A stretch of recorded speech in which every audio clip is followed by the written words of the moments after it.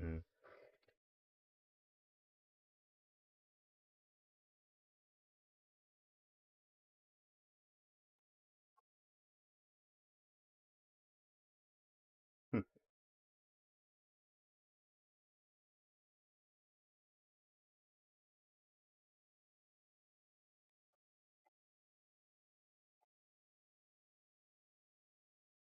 Oh,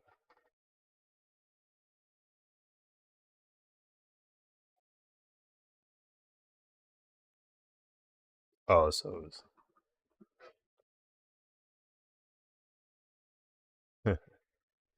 yeah, I try to look around for conventions that have a decent turnout because what I've started to understand is where I'm from, there's not too many conventions. So oftentimes if I want to go to a bigger con, I have to like travel. So if that's the case, then I try to make sure that there's enough people so that when I go there, I can sell enough to make my money back from travel because I know I'm gonna be down a couple $1,000 doing it. So like DreamCon is a good example. Like DreamCon is big enough of a convention that it's worth traveling to because I make all the money back. So I like going to that one. But, smaller cons, I usually go to ones that are if it's smaller, it's gonna be in state, so I can just drive to it and be like, okay, let me sell some prints here. Hmm?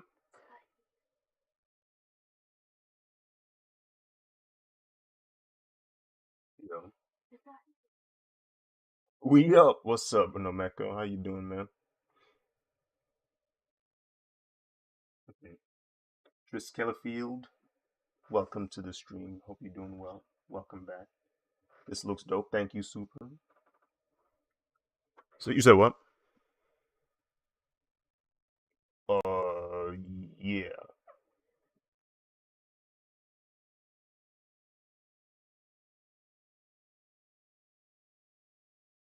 A clean. Thank you. No, no, no. How do you say your name, Dante? I'm just now realizing I've never said it out loud, and it's throwing me off.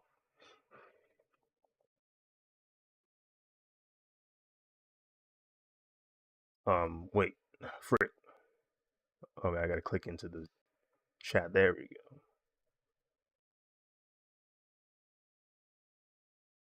Oh, is that Mia? I don't think I've ever seen Mia. That's crazy. Tay, what's up? Welcome to the stream. I hope you're doing well.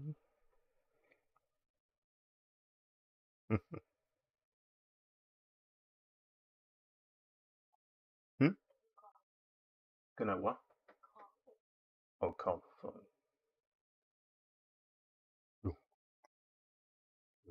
Does Mia still meow a bunch?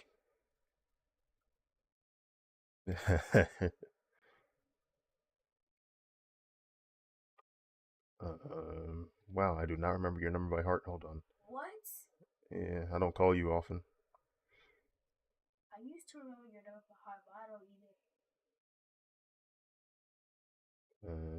Let's see.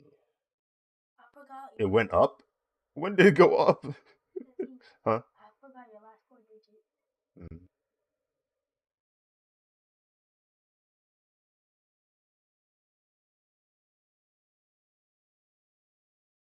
Oh yeah.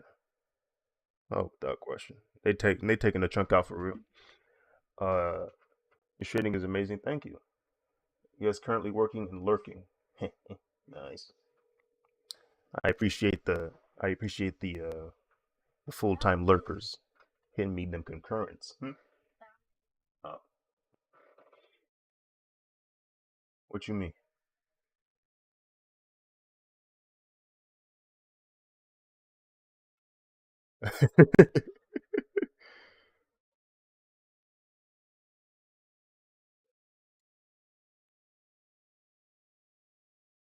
Mhm.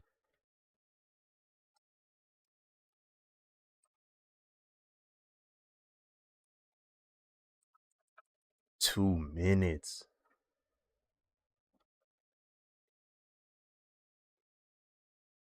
Hmm. Right.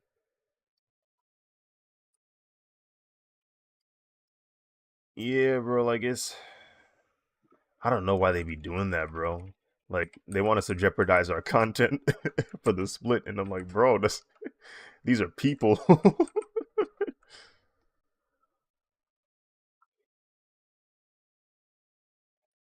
Oh my goodness. It's a little bit marginally better now because instead of outright blocking out your entire stream, they minimize it, but still, bro, like man, there's no audio. Nope. You hear you yeah, you hear the ad while the video playing, so like it's it's insane.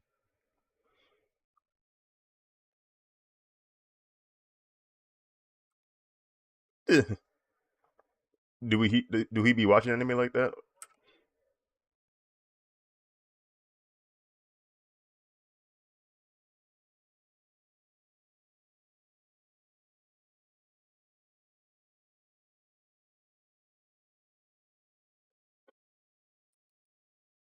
Okay, and the works. Yeah, yeah. He got the starter pack down. Mhm.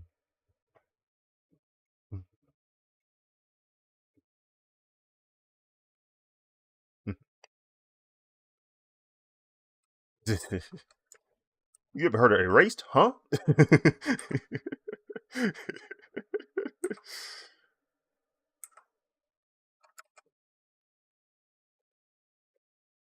Welcome, Manium, to the stream.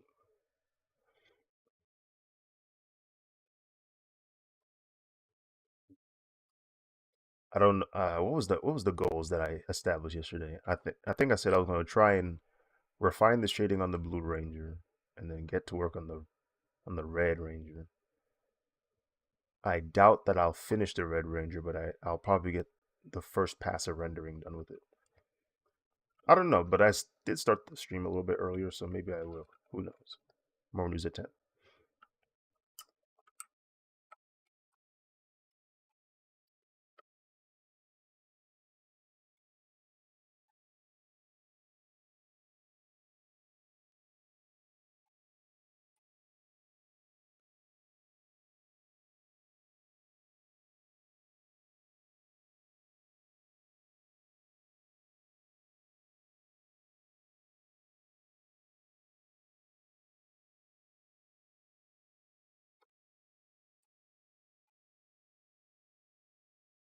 Black squares.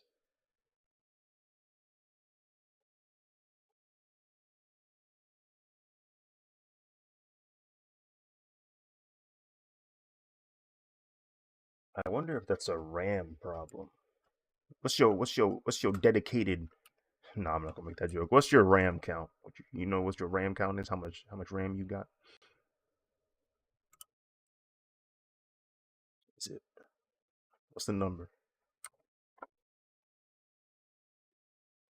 Whoa, whoa, whoa, whoa, whoa, whoa, whoa, whoa. Yeah.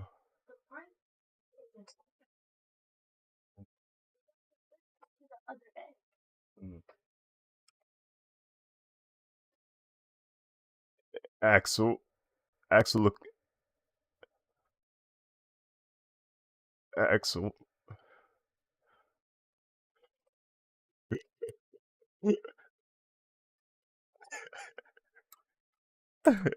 Over time, things get updated. Things require more. Uh, they demand more power or processing from your computer. Um, you over time you use up your storage. Over time you have multiple programs trying to run at the same time in the background. Eventually, eventually those 4 gigs of RAM can't handle it no more.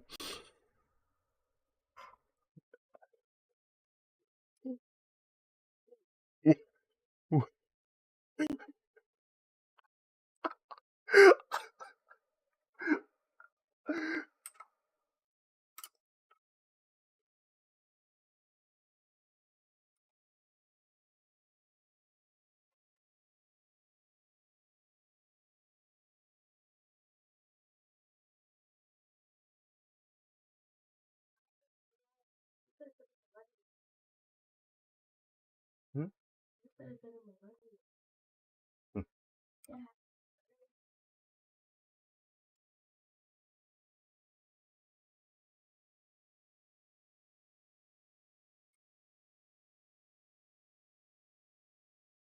mm,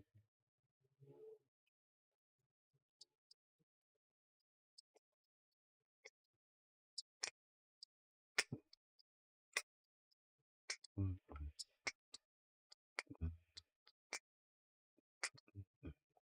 mm. It get real wicked real quick, you know what I mean?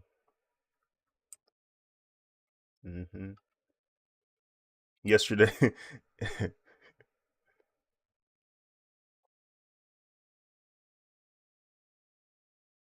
definitely a new build will solve your problems.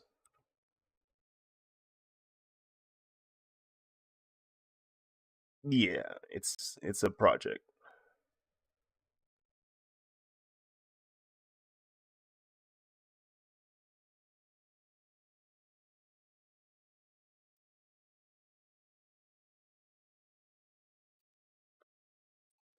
Mm,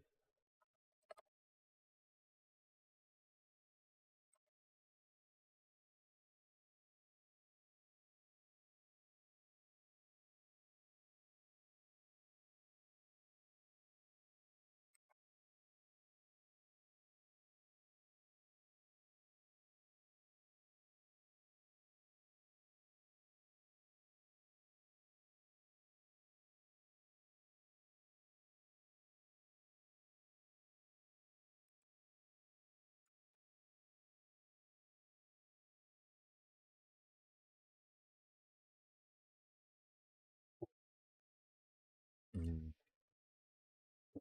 mm, mm. Ooh, but the ooh. Bro, I remember way back when I built this PC. It was so funny, bro. One of the very first things I was like, "All right, the computer's working. Awesome, guys, we did it." The first thing I downloaded was Google Chrome. Oh my goodness.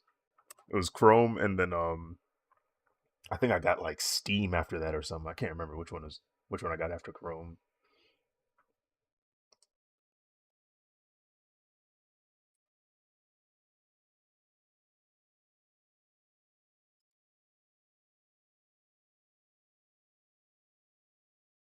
Mm,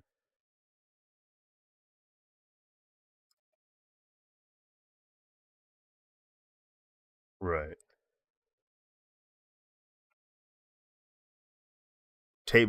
Tables in shambles. No, nothing available.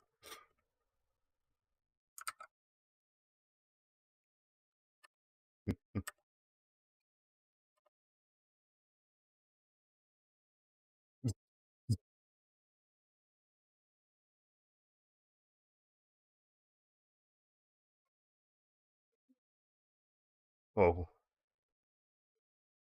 right.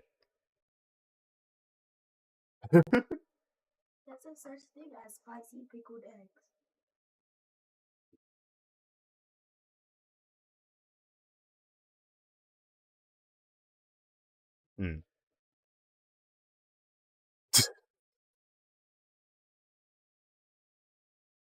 hmm. uh,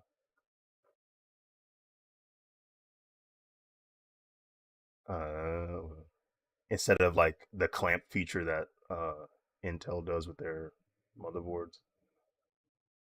Mm,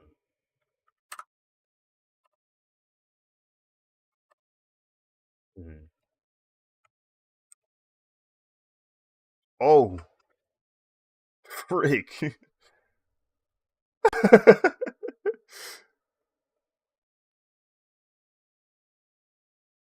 Oh, frick.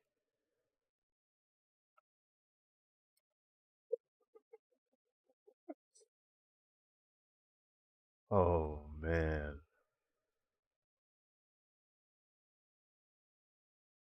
That is rough.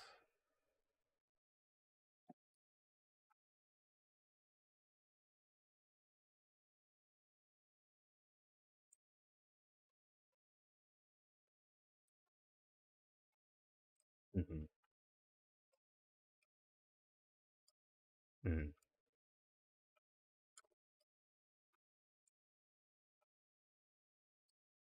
right. Man. I remember during my PC bill because like uh I had to um I had to basically do it in a way where each paycheck I got, I would reserve like a part. So like I'd get a check, I look on Amazon, I'd see if I can afford this part or this part. So like over the span of 6 months, I was getting each piece like every 2 weeks. It was like, all right, I'm gonna get the case today. I'm gonna get the power supply next week. I'm gonna get the freaking RAM sticks to the following week. So it was like that. And then finally in January, I had everything together. And like I remember after watching so many videos, they were like, okay, start with the motherboard and the CPU, and it's like it felt like surgery, bro. It felt like operation. I was terrified. I was like, bro, okay, okay, okay. Like this is one of the most expensive parts I've gotten so far. The CPU. Like I cannot mess this up. I cannot mess this up. That was nerve wracking. And then, unfortunately, my friends had already built a PC. So after I put the CPU in the motherboard, like I kind of just took a back seat and just watched them do it. And it wasn't like I asked them to. They wanted to build the PC. I said, "All right, y'all got it. I ain't even mad for real, because at least y'all know what y'all doing." Oh my goodness. I was like, bro, I cannot afford to mess this up. I can't break this.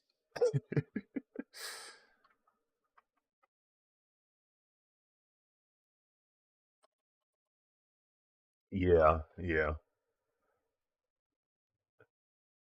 You gotta put some PC building is a real good way to find out if you are a heavy-handed person. Real good way to find out. Yo, what's up, Briss? Welcome to the stream. Like,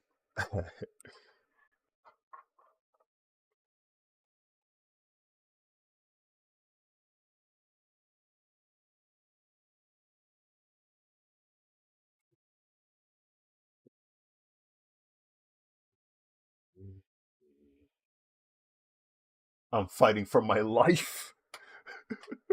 what? What you mean, Briss?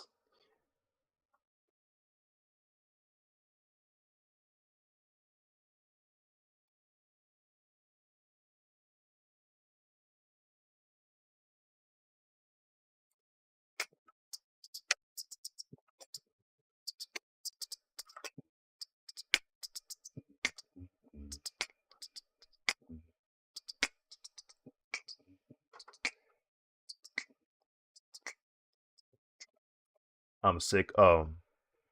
Welcome to the club.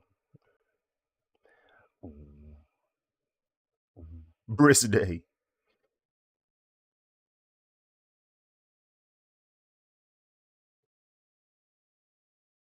and hot. What's the temperature over there, man? What's the weather over there, man?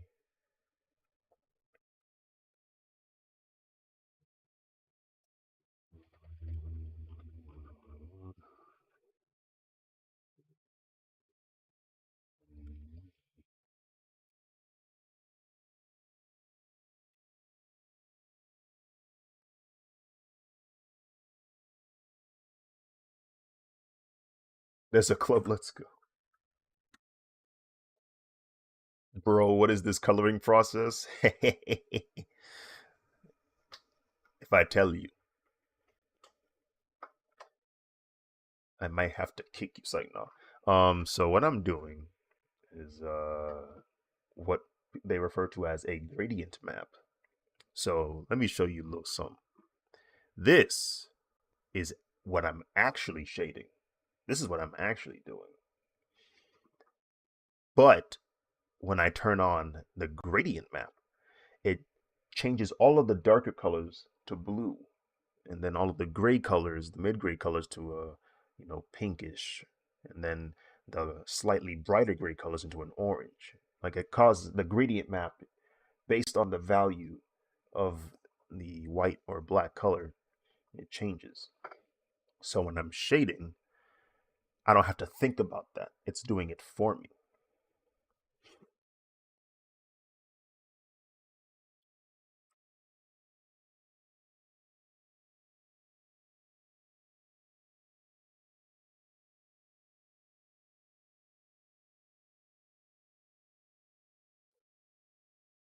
Actually, it's 10:24.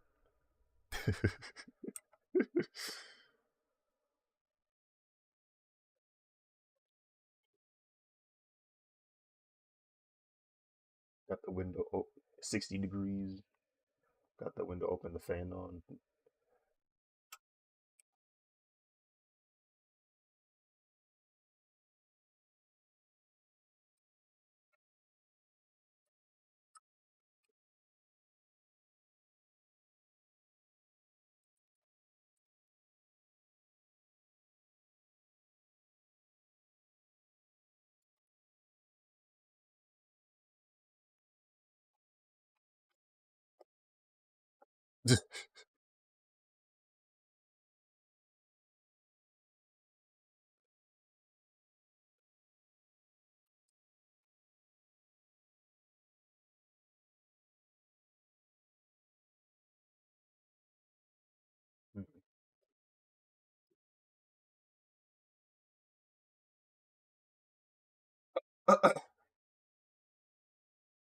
Bro, I've used gradient mask too, but I usually do it in grayscale first, then I drop it in the colors. Oh, okay. Got you, I got you. The heat is on. Why is the heat on at 60?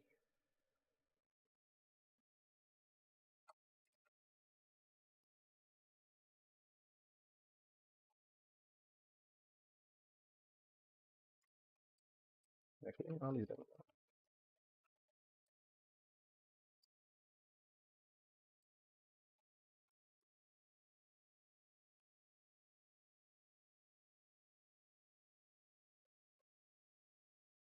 That is actually gnarly.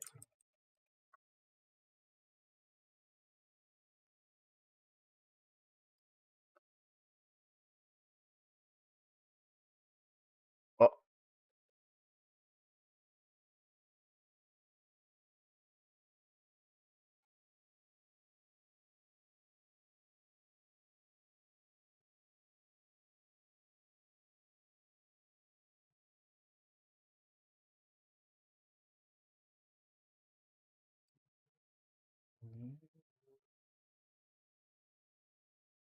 hmm.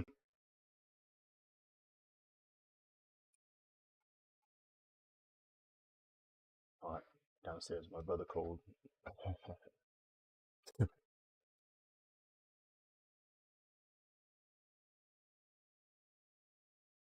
Like, what are you even? What are you doing? Like, what are you doing? Like, are you like what are you doing with 64? Like, bro, you at that point you're rendering like you calculated multiple things that require like government attention at this point. That's what you're doing because the 128.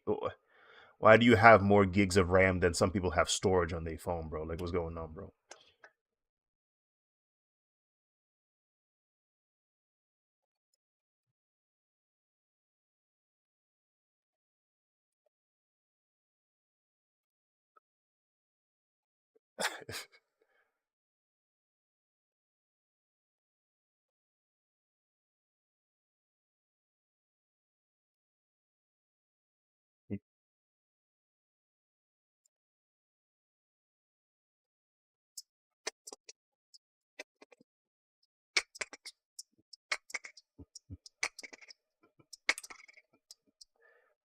Oh,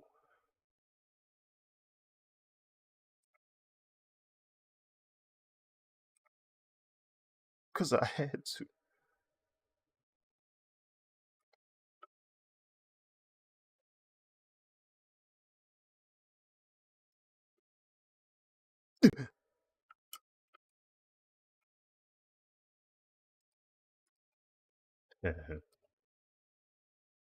Hmm.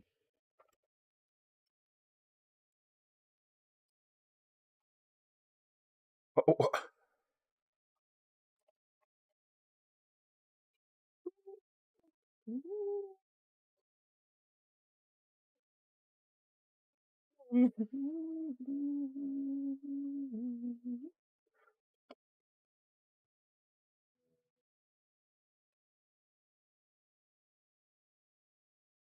oh, what?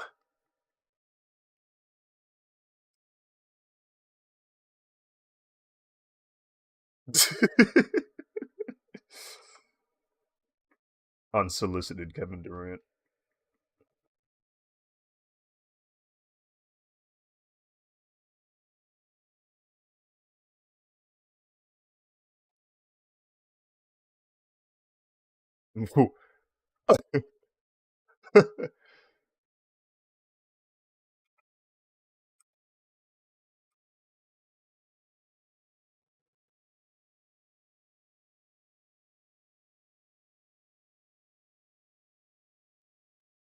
It'd be funny if KD. It'd be funny if KD is the commission and Axel just wasn't aware.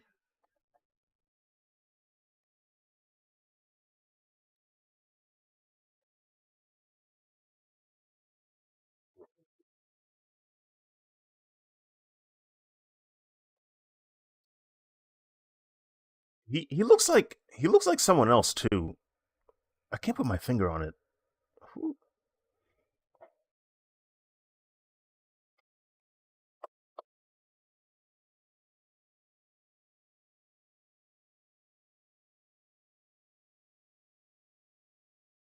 He like I can't put my finger on it, bro.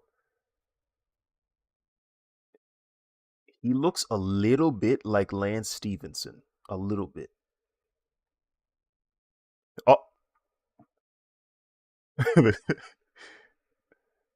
I don't know. I don't know what. Yeah, a little bit of he looked a little bit like Phenom mixed in with Lance Stevenson.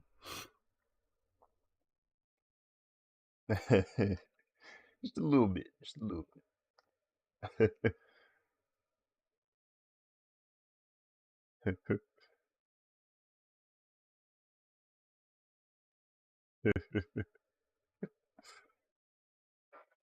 Manation. Oh, I saw this video on YouTube Shorts, where dude talking about like it's this British dude. He talking about his experience in America, and he's like, how long you been in America? He said, I've been in. I don't have a good accent, but assume everything I'm saying is in a British accent. He said, I lived in Florida for 2 years, and then lived in Kansas for 2 years. And he was like, what's the good, bad, ugly of like each of those places? And he was like, in Florida, he said, the good thing is like there are no rules, but that's also the bad thing. Like you you can there's so much freedom. I've never felt that much freedom anywhere else. And then he was like, okay, what about Kansas? He said Kansas has some of the nicest, most genuine people I've ever met. Downside is it's Kansas. What are you gonna do in there? Nothing. There's nothing to do with there. and, and then he was like, what's it? And the guy asked him, what's it to feel like, being black in America? And he said, it's interesting because I get a different type of love when the accent comes out. He's like, he notices that when he approaches people or when they encounter him, when the moment he speaks, their demeanor changes. Like they get less defensive. They're a little bit more open. And he found that very strange. He was like, huh. And then and somebody in the comments said, they were pretending to be the person that like lowers their defense when they hear his accent. He goes, "Oh, thank goodness, he's from Harry Potter."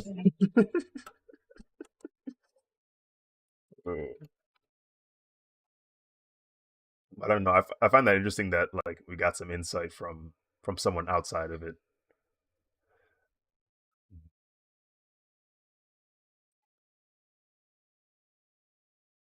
Mm.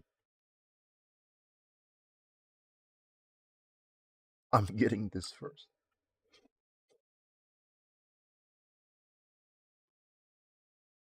Oh no,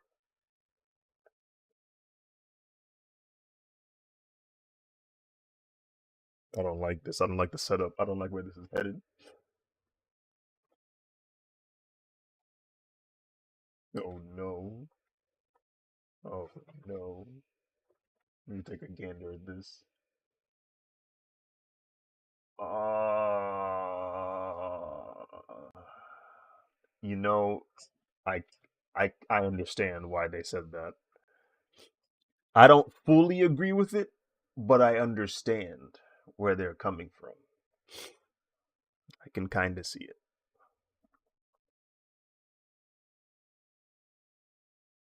He low key looked like he from the motherland for real, for real. Like he looked like he one of me, one of them, yeah, he looked like one of them kids that pulled up. Like they were born here, but their parents weren't. Like they first gen. He looked like he first gen for real.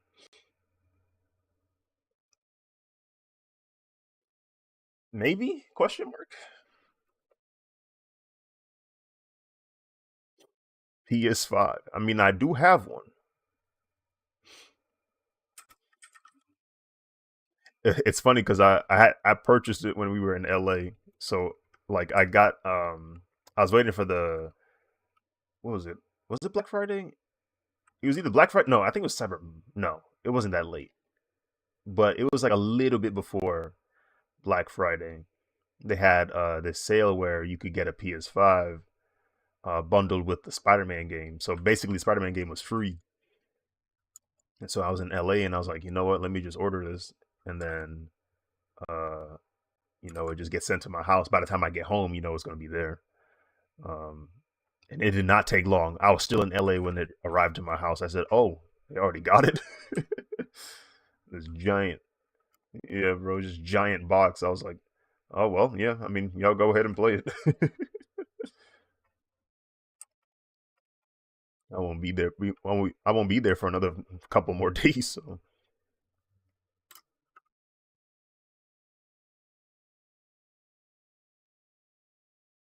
weren't no games. Weren't no freaking games. Oh my goodness. In fact, I only have two games for the PS5. The two games I wanted. Like for years, ever since the PS5 dropped, I said one of two things. I said there's only one way or two ways I'm gonna get a PS5. One, the PS5 gets a Jenny Craig program and loses some weight because that joke is massive. Or uh, two games come out, Spider-Man 2 and God of War 2, and both of those games came out. So I said, bet I'm gonna go get a PS5. Still haven't played God of War 2 because I haven't finished God of War 1. Anyway, um, now I'm hearing now I'm hearing rumors about how they dropping a PS5 Pro now. Like now you get on the Jenny Craig program. Now you doing this? Insane.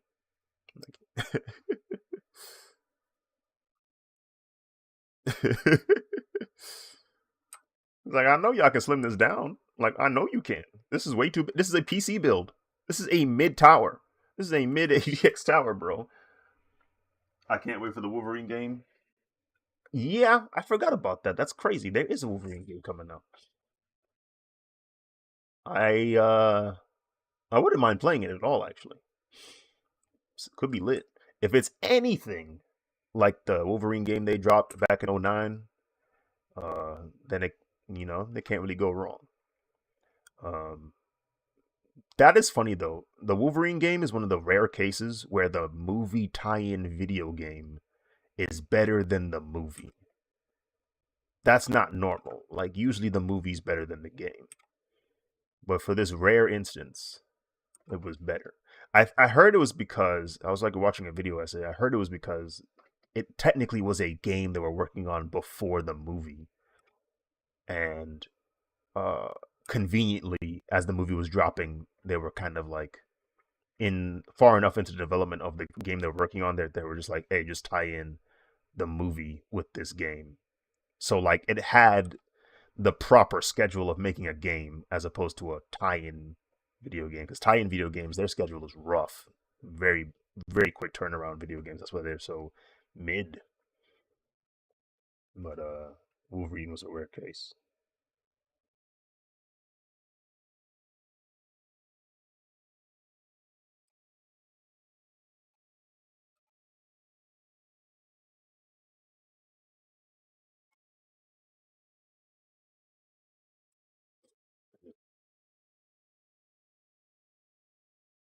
Mm,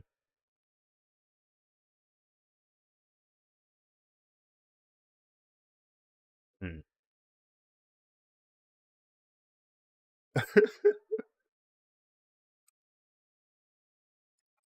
uh, you go 100% into the Fire and Flames.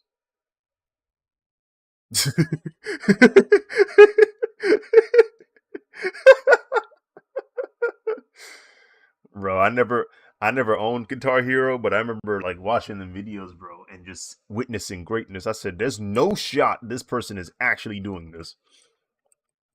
Some people are just built different, clearly.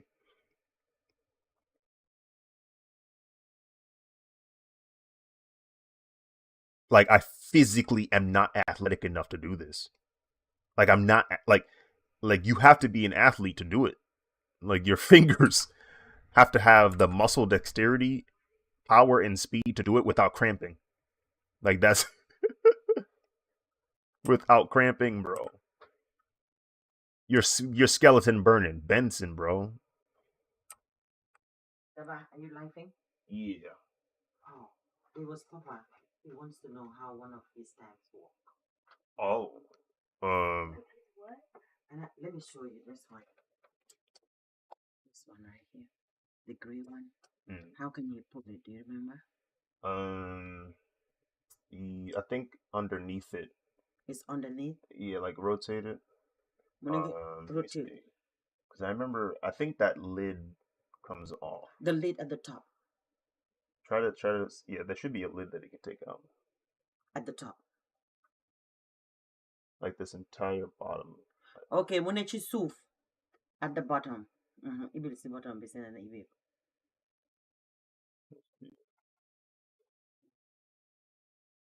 Yeah, he got it. He got it. Awesome. Wow. Thank you. Yo.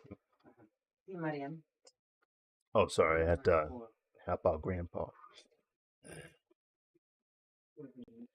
Let me see.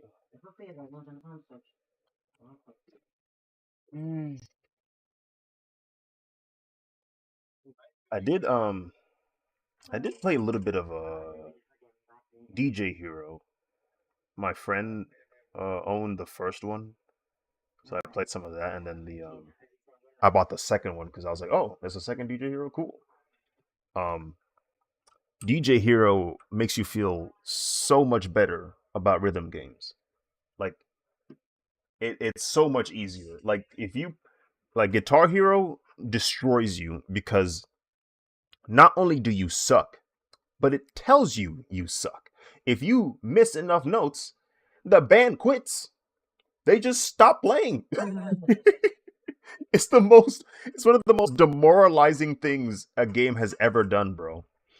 Like at least with other games, if you're losing, it lets you lose all the way, right? It lets you like take in the entire defeat. But Guitar Hero does this mercy rule thing where it's like, nah, you're done, bro. You're done, bro. Get off, bro. Like we're saving you, bro. Like, all right, bro. You can't take it. You can't handle it, bro. You can't handle it, bro. Like it's so demoralizing. Oh my goodness. Wait, I got it, bro. I almost got it, bro. No, bro. Get off the stage, bro. Come on, bro. Come on, bro.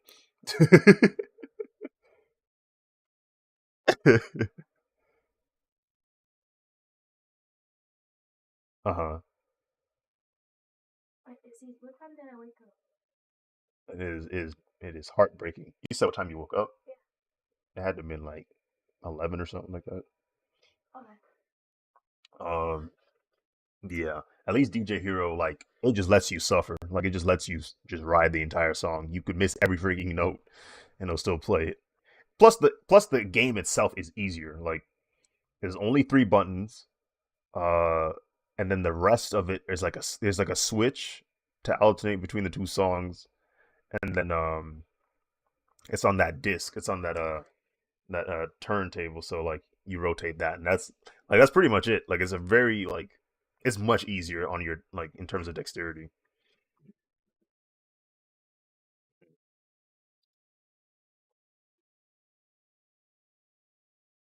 Getting 90+% on hard songs. Those songs were not hard.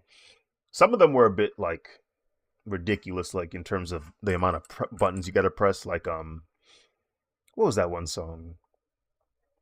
I think it was either Galvanized or Firestarter. One of those songs had just a ridiculous number of buttons. Ridiculous number of buttons. I said, bro, come on, bro. Like y'all just put these buttons in here. They didn't even feel like they part of the song at this point.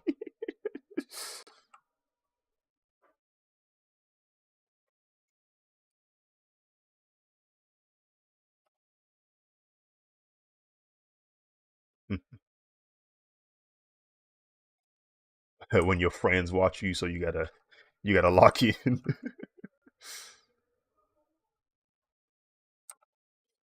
When you see Shawty in the corner observing you, now you gotta show out.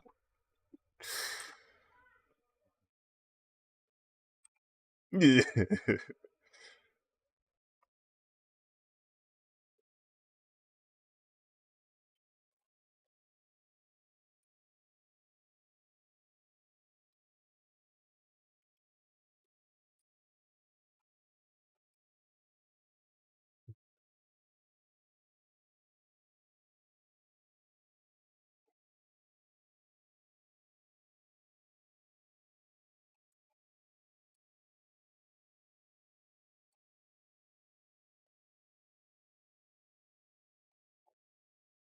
Swoops, whoops, whoops, whoops, whoops.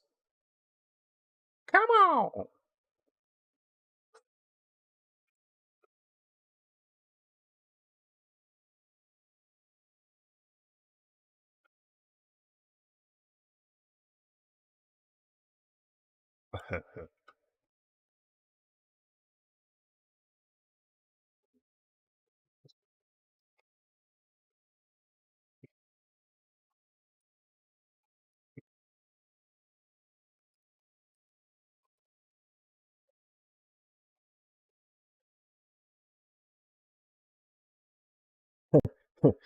I just remembered another rhythm game.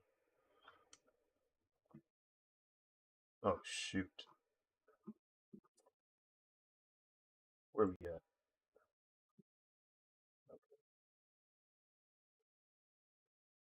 Oh no, what is this? This monstrosity, bro. It said, How long can you keep going? How long can your muscles survive? Is what they're asking.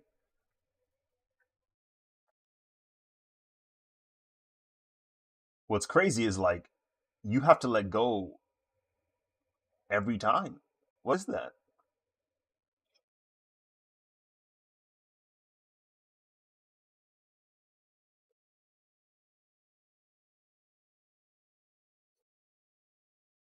What?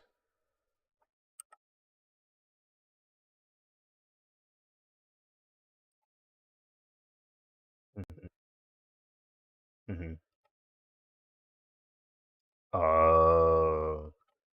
It's throwing you off.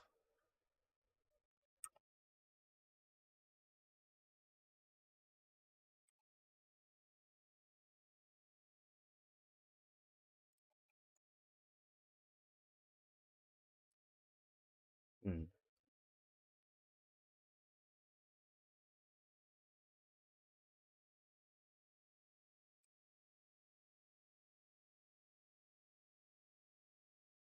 What y'all watching? I'm watching Brandon play Guitar Hero.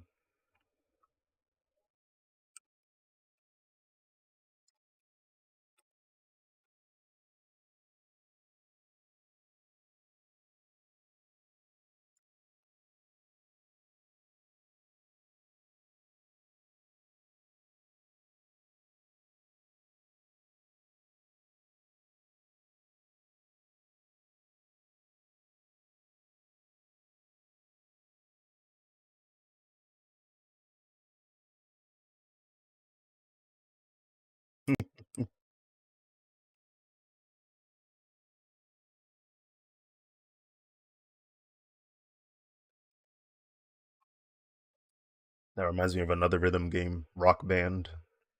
And they had like a Beatles edition. Um, and I was at Best Buy playing the demo for it. Man, that's another thing I miss, bro. I try not to be nostalgic about my childhood because I couldn't dunk back then. But listen, now there's no demos in stores, bro. Can't play video games, bro. That junk sucks. How am I supposed to know if I like the game or not? That junk hurt, bro. I was in Rock Band playing the easiest mode of Yellow Submarine, bro. I felt so accomplished.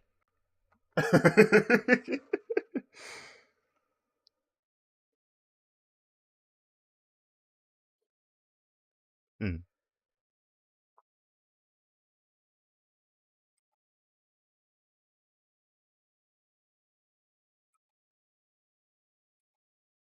Wait, which one? Uh huh.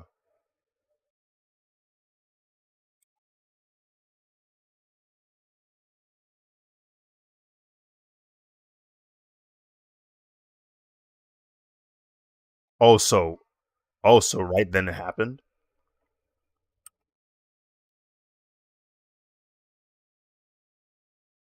Uh, uh, right. And fight. Yeah, because I nothing changed on my side. Like nothing changed on my stream.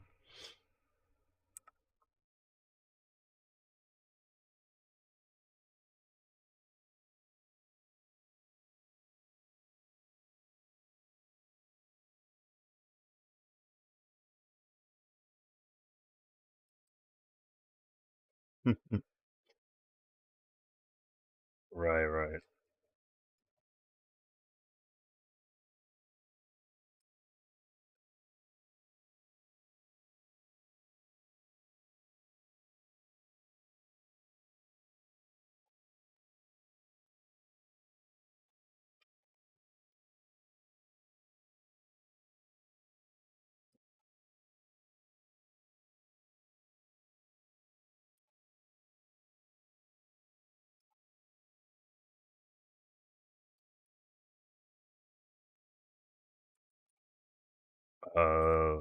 There's a lot of input lag.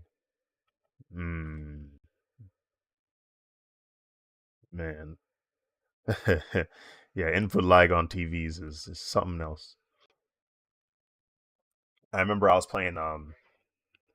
I don't know if it was input lag or if it's just the way the game works. But when I was playing Spider-Man 2 downstairs, it felt like every time I hit like I got spider sense, every time I saw it, it was too late. Like like it would go off and I'd press the button, but I get hit anyway. And I'm like, all right, bro. And it got to the point where like I had to predict the spider sense. Like I had to just read that I was about to get hit in order to actually dodge it. I was like, okay. So I don't know if that was input lag or if that's just how they made if that's just their way of making the game mode difficult. Because I did go for the hardest level, and maybe as a developer they were like, okay, how can we make this game more difficult? Okay, make the player have to read the spider sense instead of solely relying on it. I don't know.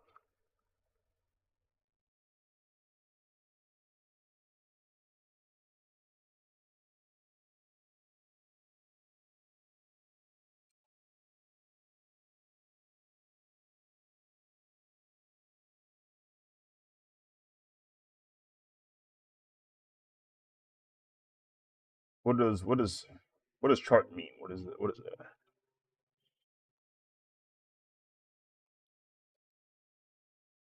Okay.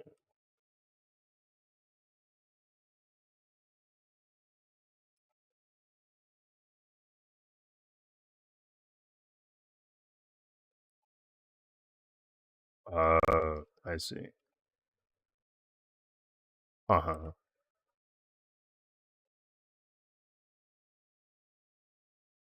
Yeah, yeah.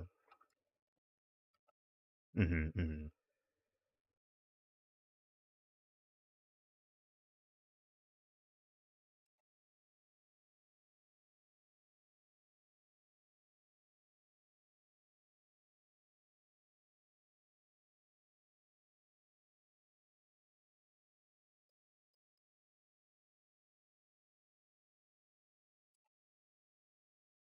mhm.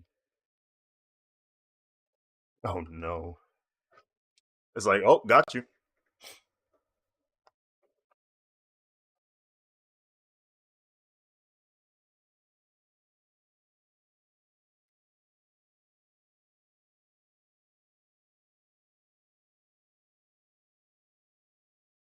He better be going crazy. Listen, man, the amount of times I've been seeing that name, I haven't even watched Invincible. It's too violent for a holy month such as Ramadan. Anyway, I keep seeing that image of that character, and at this point, it's like I low key want everyone to lose their memories of reading their Invincible comics. Honestly, I want I want people to just cease to remember reading those books because the amount of times like manga readers and comic readers love spoiling everyone else once their show or their franchise gets popular. It's gross. It's gross. It needs to be cleansed. Honestly, it's gross.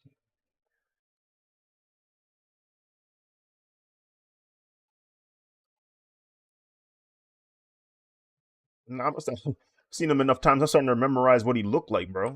Might start being able to draw him on command, bro. Frig, dude. Artists out here going, sorry, I had to. Man, shut up. You didn't need to do that. You didn't need to draw him. What's wrong with you?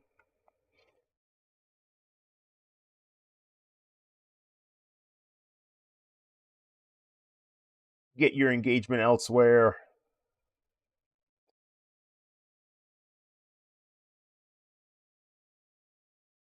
My fault. No, I have no opinion on that character simply because I don't know them. I don't know that character. I'm just annoyed by the amount of I don't know, discourse that I clearly don't want. I keep telling Twitter I don't want to see Invincible content and it just ignores me. So, you know, love that.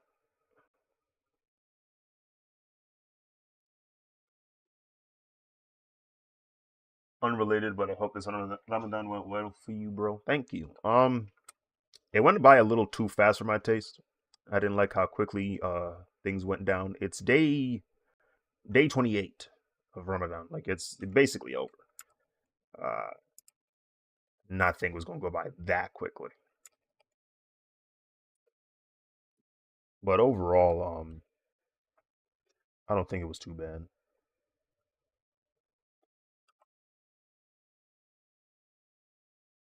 We're in that phase of the year where so Ramadan moves up 10 days, 10 to 11 days each year up the Gregorian calendar because it's based off the lunar calendar.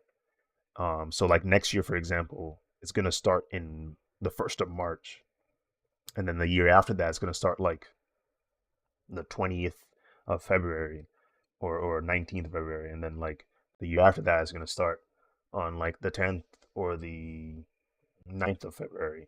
So it moves up 10 days each year. And on the bright side, we're in the spring/winter, so that means each year from this point on, like Ramadan gets like shorter in their days because of the season, and then eventually they'll loop back around to the fall and then the summer and so on and so forth. But after years of doing it, you get pretty used to the idea of not eating. I mean, heck, people do it without fasting. They just do it because they diets are just like that. They'd be like, "Did I forget to eat today?" He's like, "You sure did, buddy."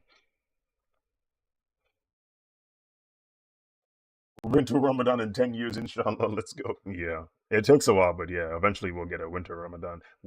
Ramadan or fasting in the winter is not like depending on where you live, it ain't really fasting for real. Let me tell you why. There are areas of Europe that barely get sun during the winter. So imagine fasting. Imagine fasting during those days. Like the sun is gone for, or the sun is up for 8 hours tops, right? You fasted for eight. you you fasted for 8 hours. Like you fall asleep and you fasted, bro. Like it. Oh my goodness, it is ridiculous, bro. March just went by so fast. Yes, it did. In Austria, the sun sets at 3 p.m. You're done fasting at 3 p. No, that's ridiculous, bro. Imagine fasting and it's 3 p.m. and you can break it. Like people do that when they oversleep. That's great.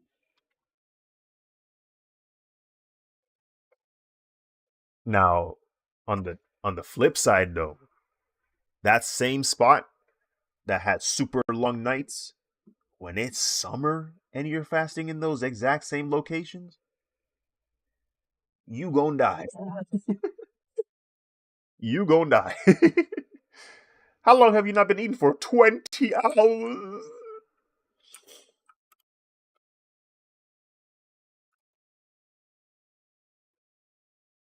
Like those areas, you might as well just stay up, bro. Like when it's time to break fast, you just stay up because you you going to sleep and you trying to wake up to eat again. It's not worth it, bro. Just stay up, eat again, and then go back to sleep because now you fasted for 24 hours.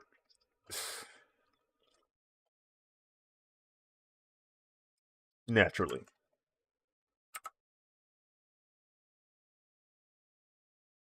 That scene from a regular show, I'll be thinking about that scene when I see people play rhythm games.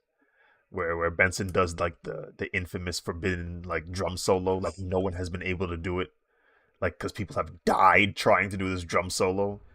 But the plot twist is Benson is the one who made the drum solo.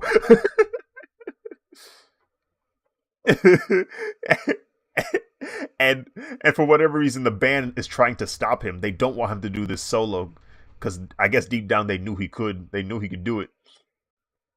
And then later on, middle of the drum solo, he catches fire. He's literally on fire. Ah, my skeleton. Oh no, that episode is insane. Didn't realize how relatively quick you are until I saw this live. Your rendering is top notch. Thank you, man. Thank you. Appreciate you. Yeah, I think I think if I were to critically speak on my art, I think the rendering is what grabs the most attention for people. I've seen some people like the enjoy the line art as well, but the rendering is where I notice I catch a lot of people's attention. They look at it and they go, "Whoa, whoa, what?"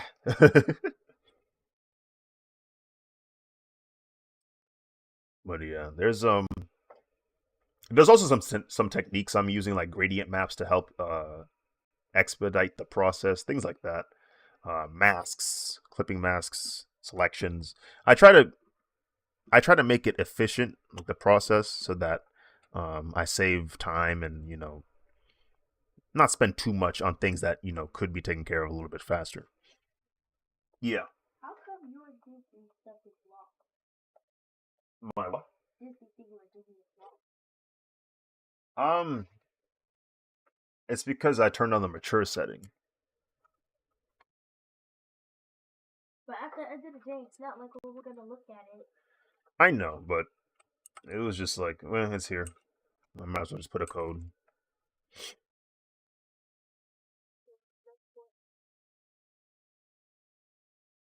And that's been 18 in 6 years. 6 years. That's not counting the month. Hmm. That's not 12 this year.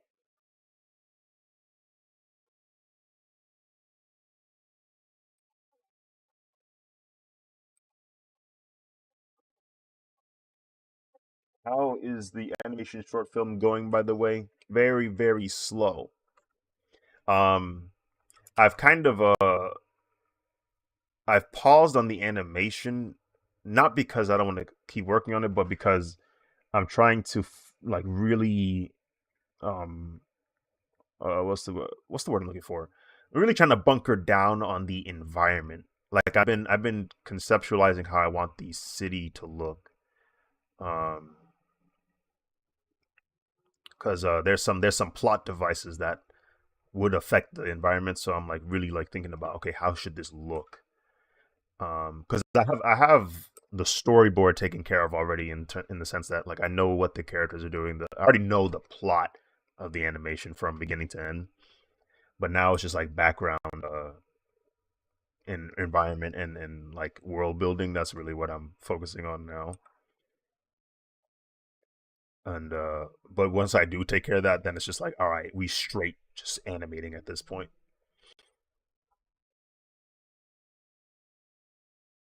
Animation is hard. Animation is hard, and then trying to make your own animation like based off of something completely new is even more difficult because it's like there's nothing to really rely on. There's no pre-established setting or story. Like this is brand new, so you gotta do your due diligence and make sure that it's easy to read. Like, oh, okay, so this is what's going on in this world. Type B.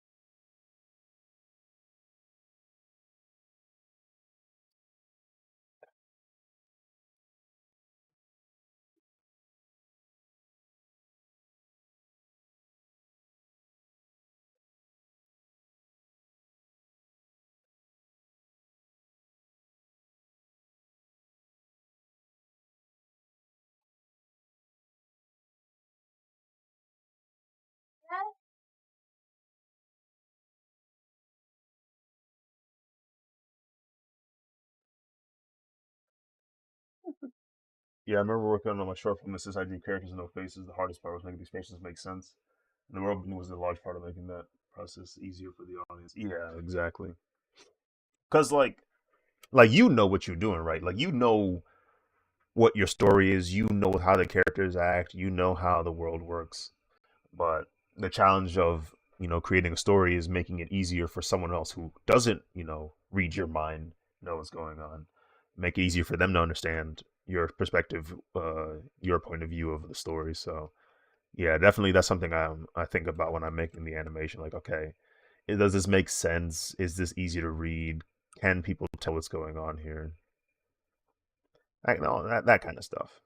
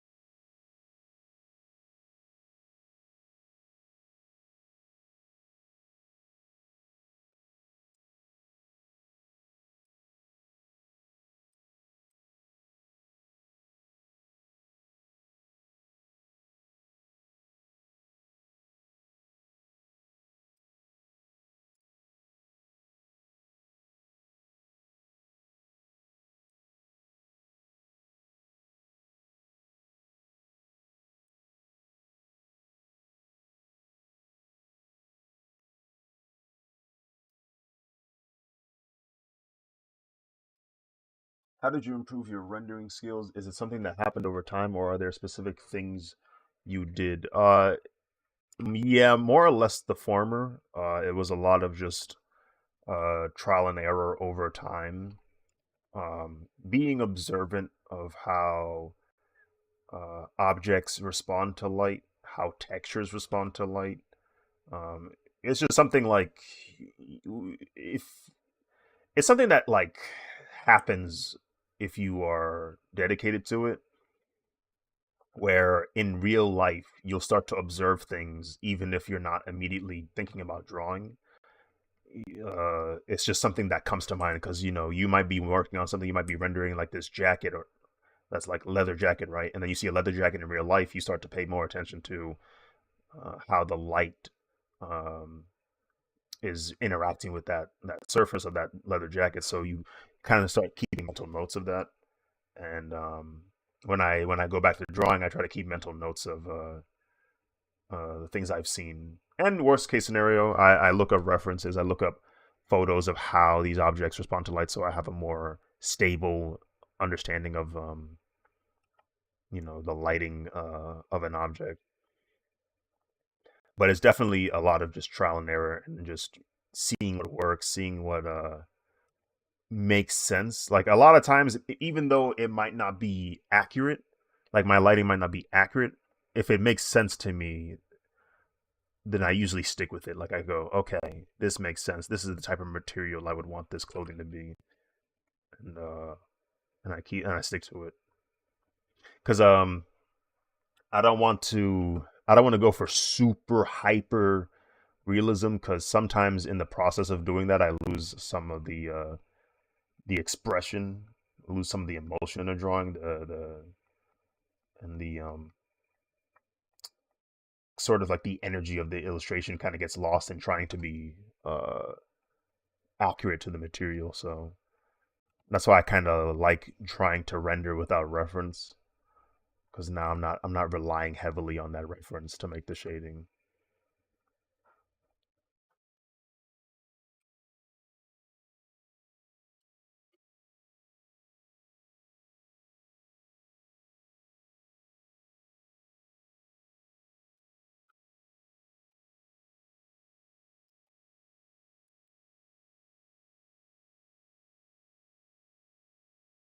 It's actually something I learned with animation. It's okay to exaggerate some things if it's going to make your idea clear in the process. Exactly, yeah. Um, that's something I'm trying to get more familiar with, trying to get more comfortable with. Sometimes the expression, sometimes the message or the readability of something is better than the realism of it. Because in real life, there's times where you see something that doesn't really make sense, right? There are optical illusions that happen in real life where if you tried to redraw it, it just wouldn't look right. It wouldn't make sense. Like one rule that artists have, right, is don't draw tangents, right? Like don't draw something so close to another object that it creates like a tangent where they're touching each other because it's distracting. But in real life, tangents happen all the time. Like it's consistently happening all the time because there's so many objects in the world. So uh, you trying to recreate that, it might not make much sense to the viewer. But since it's art, you have the luxury of kind of breaking some rules because, or at least bending them because it's better to be more readable than, uh, accurate.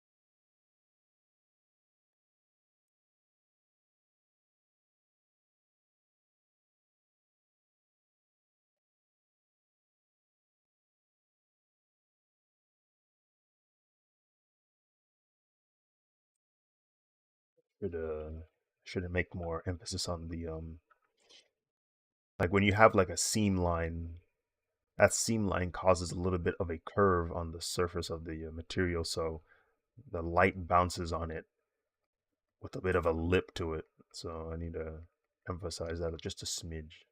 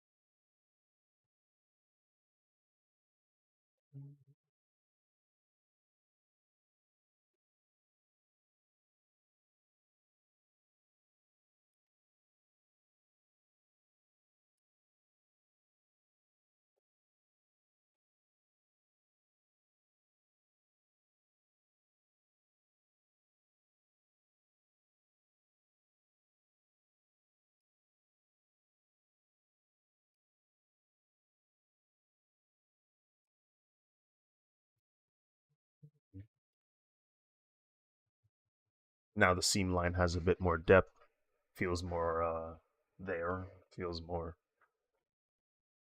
part of the material.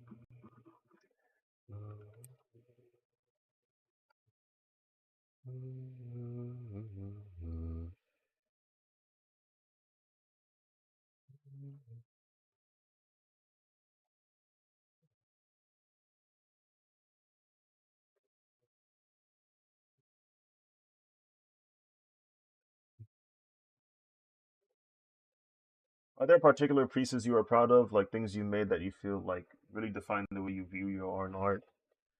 Um, I always think back to this illustration I did back in 2022. It was um, it was the Die Rangers.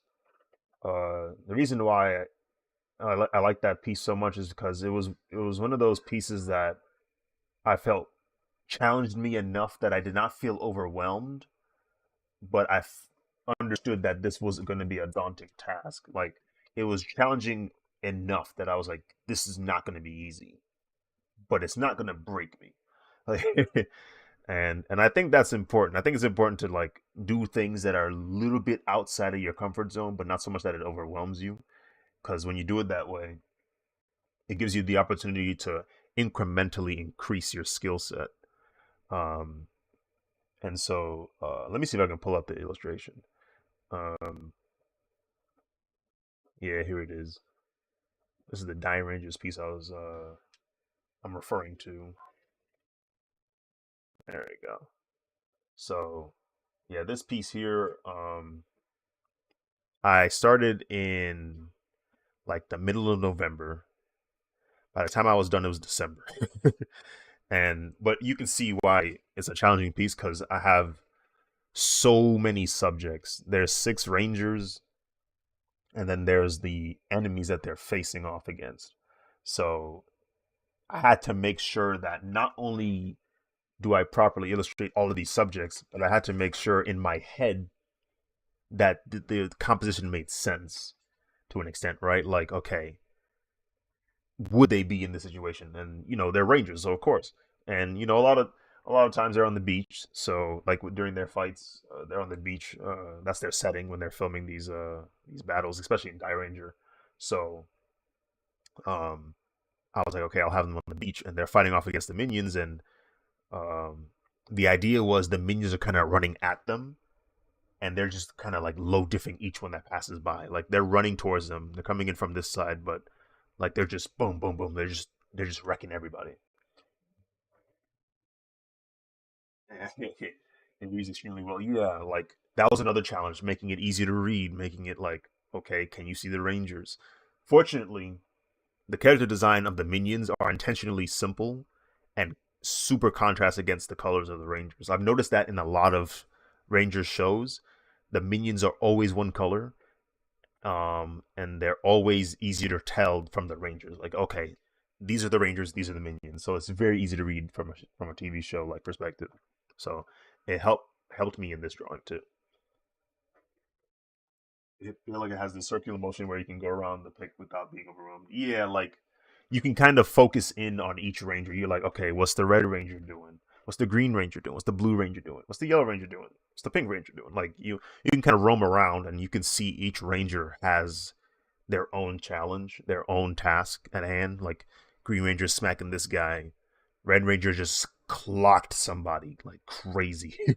Blue Ranger is doing like a crazy kick, but he's using the body of the minion underneath him to get like leverage to do that kick. Yellow Ranger's avoiding somebody. Like Pink Ranger just kicks somebody so hard they're airborne now. Like, and then you got White Ranger stancing up like ready to parry an attack. Like it's like these things I'm thinking about story wise helped a lot with the illustration, and now it's just a matter of, okay, can I fit everybody in here? Can I make a drawing that makes sense? So yeah, that's one drawing I think I would say I'm proud of, at least right now. Maybe in the future I'll be like, ugh, this drawing sucks. I don't know. I try to like look at my drawings that I recently made and go, okay, am I happy with it?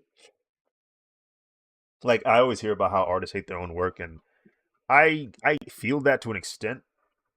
Not with new stuff though. Older stuff, yeah, I'll go, ooh, I didn't see this before. But that's a good thing because that lets me know that I'm making progress. If I can point out the mistakes from ones I haven't seen before. Sometimes I'll look back on a drawing and I go, oh wait, I actually did something here. Like this is something that I kind of did right. I wonder if I can do it again. Like I start to kind of go back and see if I can almost reverse engineer what I did right here. So maybe I can be more consistent and apply it again for future illustration. Yes.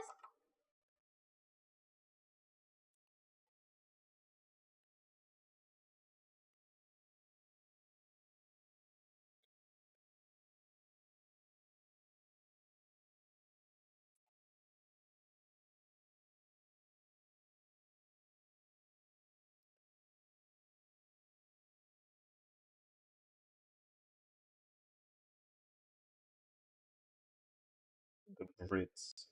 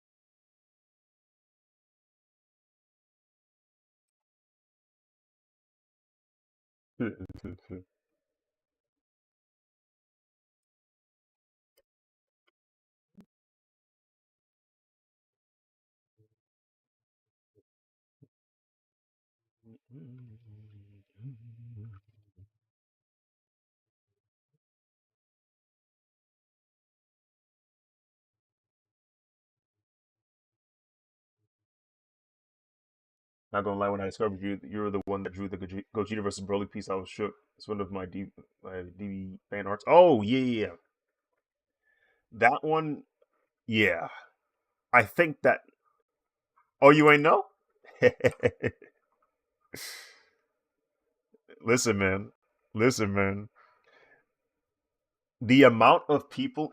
It's so funny when I get that response. It actually makes me kind of laugh a little bit on the inside when I tell people, yes, I'm the artist that did that drawing that was on that 9 million view video that had the Gogeta versus Broly theme song. That was me.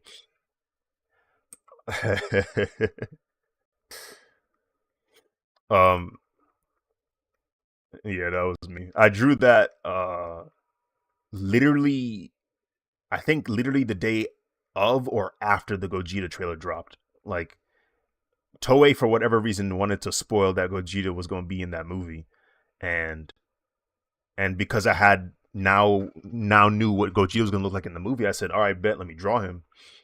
And that was like way back in November, and then all of a sudden I see this video, and I'm like, "Wait, isn't that that's me? That's my drawing."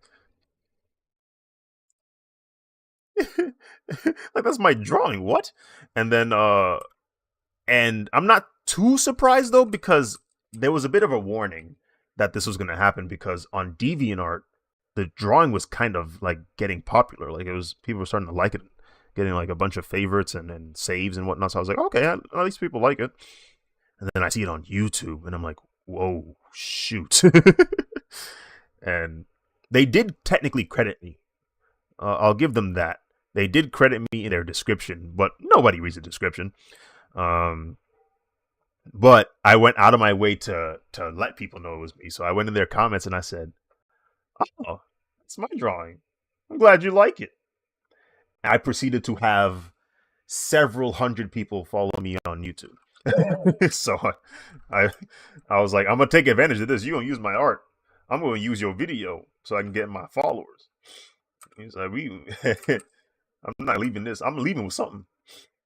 I'm from around the way. I'm leaving with something.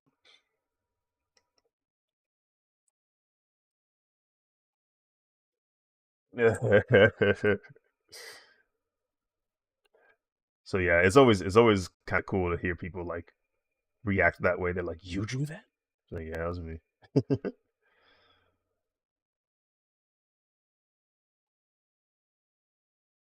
One of these days, I think honestly, I might bring back that drawing. I might just bring it back like in conventions and just see how people react. They go, "Wait, what?" That was you.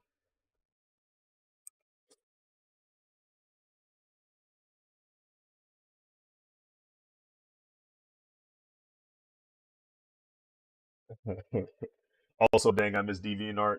Yeah, I don't even be posting on there like that for real. Sometimes I do, but I don't know. Like there's like a list, right? There's a list of social media platforms which you can choose to share your work on, right? You could choose from Instagram, Twitter, uh heck, I guess you could put it on Threads, with the thousands of followers that don't really follow you. Um you could put it on Threads, with the people who don't really be using Threads. You could post it on our station if you dare, you know. Uh Um, there's a variety of places you can post it on: Facebook, maybe YouTube, TikTok, if it's still around. But yeah, I look at DeviantArt and I go, I don't feel like posting it here. uh, I don't feel like going over here. Yeah, like I'll do it if it's on a whim. Heck, sometimes I might post it on Reddit if I'm feeling real spicy, feeling real dangerous. What happened to DeviantArt? I want to make an account. To be honest, I can't really explain what happened to DeviantArt. It's just not the same website for real. Like, there's a lot of things they've changed, a lot of things they've updated that many people aren't really happy about. They're not really pleased with it. So, yeah, then the AI thing happened, and yeah. um, I think, well, I don't want to say much because I don't know the full story, so I don't want to like misinform. Yeah, AI, artificial intelligence. Usually when people say AI, they're talking about the new version, the generative AI. Like that's what most people are referring to when they say AI nowadays. Because there's AI in programs that aren't generative, like to that extent. Like for example, what's a good example? In Photoshop, before generative AI was more popular, like some years ago, they had this cool feature where it has generative fill, right? Like it just fills in based off of the information of that photo alone. It doesn't go to other images to fill in that blank. It uses your own image. So it's like, okay, that's reasonable because it's based off of the stuff you already have. You're making this photo and it's expanding upon it.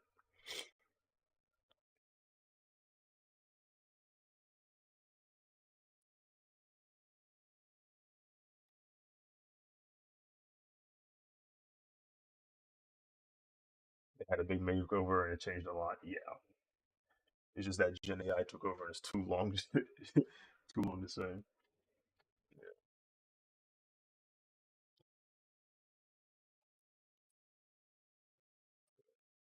Um, yeah, like it. I'm concerned from a security perspective. Like like I feel like that's a big security risk, bro. Like identity theft will be insane in the next couple of years, bro. Like it's already happening technically right now. Like people are talking about how celebrities be calling them when it's not really them. Like people in ads, like Joe Rogan advertising for this random thing. Yeah, like these are Morgan Freeman. Yeah.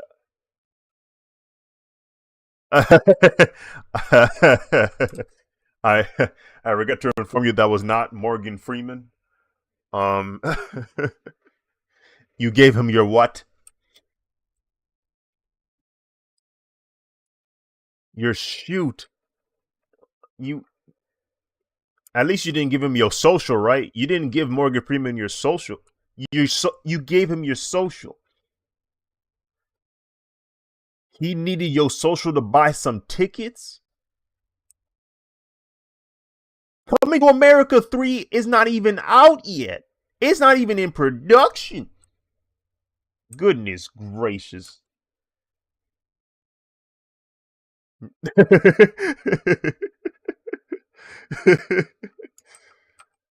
Buddy, you're cooked.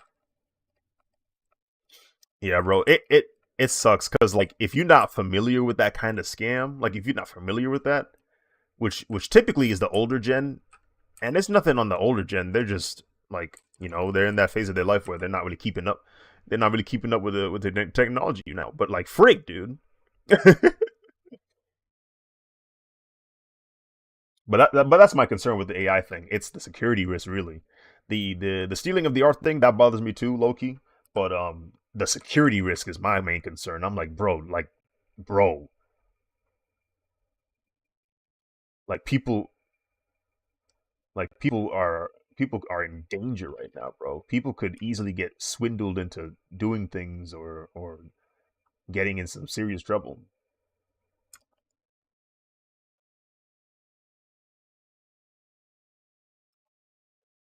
Mm. Yeah, like any form of audio that has your voice, it's like okay, that's enough information. It's like frig, dude.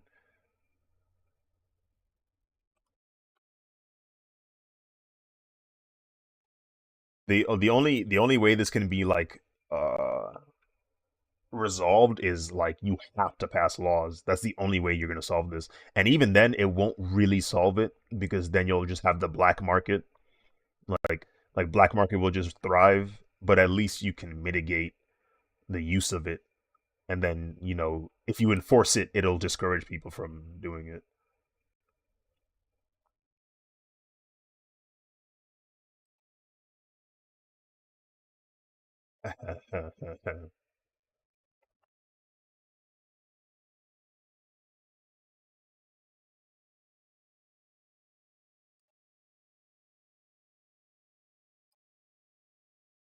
Mm, yeah. I mean, the Taylor Swift thing happened, and now they're like, whoa, whoa, shoot, now we gotta move. Taylor Swift upset. Meanwhile, this was happening.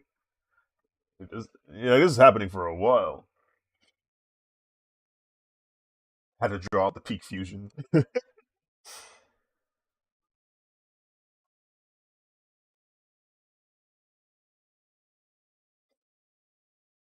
I just entered DeviantArt and they're literally advertising their AI services. Yeah, that'll do it. That'll do it. Oh, another thing I don't like about generative AI is I used to go on Google, right? I used to go on Google to look up images for references. I still do. But now I have to, in the back of my mind, go, okay, is this a legitimate reference or is this someone's generated image? Like, is this even accurate? Like, I looked up something simple, right? I looked up like a woman wearing a hijab just to see the different styles of hijabs, right? And I could tell at least, I don't know, 10%, 20% of those images were not real. I was like, oh, this is a problem.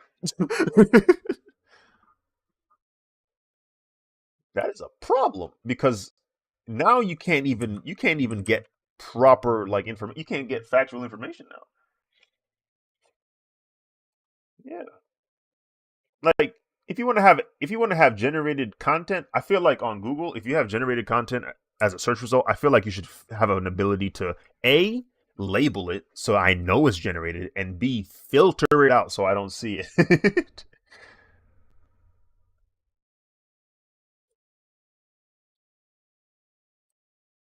Right. That's the issue. The reason why it's so enticing is because it's if strictly speaking, like from a business perspective, it's a no-brainer, right? It's a no-brainer because you you don't have to you pay a subscription and you have hours of work, quote unquote, taken care of for you. It's just from a from a moral perspective, that's the issue. But if you're strictly speaking business, then yeah, you're gonna do it. You're gonna use it because it's more effective, it's more efficient. But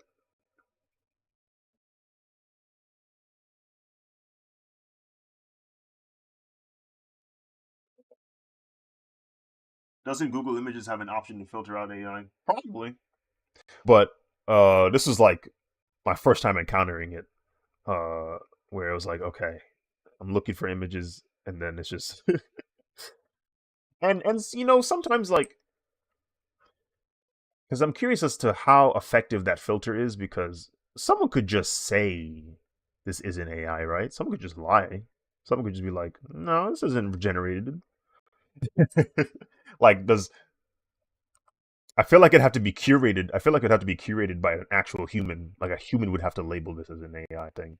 Someone who's really good at determining like artifacts and maybe using tools that can determine like I know people do like noise filters. There's this thing called like noise reading where you turn on certain channels of the image and you can see the noise pattern, and the noise pattern lets you know that this has been photoshopped or made with AI or that kind of thing. Like images have natural grain to them and noise, and if it gets distorted, that lets you know, okay, this has been edited.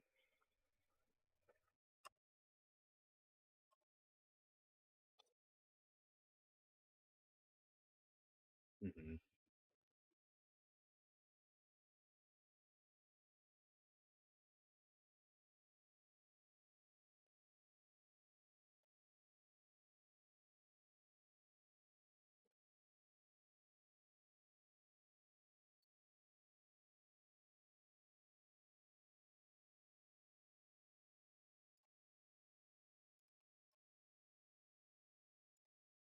People, yeah, people steal for sure via tracing.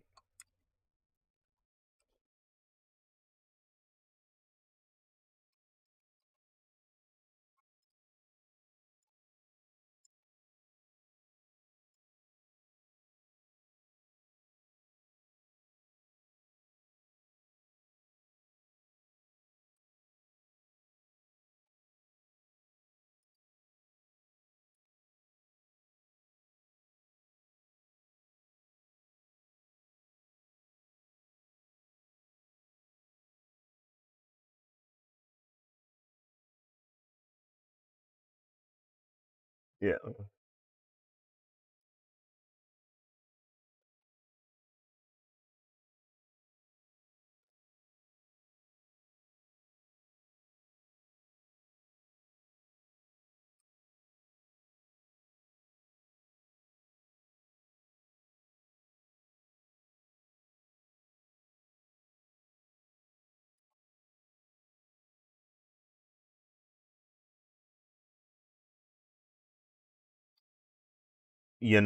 people who don't have morals definitely, yeah, people with no morals will definitely take advantage of it for sure.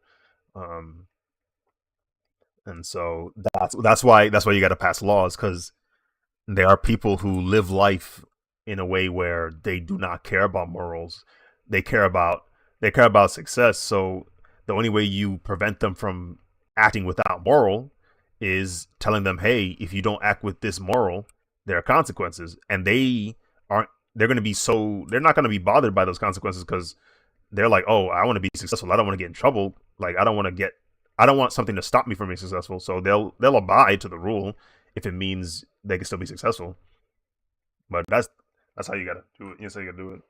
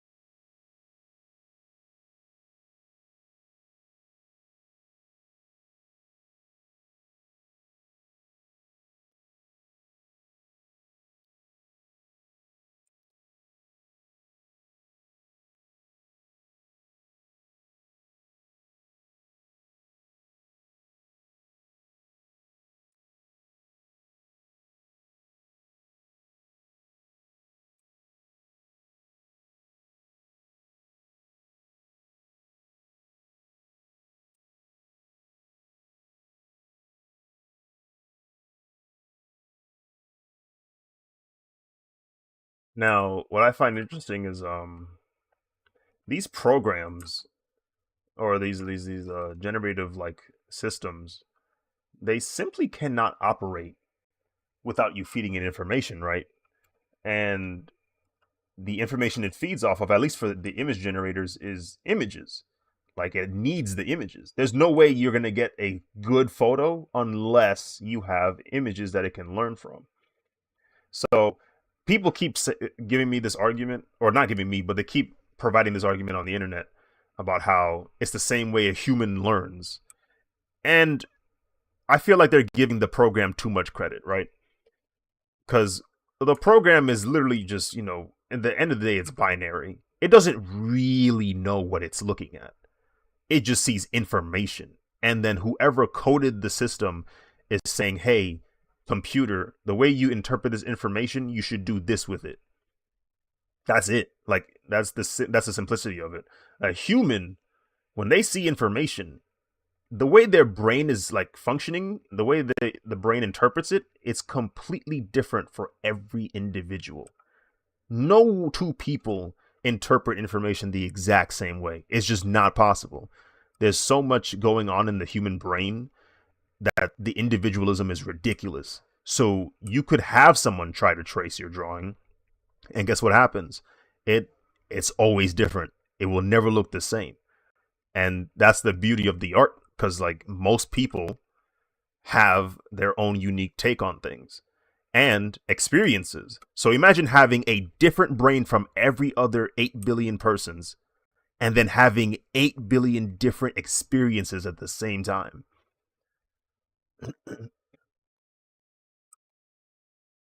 Like there's that many different possibilities for an interpretation. And so it's like, okay, there's no way like like eventually is in.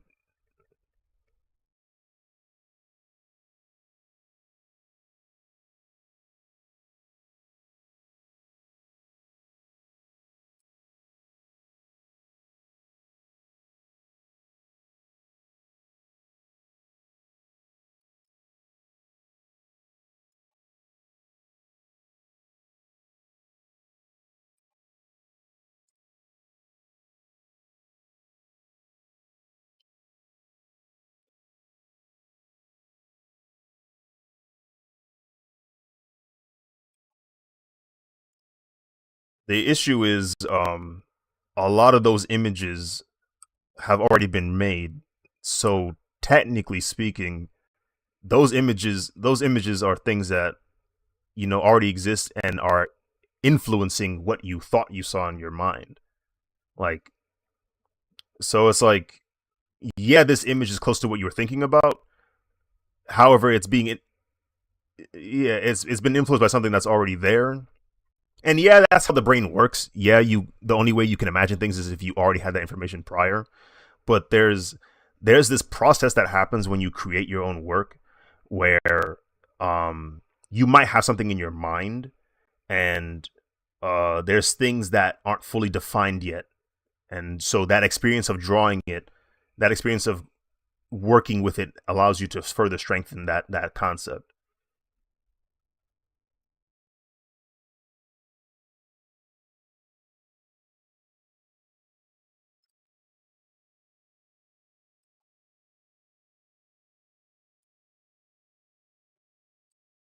I mean, part of it definitely is the business aspect of it, because the look at the way they're using AI, right? They're using it to streamline the process of production. Like that's one of the major issues of it, because it feeds off of images that took hours to make, and then it's using it without compensating the original source of that image and making bank off of it. Like that alone is kind of sketchy, because it's like, okay, at least with like for example with kit bashing. Kit bashing is a technique where you use multiple photos, you grab pieces of it, and then you edit them in Photoshop and kind of create your own, conglomerate of like a concept. And if you do it well enough, it looks seamless. But those stock images, you can buy those stock images, and the person who took that photo, gets compensated. So even though you are making your own brand new thing based off of that image, the person who originally uploaded that image still can get compensated, can still benefit from you using it.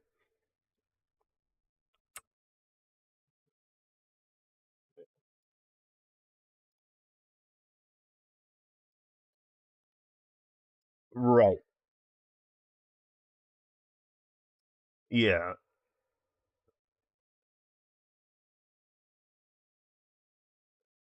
It's complex, and it's not business effective. Yeah. It's a good way to have people who want to opt in. Yeah, the people who want to opt in, that'd be great. But the issue is these businesses. What's the one rule of having a successful business? Spend the least amount of money and make the most amount of money. So they're not going to want to pay artists for it. Yeah,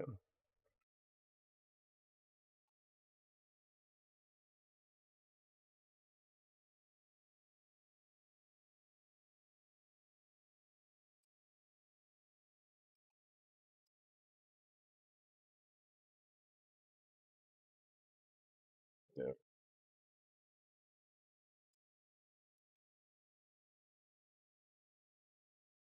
The music industry definitely has more stability when it comes to enforcing the use of it. And there's not as much of a gray area, I think, with the use of music, because once you hear something and it just sounds like it, immediately you're going, okay, yeah, no, that's our song, right? And then with images, same similar thing, but for whatever reason, there's more discrepancy. There's more like, oh, it kind of looks like it, but maybe not. So I don't know.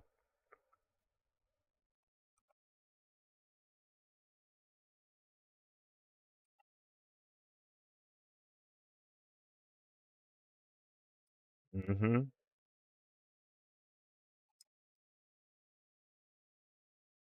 I don't know. I feel like we can figure it out. Right now we're in that phase of technology where it's Wild West, and there's no rules because we don't know what the rules should be. Like we don't even know what we're really dealing with completely. We don't know the full depth of it.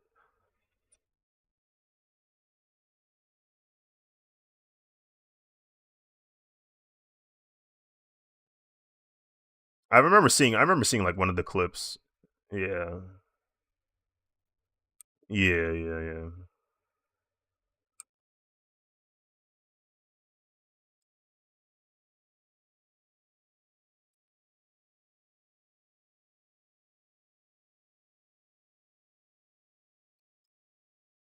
Mhm.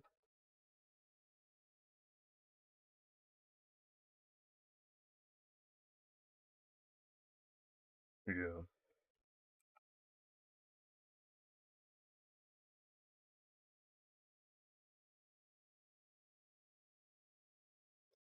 My biggest concern definitely is the misinformation part of it, the aspect of weaponizing generative AI to make things that are false, or things that mislead to influence people, or to mobilize people to do certain things.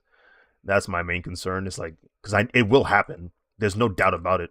Every time some kind of new technology shows up, there are good like workers or good users, and then there's abusers. Someone will take advantage of it for sure.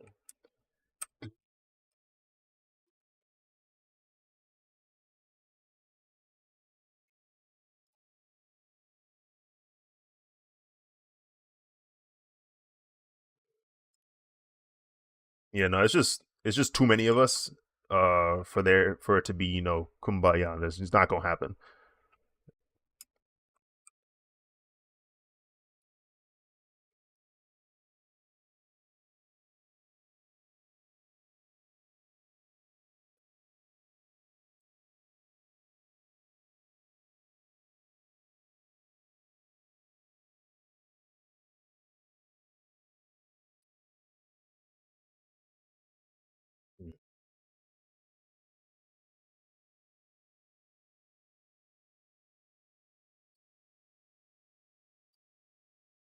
They, yeah, that's gonna happen.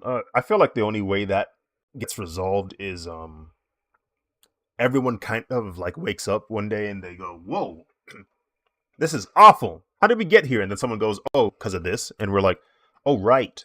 We should probably stop doing that." Like the sad thing about that though is it happens a little too late when that occurs because enough damage has been done.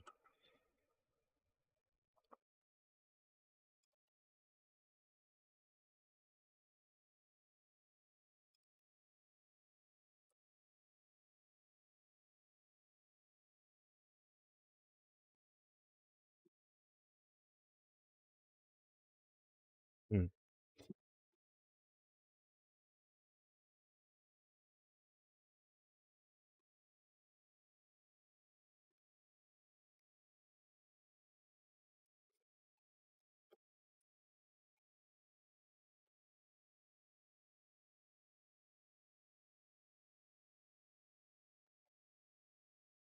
mm.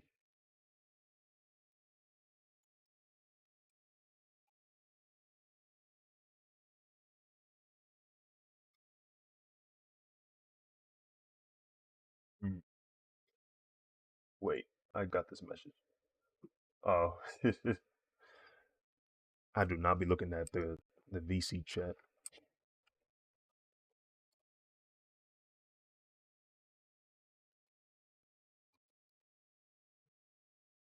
Like, ain't that me, bro?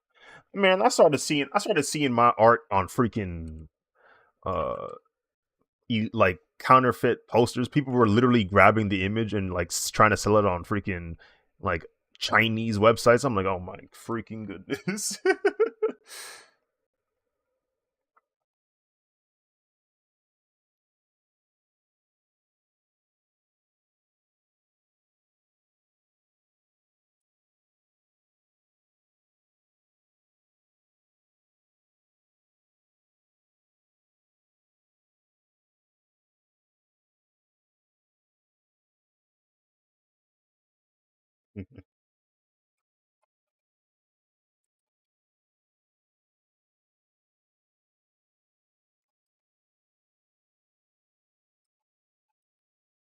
Oh, like Alibaba type beat or Temu, yeah, Sheen.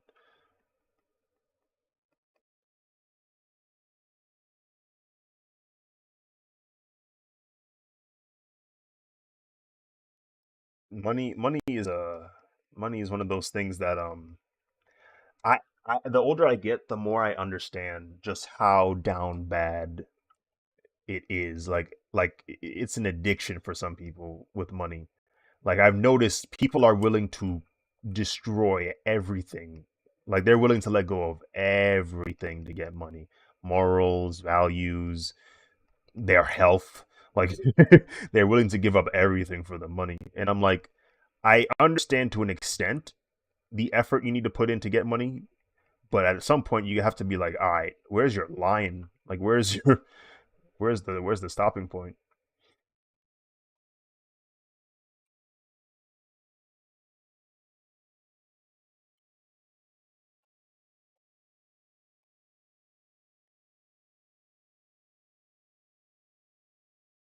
There's a line.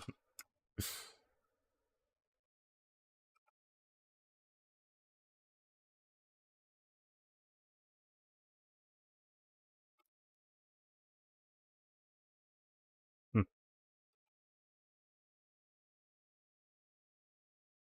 She's a prop.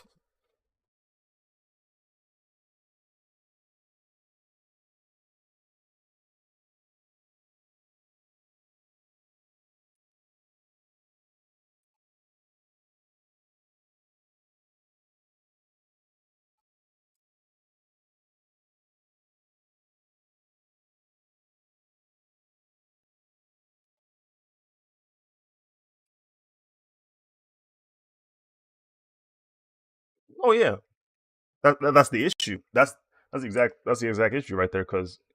Because it applies to each application. Yeah, because it influences all forms of occupations. There's certain occupations that shouldn't have that influence, and we see it in real time. Like, listen, bro, like you as a doctor should not be trying to get your bread, bro. Like you should be getting enough bread that it's not even a concern for you. So why are you telling me to take this surgery knowing well and good I could have done something else?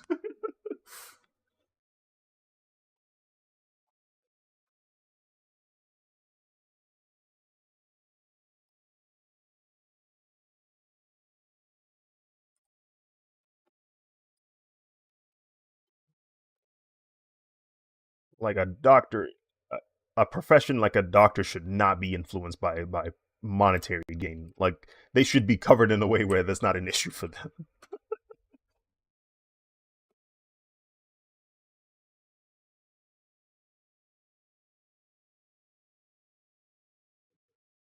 People are dying. Like, oh my goodness.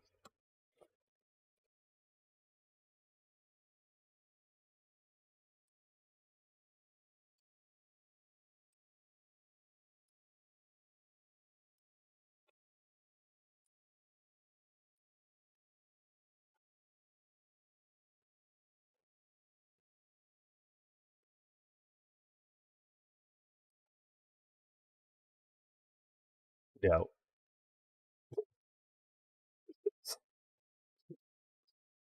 you know,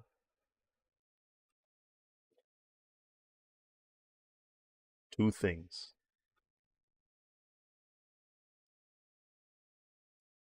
Okay. Okay.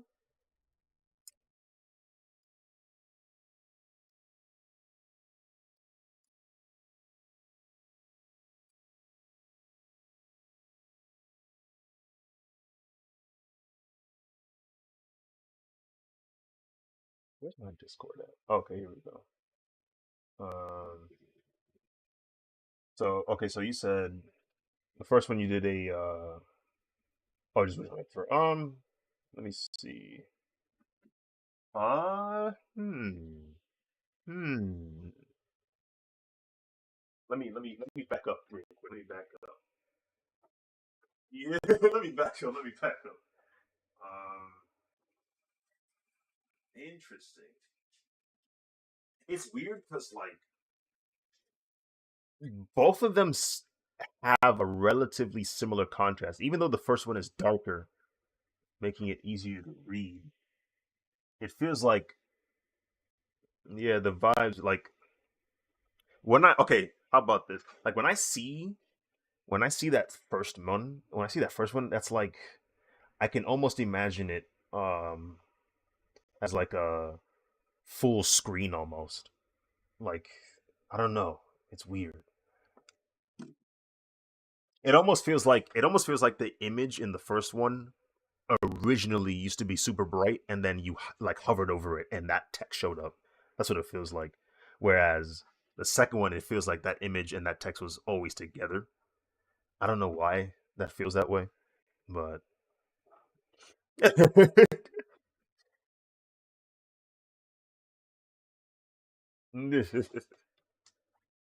both are easy to read though, so I don't think you can really go wrong with either one. Yeah, you can't. Right. you don't really know what you're looking at anymore. Yeah, I've been there. That's why sometimes I have to just like I will literally get off just because I don't know what I'm seeing anymore. I'm like, all right, I'm gonna just wait. I'm gonna go to sleep. See what this looks like tomorrow. You wake up, you're like, ew, what is it? I was there the whole time. There's no line. The back always comes first.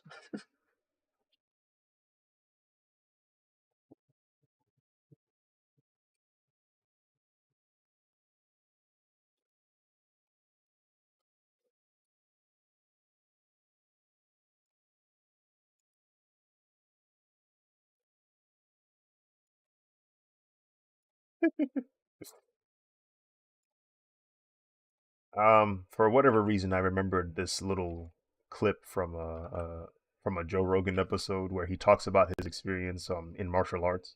Because like when he was a teenager, he picked up martial arts and he got pretty good at it. And he said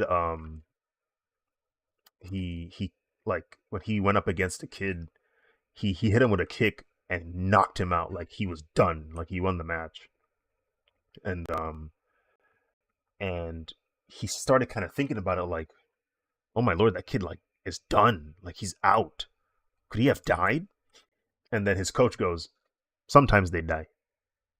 And from that point on, Joe was like, do I really want to do this? Do I really want to keep going with this?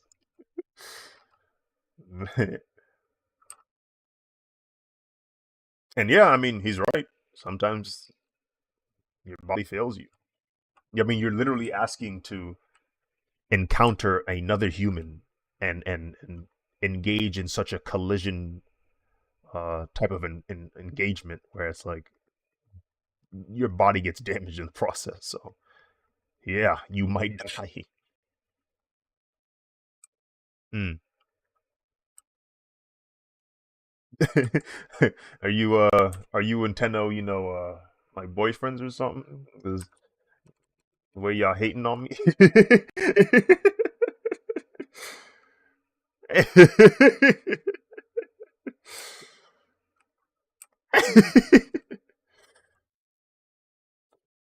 That man Tenno, every time I join VC, do you know what you be doing?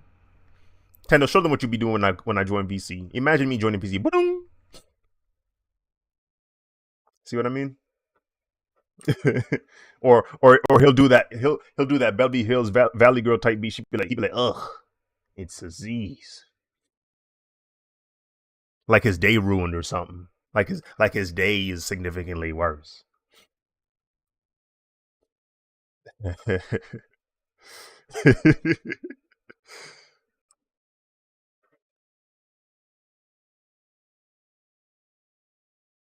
Oh.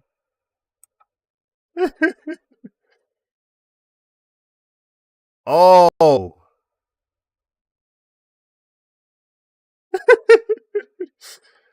We found your report card from the 10th grade.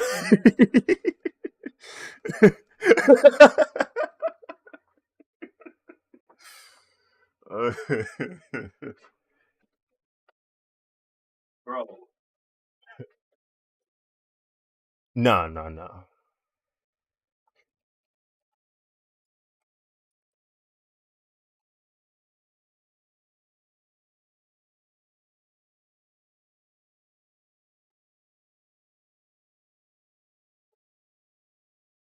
Oh. Literally? What?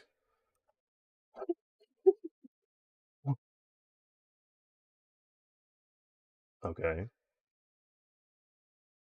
Oh. Oh. Whoa. This is escalating so quickly.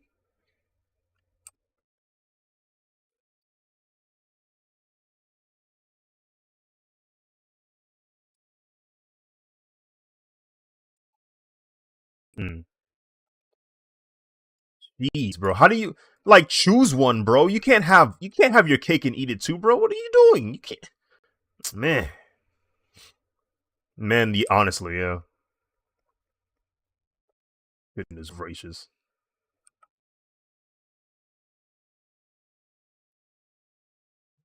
Yeah. Yeah, the immediate victims, yes.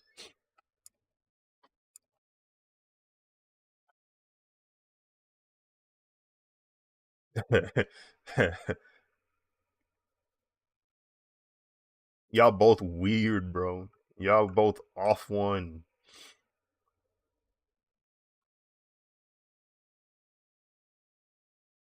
Holy crap, bro. Like, why did we get a 2-for-1 special, bro? A 2-for-1 combo. How is that even possible? Freaking ridiculous.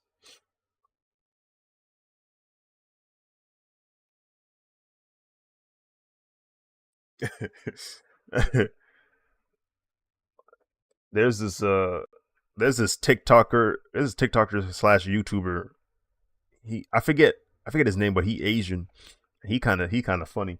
He he's one of those comedians, one of those, well, I don't know if he's a comedian, but he's one of those YouTubers that like somehow has enough riz that he can enter stores or establishments and just pretend to be an employee, like they give him a uniform and everything. Um and he'll like reenact skits and whatnot. Uh and he for whatever reason was being like this antagonistic fast food cashier. And he's like, bro, what you want, bro? It took you 4 minutes to order a 4 for 4.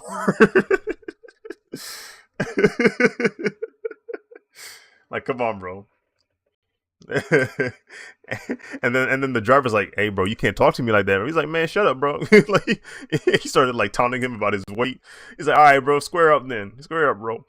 And and because it was a drive through, he got out of his car, went into the store. He's like, yeah, we here now. There's nowhere to go now. He's like, listen, bro. It was dumb, bro. I should find that video. If I find it, I'll post it in VC text.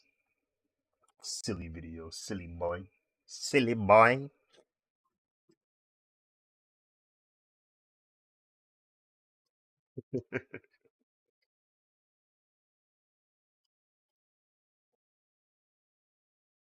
Wait, Brandon, were you here last night when we was watching WrestleMania?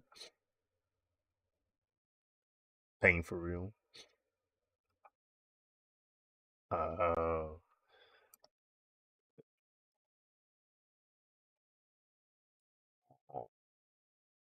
yeah,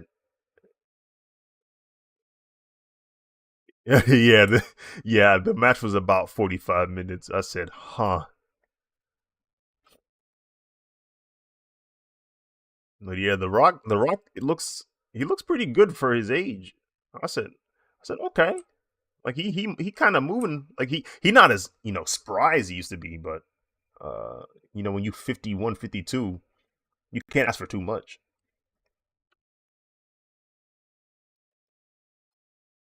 Especially at his size. Man, 6'4", 280 pounds. Frick.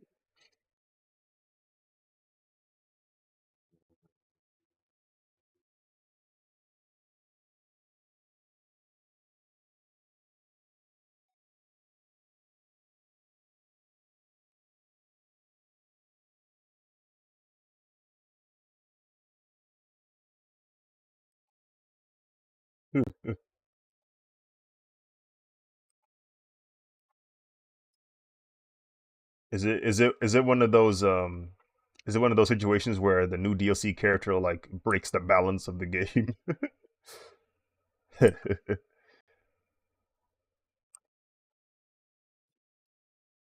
He's always been annoying. Eddie, the capoeira dude. I remember him when I played, like, I think it was like four back in the day. Hmm. Yo.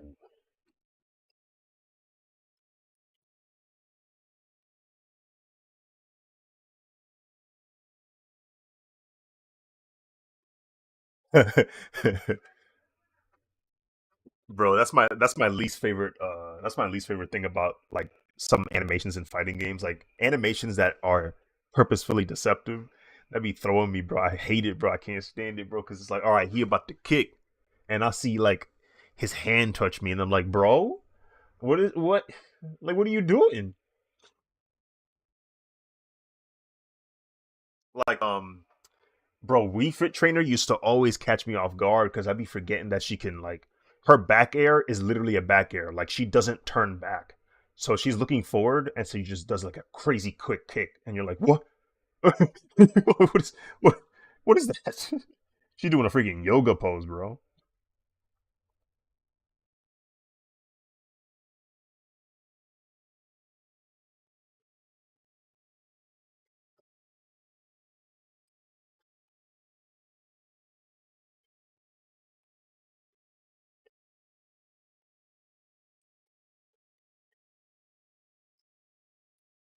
It's a virtue.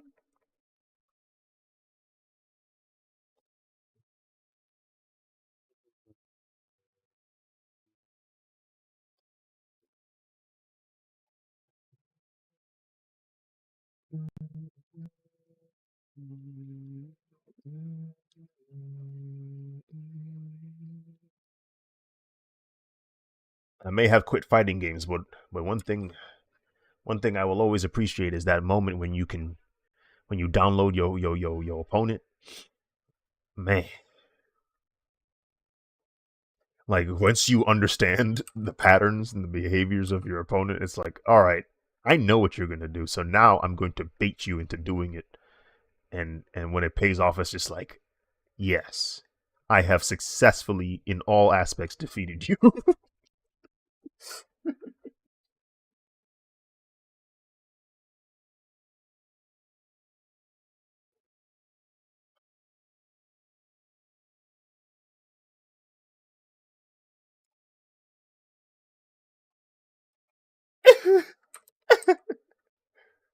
Thanks, Bucko.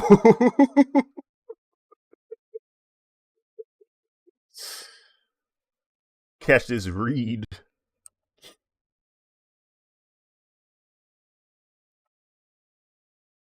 Some people are just like not in Tekken specifically, but there's some like characters just in general in fighting games where it's pressure city, pressure valve. It's just they have the ability to just keep hitting you because their cooldown is like super low. Like the frames for their cooldown animation is super low, so it's like everything just positive. Everything is just they can hit you, and then even if you block, even if you successfully defend, it's like all right, nope, still gonna hit you.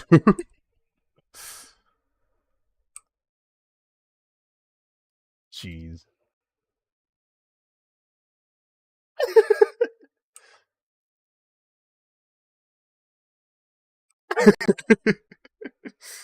Whichever one gives you more solace.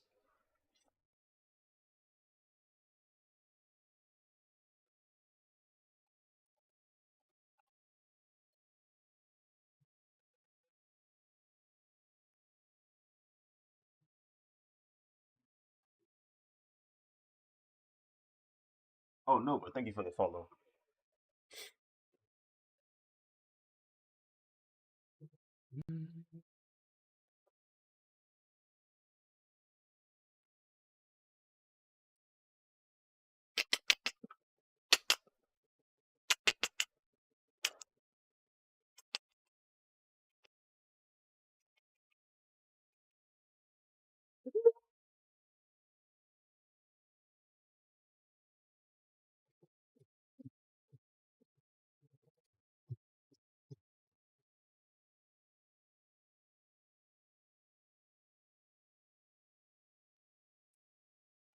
Mm.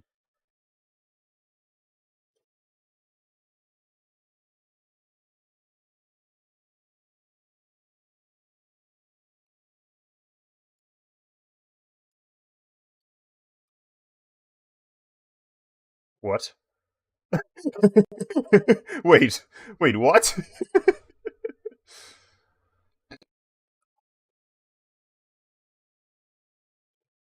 Brother, this is locked.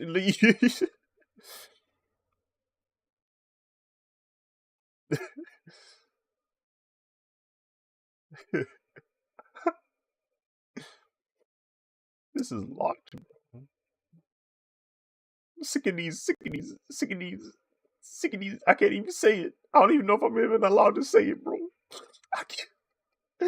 I can't.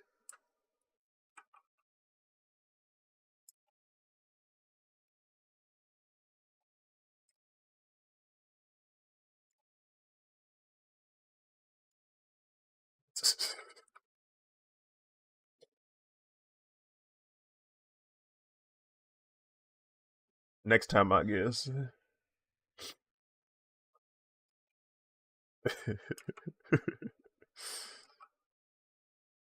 Oh,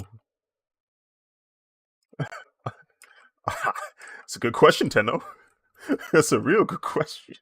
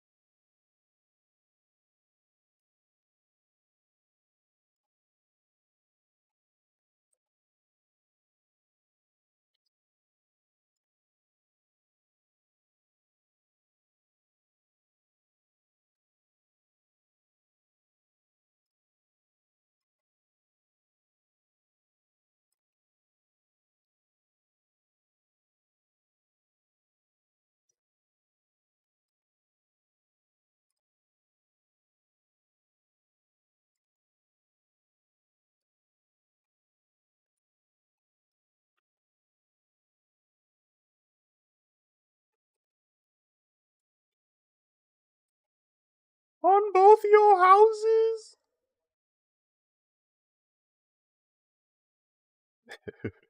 I don't know why I like that line so much. I don't know. It just hit, bro. It got power behind it. Man was fighting Tybalt, got stabbed, but his dying words was a curse on both parties. his, his dying words was a curse on both families because he's sick of the BS. Oh.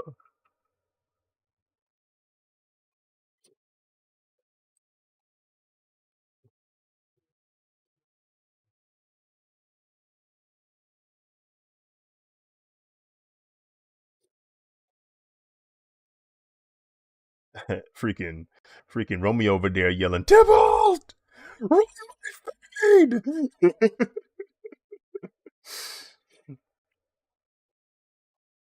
He's like, brother, I know your man's just died, but we was just playing, bro.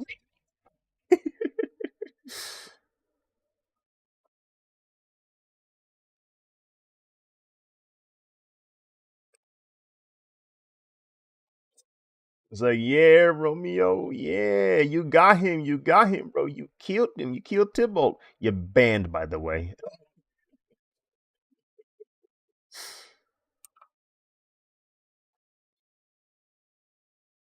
Beans. The delivery of that was dumb. He said it with such aggression, such conviction. Beans. That's what I want. Beans. Yeah.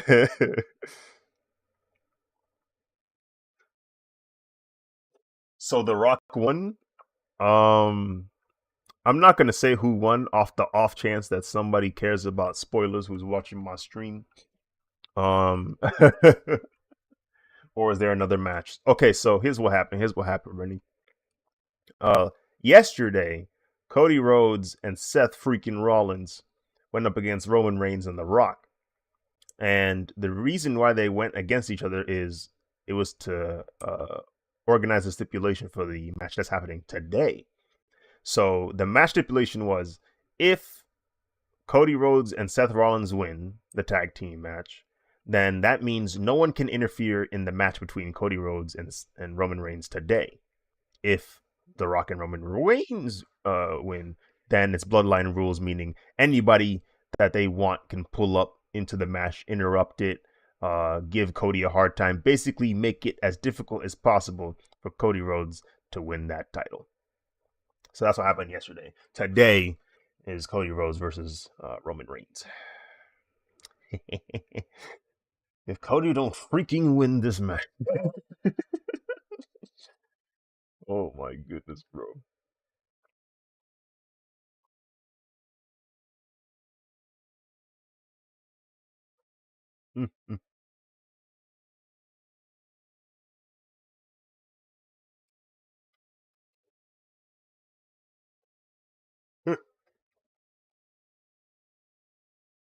So The Rock won? Joe Rogan.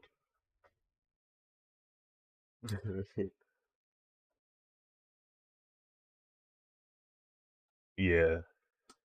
Normal working hours. Yeah, it ended at midnight, but we was like running back some of the matches because some of them I had missed because I was elsewhere.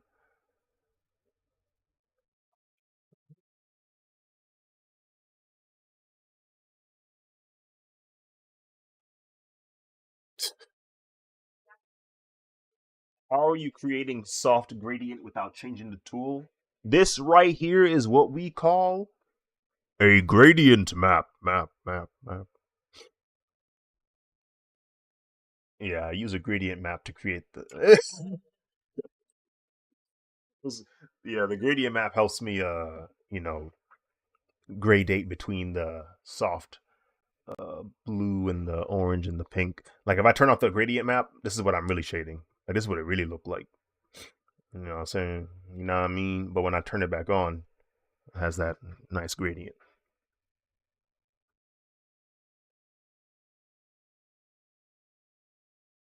I saw my fault. I saw an Instagram post and may have seen some clips. Hey man, you seen them clips?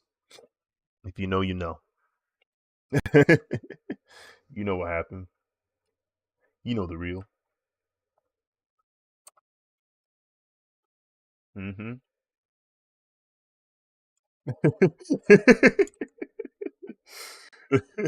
I don't know why, but that gave me mother vibes. That gave me the. That's how I feel like a mom would respond to like a joke like that.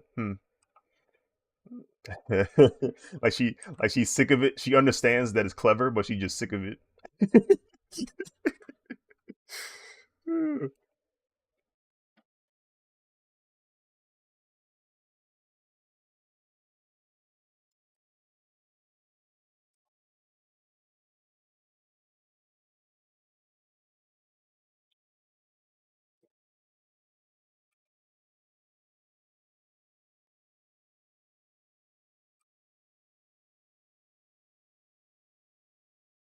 So you are doing a grayscale and grading map is creating virus. That's cool. Yeah. Exactly. Normally, normally people will do grayscale first and then put the grading map on. But the reason why I have it on now is because in real time I can make adjustments to better match the gradient. Um, so it's like I'm kind of like simultaneously doing multiple steps.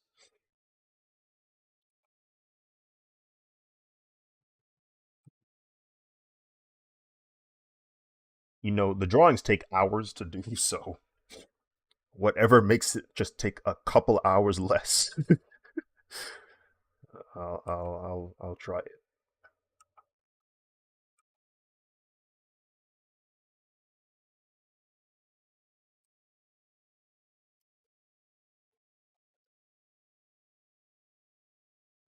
Jin will never ball it.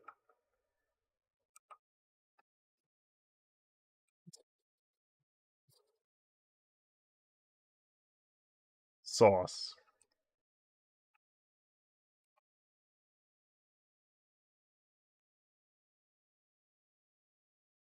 was the juice is temporary, but the sauce lasts forever.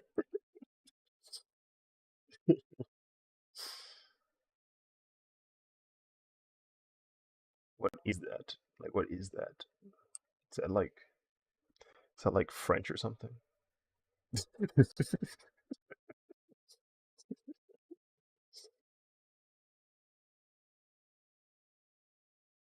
And Nintendo turned to his left and pointed his right thumb at me.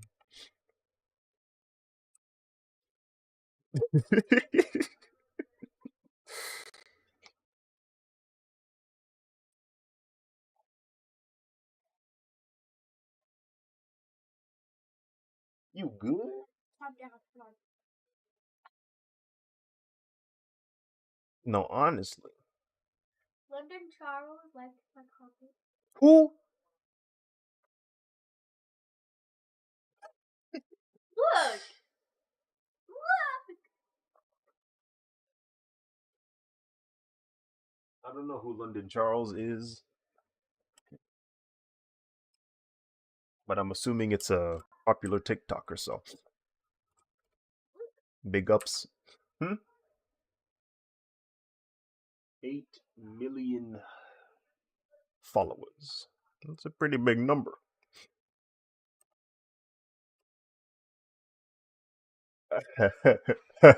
Peter. Is it watercolor sort of brush? Because you're able to first put a sharp edge and then sculpt it into a lighter value. This is called oil paint flat brush.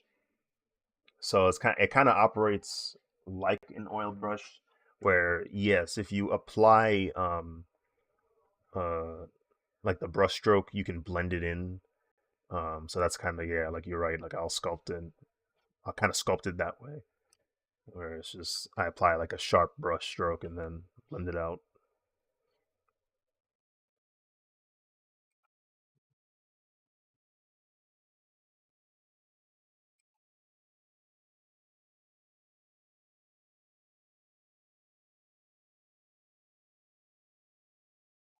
I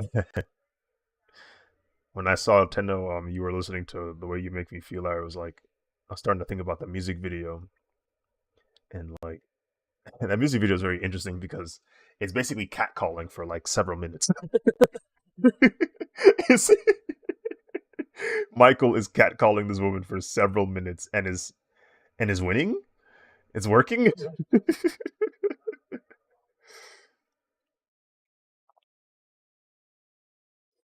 Yeah, it wasn't the connotation wasn't negative just yet.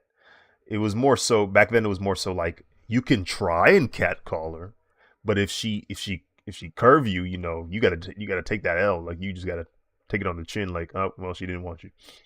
Um, and that was what was happening in the music video. Like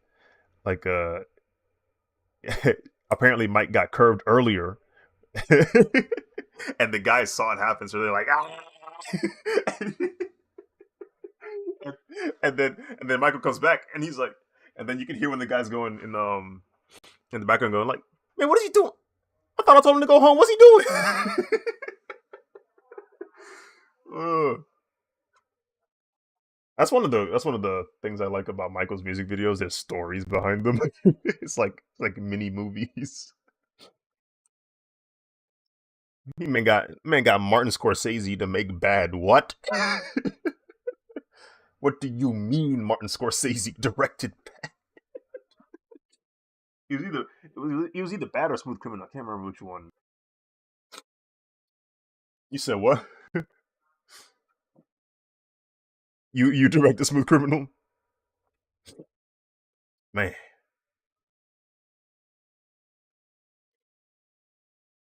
Yeah, I see the credits. Shoot. Low key, if you directed Smooth Criminal, then that means technically speaking, you directed the Moonwalker, the full movie. Cause cause cause Smooth Criminal is part of that movie. That's where the music video come from. It's on the movie. You dabble? Freak, dude.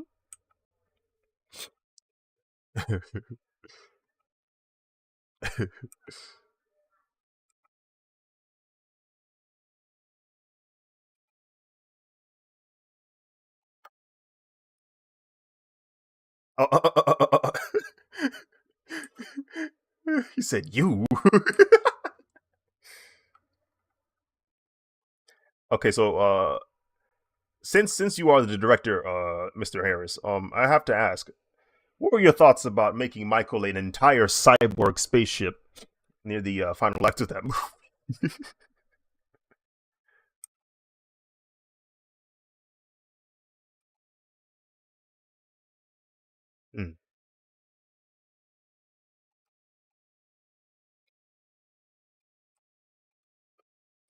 That that was an expensive VFX venture. I'll tell you that much. There's lots of 3D modeling going on.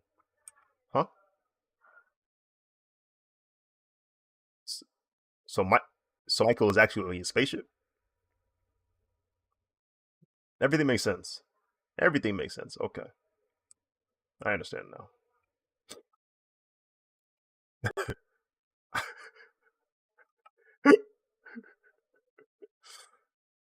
Hold on a second. Yeah, either this guy's a time traveler. I see. Thanks for letting me know. No problem, man. No problem. Yeah, gradient maps are very, very powerful tools. Dong, dong, dong. I don't know. Speak now or forever hold your peace. Yeah, I've seen all of it.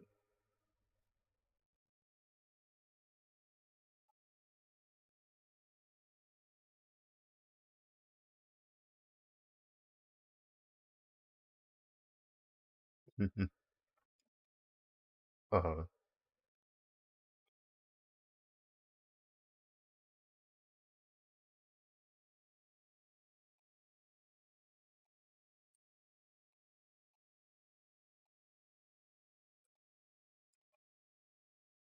Mm.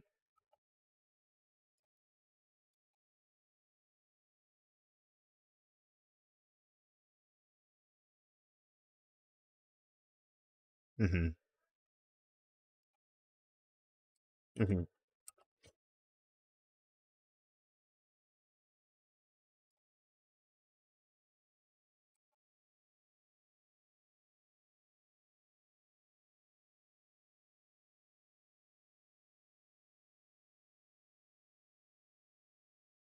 Right.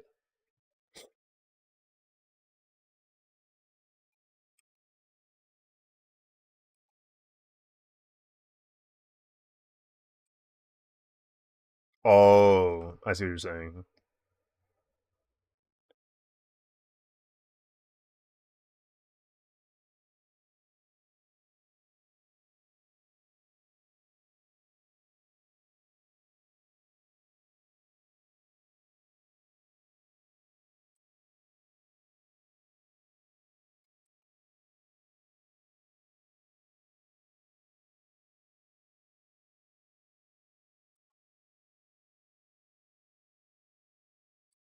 It woke my cat up.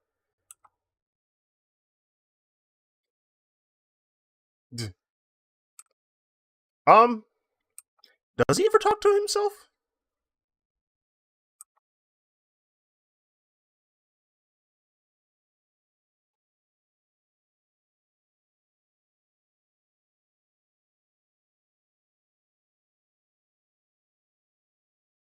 Mm.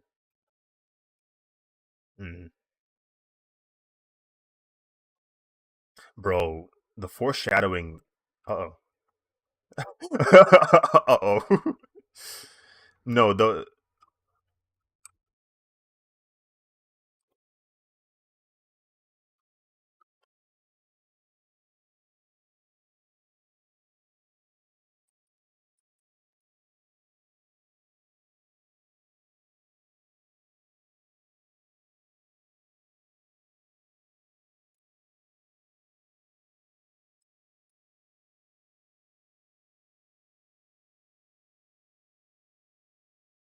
oh yeah, the end of season 3, part 1. That was cursed, bro.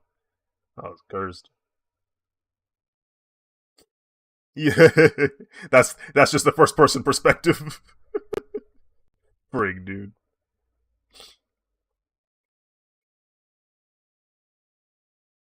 Man, man, you might need to talk to Shadow about that. She'll do it, bro. In a heartbeat. You no, literally, bro. You tell her, "Hey, Shadow, run it back." She gonna run it back, bro. She will do it. No, that the foreshadowing in that story is so good. It's very very well done.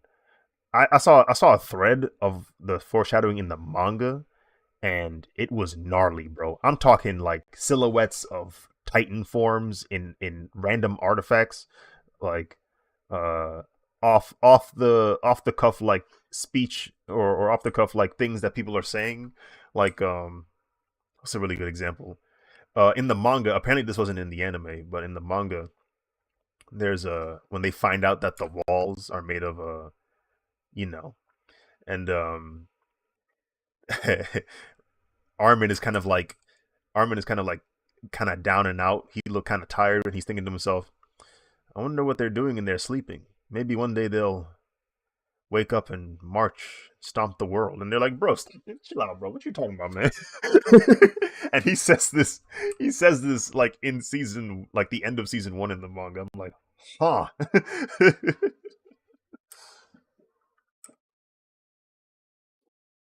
It's cool because that lets you know that the writer had a pretty strong understanding of how he wanted his story to go from the beginning. Like it's always cool when I see like writers do that where they showcase that they have um nearly full autonomy in terms of where they want their story to go.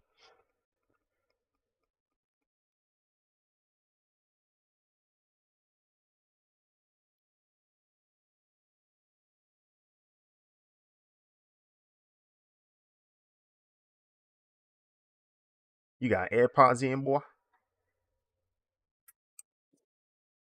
You want to buy some? It's like no.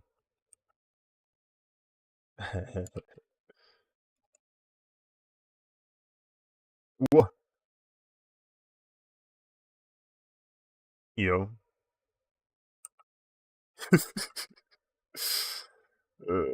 What?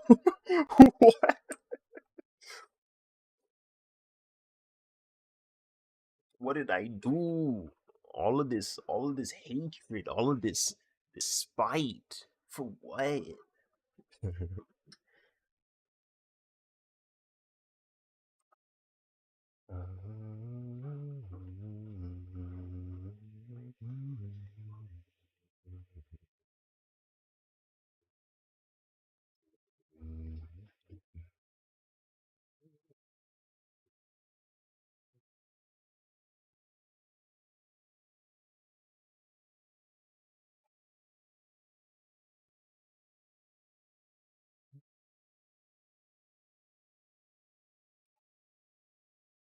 Mm,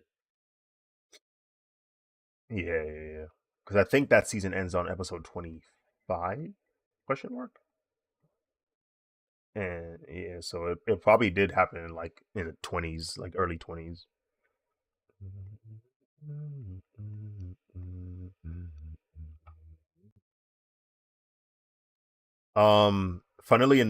Funnily enough, it was Team Four Star.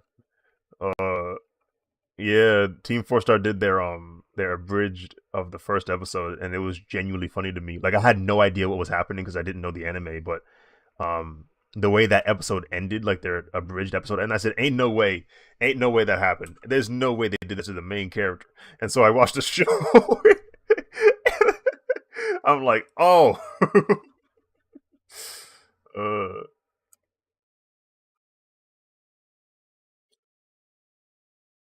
honestly, not not knowing a clue of what you're expecting. I was traumatized. Yeah, because like if you're not used to that kind of anime, for sure that will mess you up because you're like, whoa, what's happening?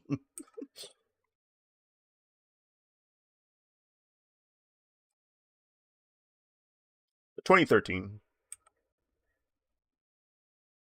Mm-hmm. Yeah, yeah. And then mm,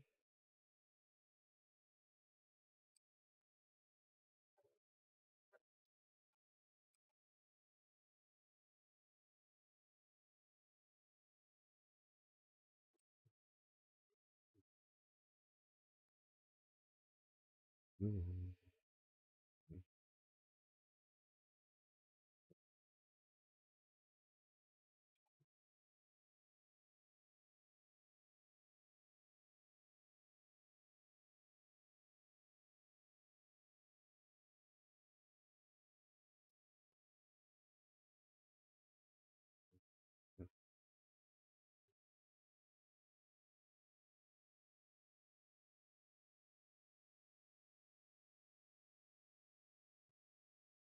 Hair storm.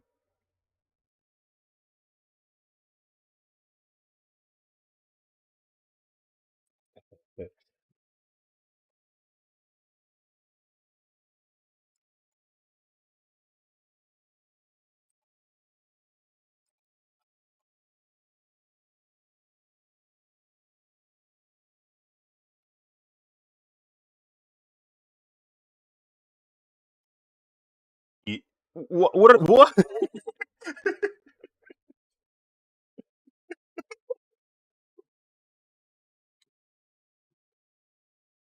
What?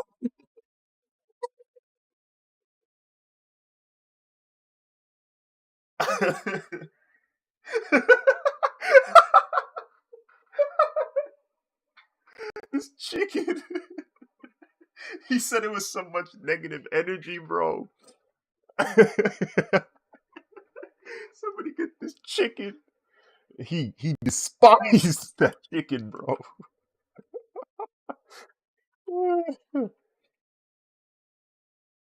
Oh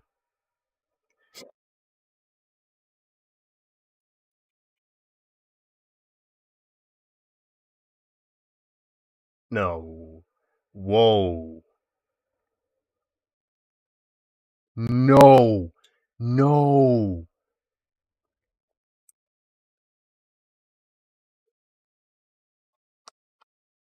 Oh no, bro! It auto clips because it heard laughter, bro.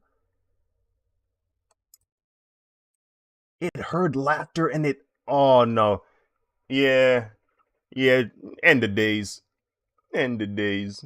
Pack it up, boys. We're done. Yeah, bro. Matrix is here.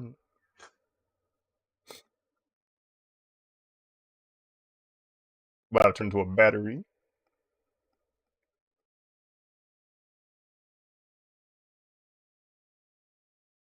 Is he? Hmm? Oh my god. Yeah. Hey Siri, how many more days until June 12th?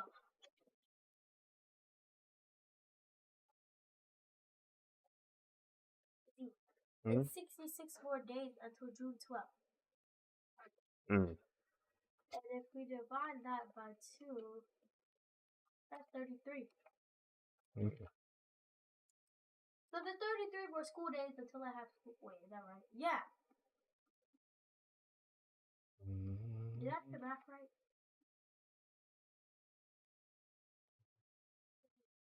Hmm?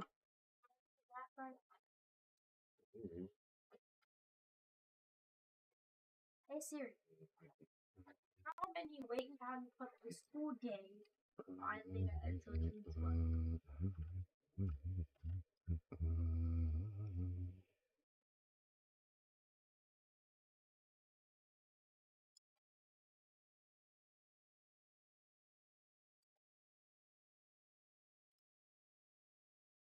But there's 30 something more days until I leave school. Mm.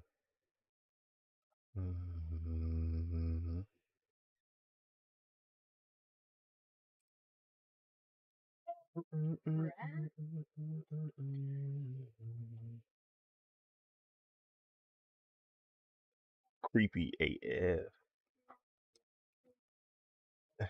Record it. We will add it to your social credit score.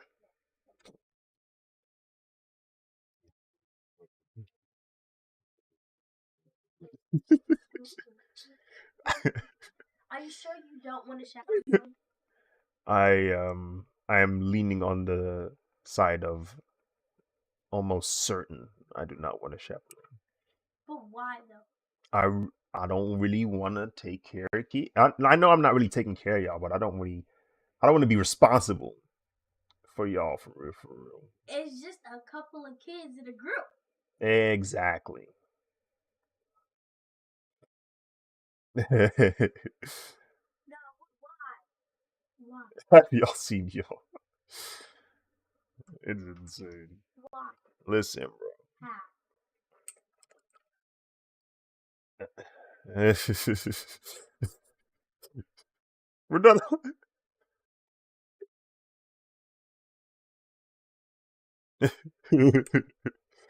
You can go too. um,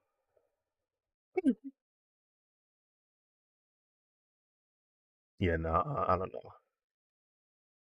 I feel like okay, maybe with y'all friend group, y'all seem to be relatively chill compared to y'all age, but still, bro, I don't feel like I just don't really want to deal with that for real. For real, I ain't gonna lie.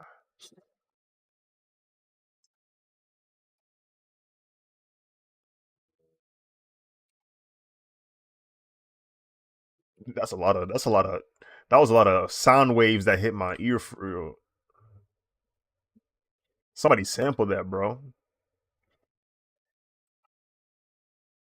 He sampled that junk.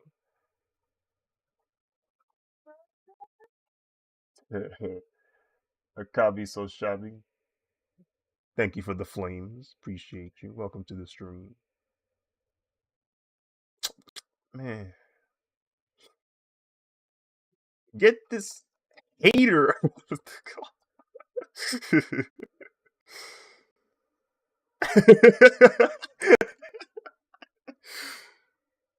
It's stupid, bro. It's genuinely stupid. Like, why does that work? Why is that funny?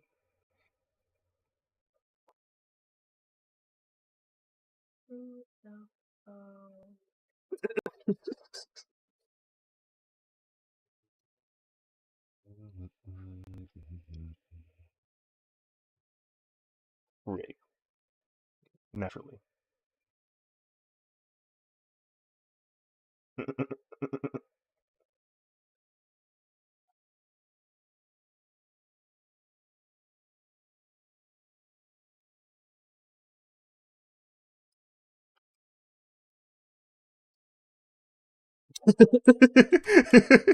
The concern, the fear.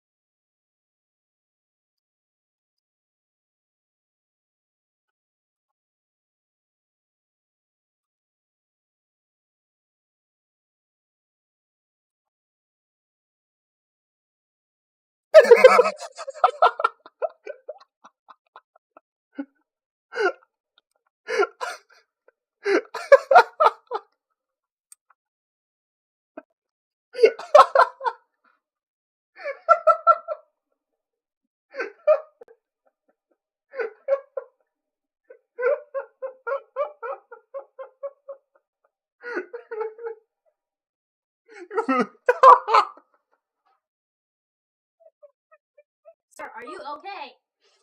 Oh. Sir, hello? What happened? Yeah, it's really good. This man only gets stupid. He said, "He gonna listen to yourself for me."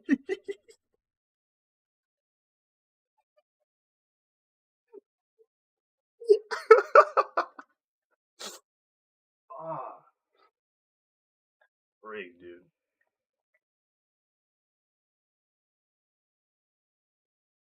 Yo, huh?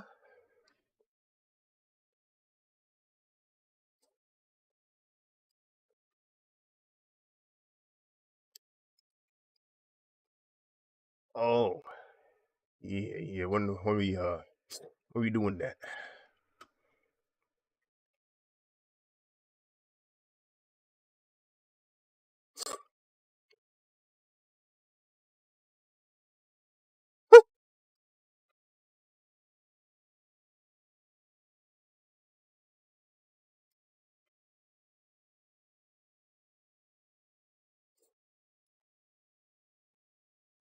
Right.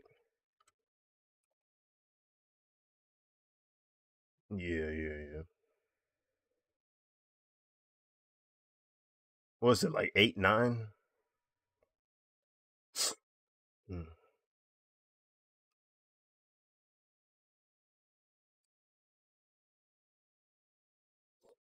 Ooh.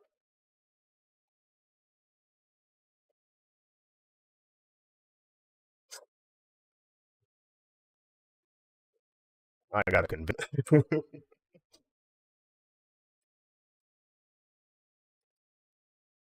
Yeah. That'd also be a good time for me to get them tickets for Spider Man if them seats are still available.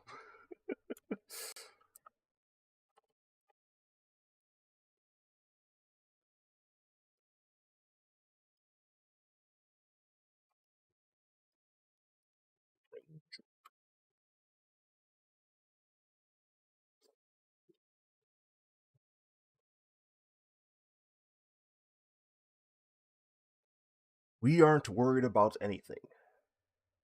Feller, we aren't worried about anything. What?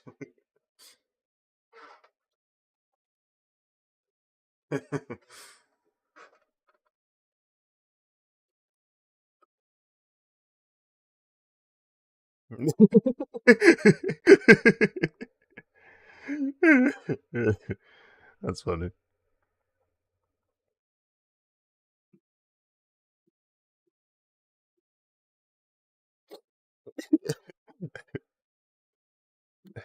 Tendo said, "You can't keep getting away with it."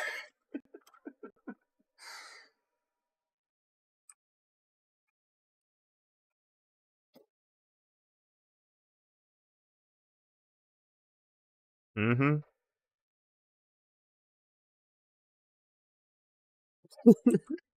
Boom.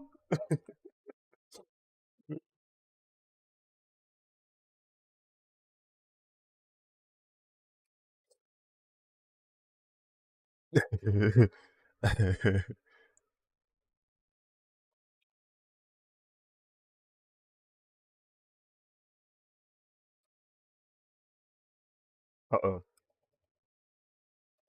The what? The what? The what? He called it the what?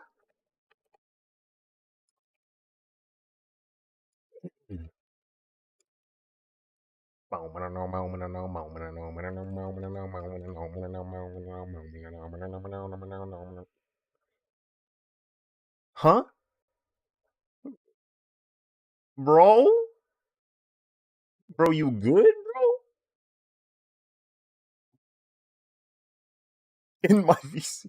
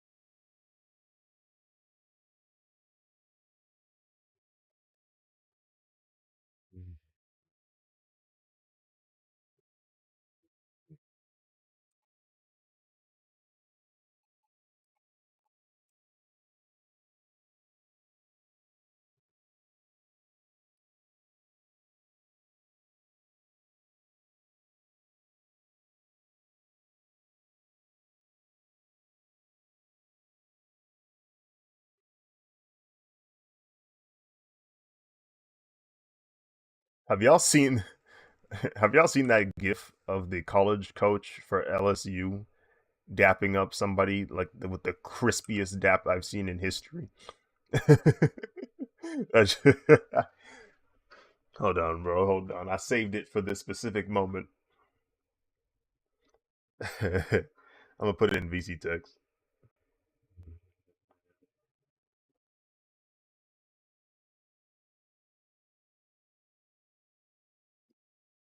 That sounds like Quissy. What you been up to, Quissy? Like the dap is insane, Miles. Immaculate form. Nah, bro. She snatched his hand, bro. Gave it back. I said, "Oh shoot, this is a proper dap. This is real."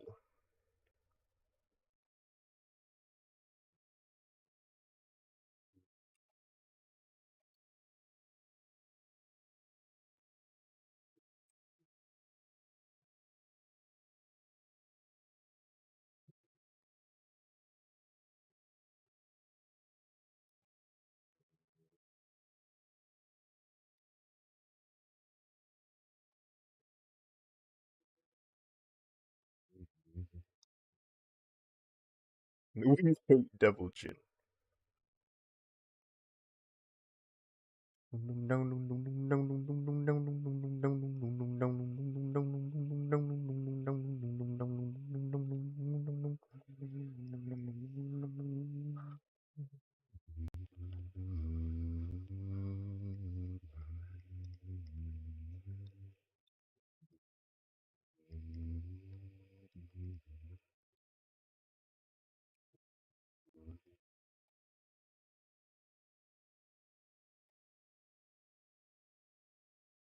Hmm?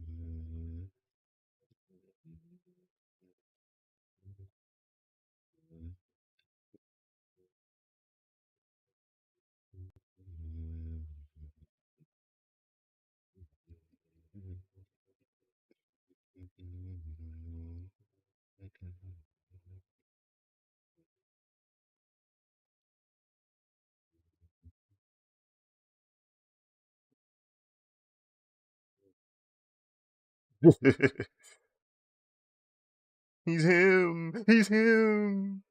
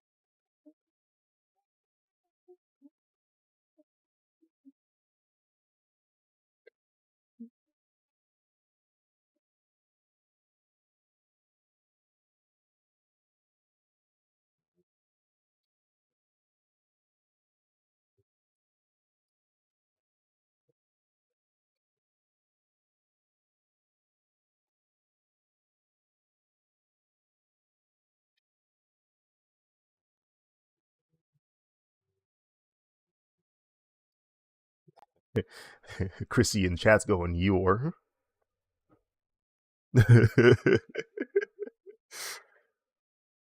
No.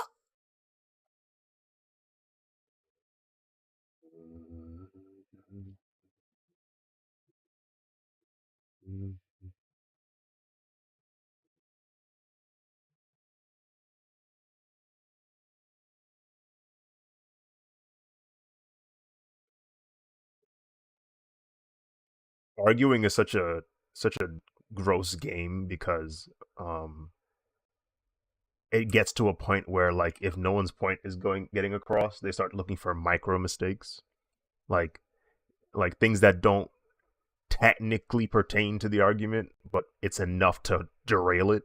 People will attack it. So if you misspell or if you said a word the wrong way or you used it, yeah, GG. It's over. Sand coffin, sand burial. Brandon, you want to play? You really want to do this, Brandon? You want to do this, Brandon?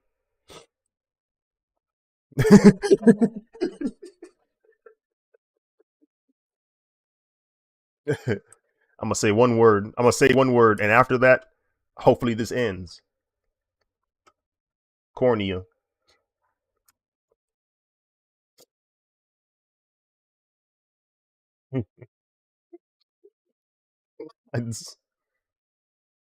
Oh yeah, definitely mods.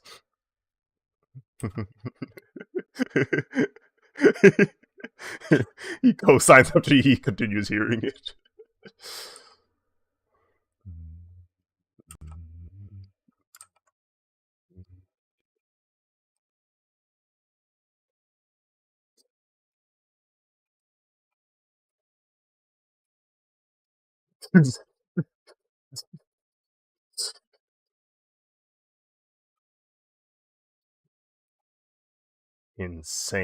An insane sentence.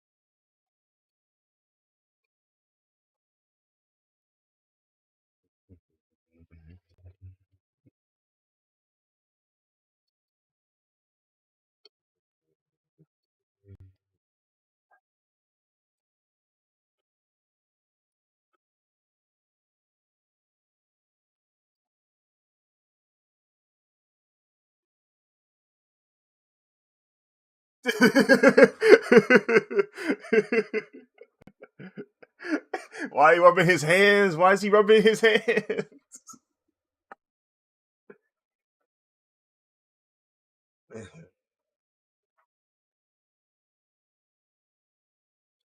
He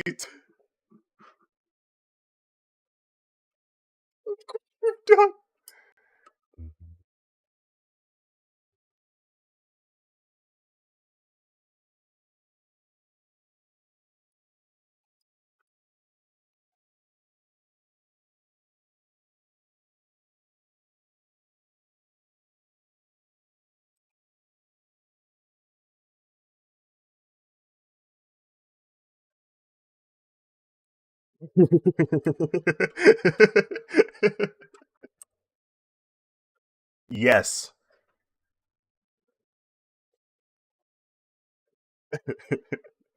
The answer is yes.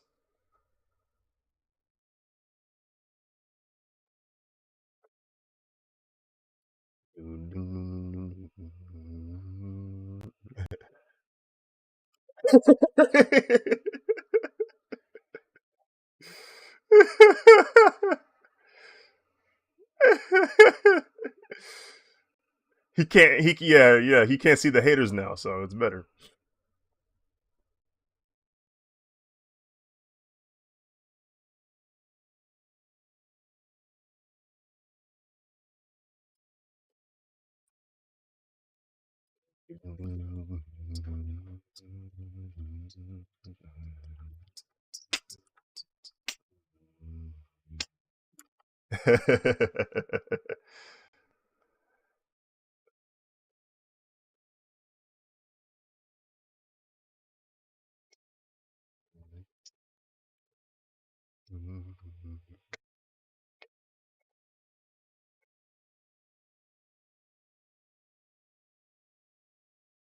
Shit.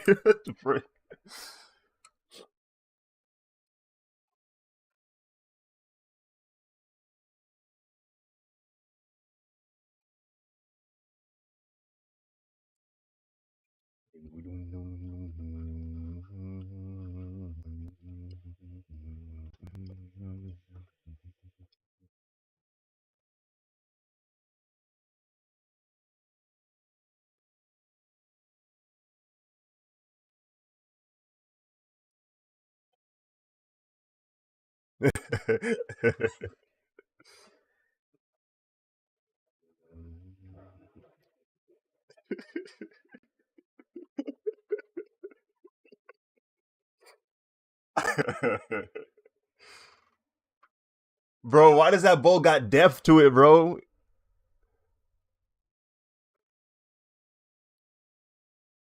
The bowl is like elongated, bro. Oh snap, bro. Bro. That's a cylinder, bro. That is not a bowl. That's a cylinder.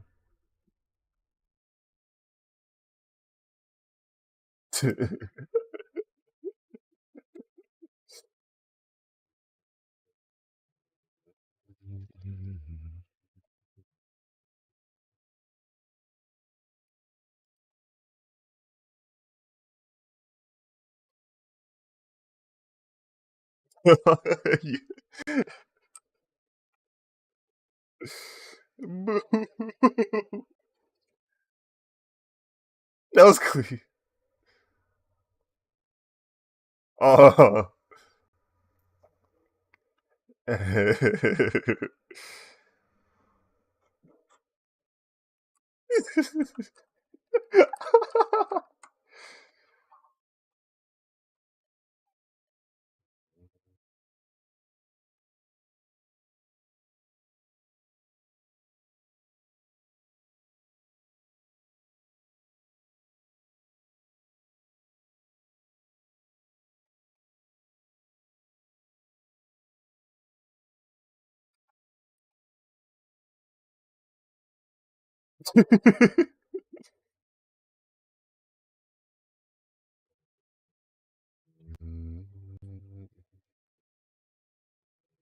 Oh.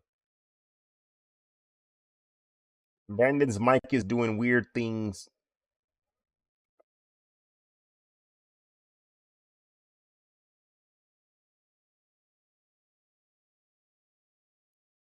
Man, why is he using grapefruit sound effects, bro? What's going on?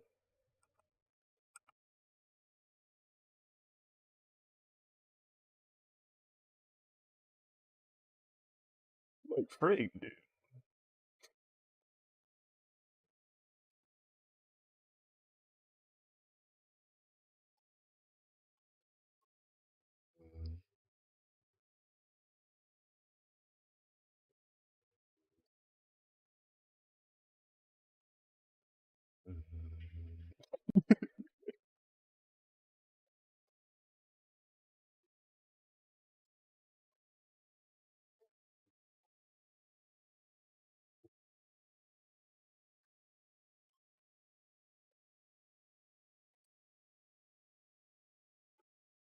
Hmm.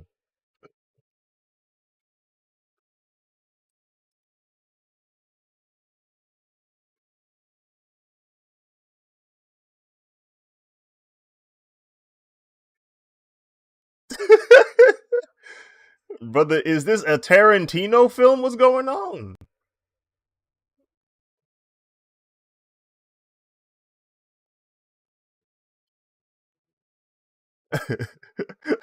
Using what?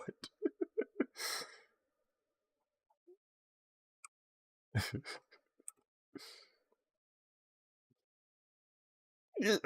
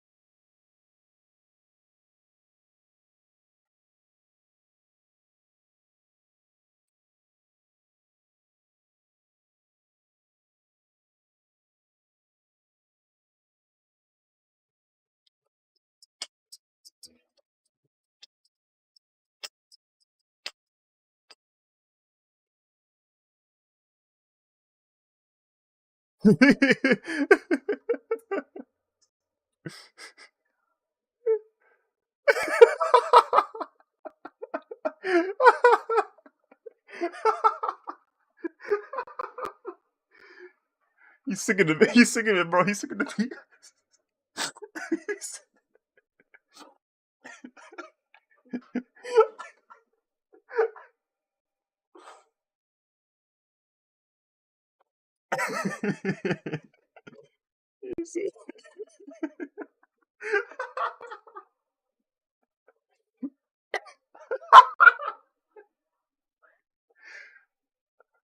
Ah.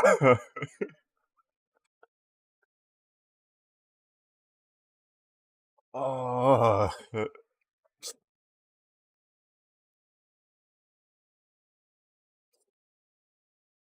Every day.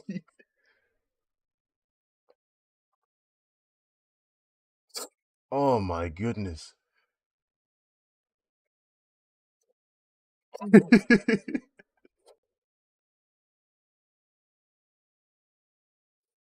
Oh.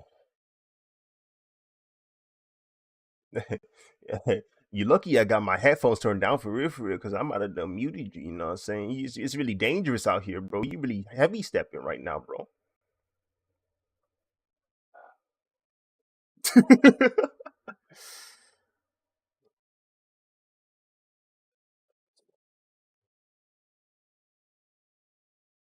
Oh shoot!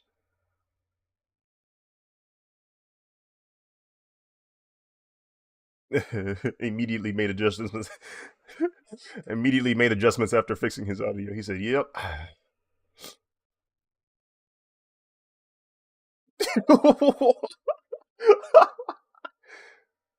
What man? What color is the submarine, man?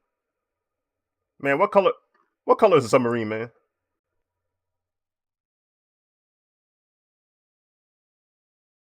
What color is the submarine, Dante?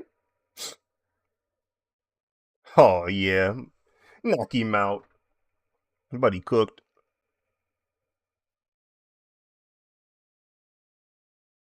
Mm-hmm. Mm. Hey, that's real helpful. Is real helpful.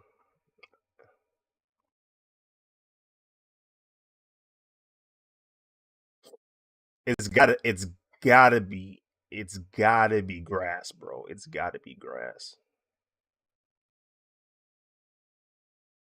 That's the answer.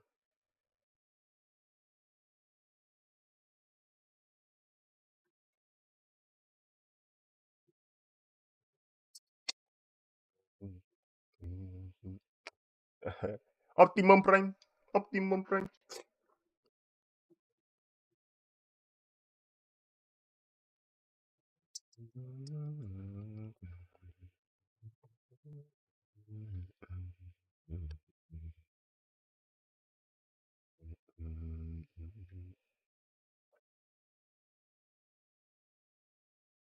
Hmm.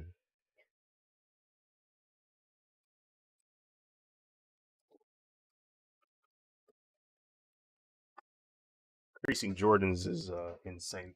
I like how I'm paying attention to what you're doing as if I'll learn it. You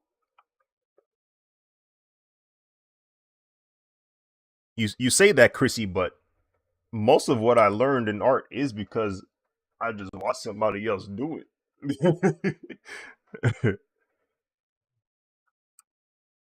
I said, "Oh, that's how you did that, Frig, dude. Frig. Why you mad?"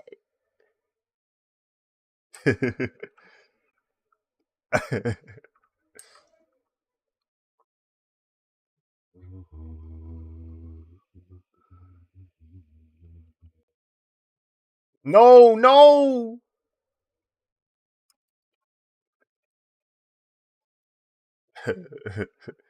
Give me that. Something explodes.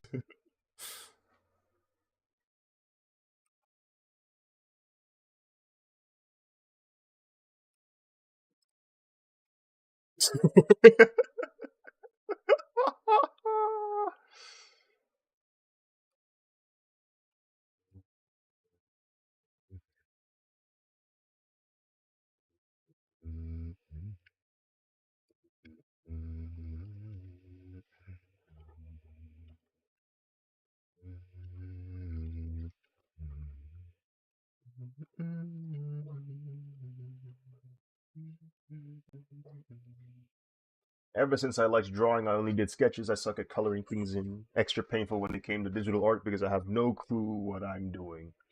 Yeah, digital art is it can be daunting if you don't know what tool does what.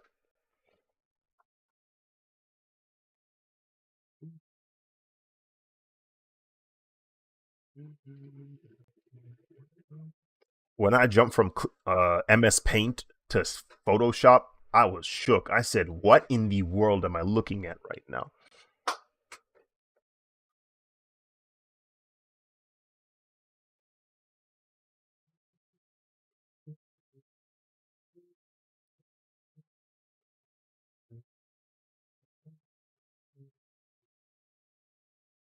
Oh.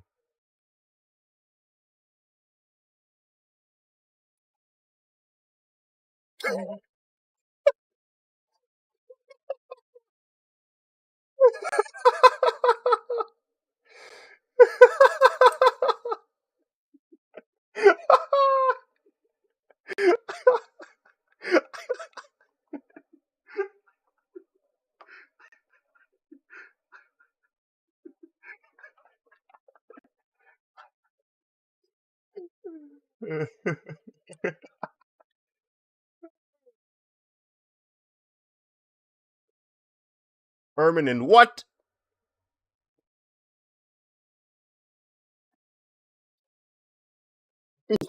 Body insurance.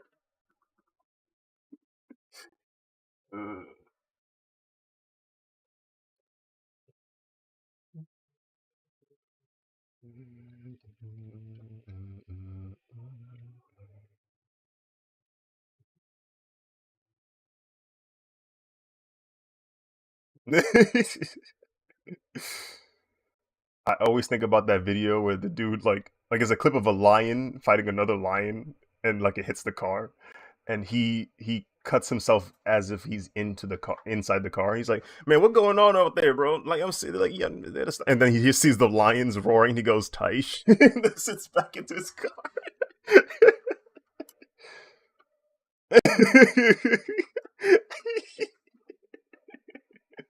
Immediately agree with the line. He's like, "You got it, bro. You got it." Yeah.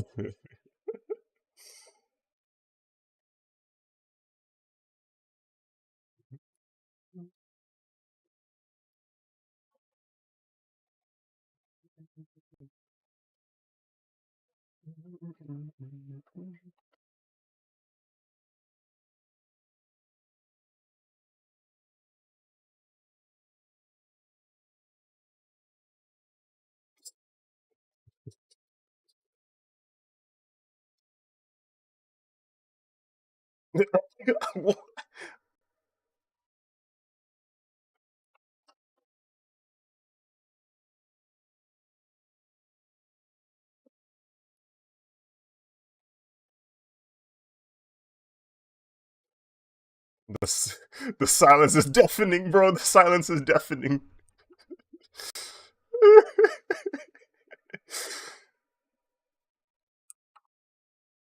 I apologize for my voice.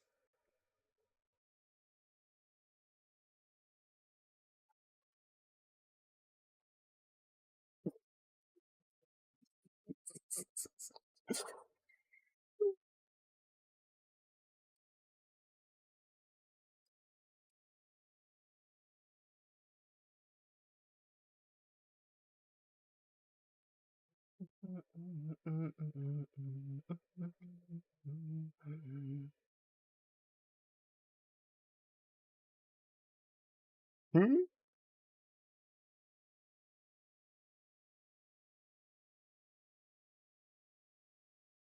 That's me.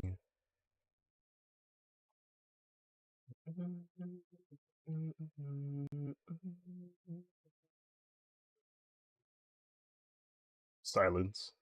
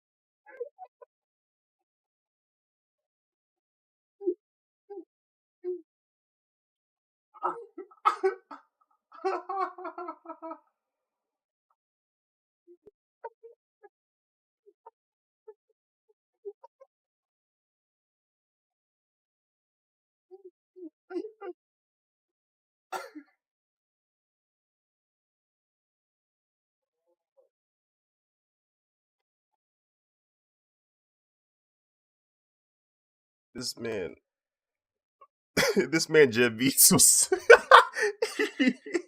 I got nothing but silence, and I look to my left to see his camera, and he's just smiling.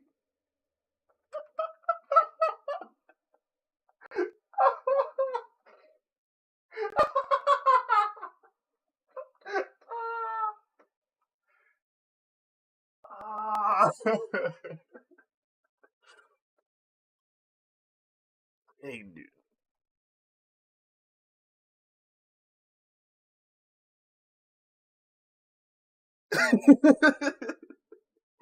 And just mess around,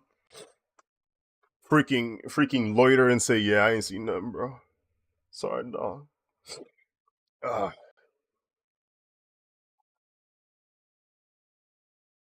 bro, I be doing that to an extent, bro, because I know it's not back there. I know it's not. I go back there anyway just to check. I look around. Yeah, like if you tell them it's not there, like they gonna think you rude. So it's like you got to go back there and just take the effort.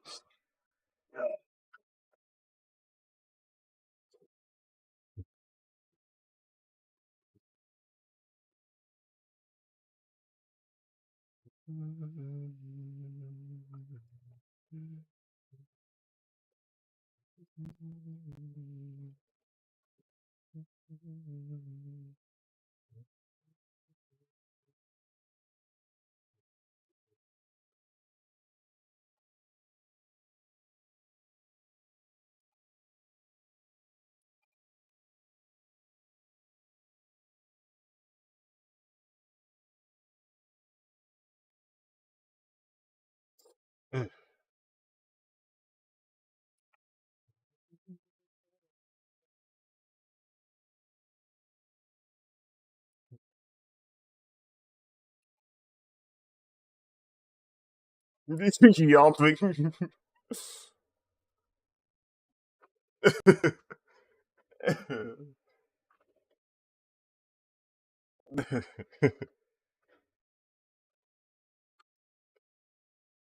Poison.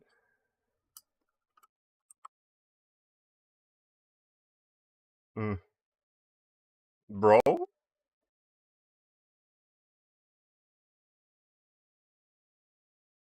watch out, Brandon. Watch out, bro. He about to start serenading you with the way you make me feel, bro. Cease.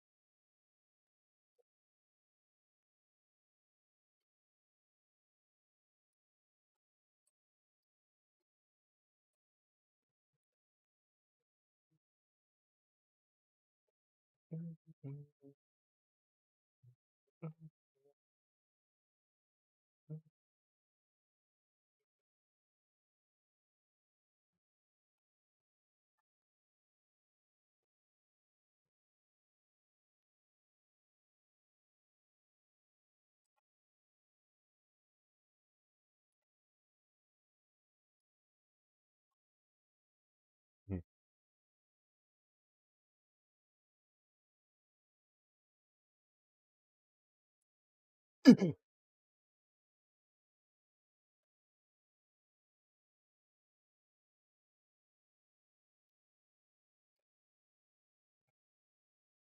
was watching their video. I was watching about their video about how like some names you can't really rep. Like you trying to rep your set, you can't really say the where you from. He's he said Gary. He's like what? Gary, Indiana. He said he's like where you from then? Where you from? Man, I'm from this. I'm from the Sandy Town, bro. He's like what, bro? Where you from? I'm from Corpus Christi.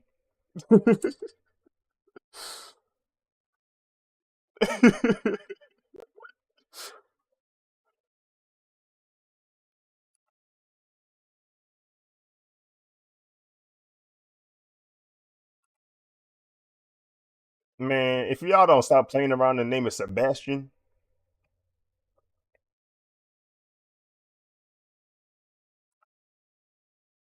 hey,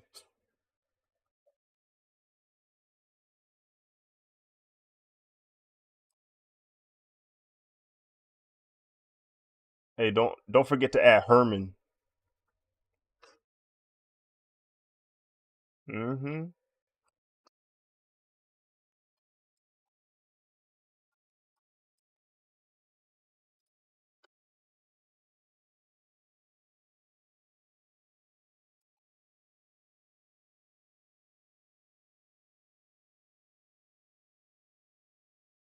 He said, I'm from around the way, bro. You can't be lying to me like that, bro.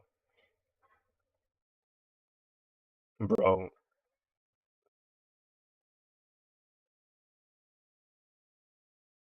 they got they got names. Old names be trippy, bro. They got names like Enkidu, Gilgamesh, bro. What? This junk is intense.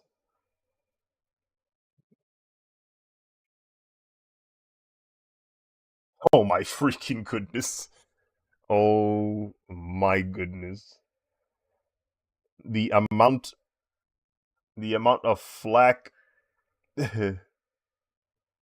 Muad'Dib, Desert Mouse.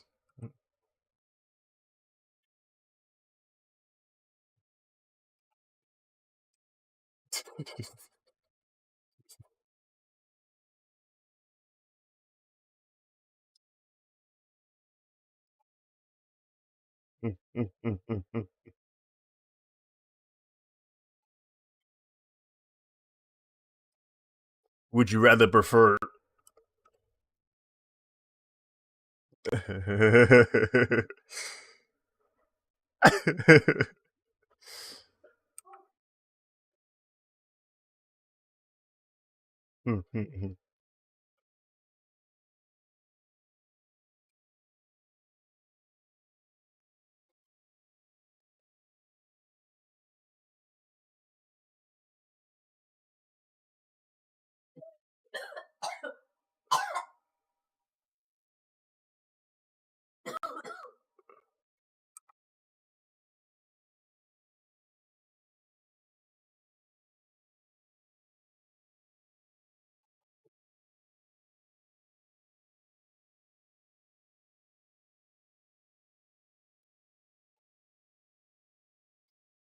Nothing is more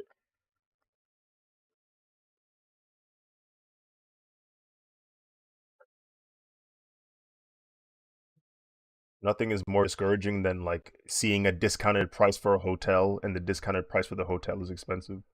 Like like with like for example like with DreamCon they got Hilton hotels, right? The Hilton hotels are discounted. Guess what the nightly rate is? It's 200 a night. That's the discount. That's the discount, bro. I said, "Oh, okay. It is a Hilton. It's probably like pushing 300-400 on a regular day."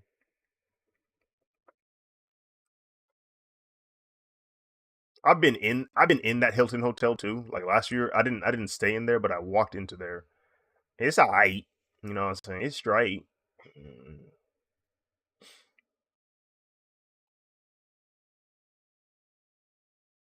Mm-hmm.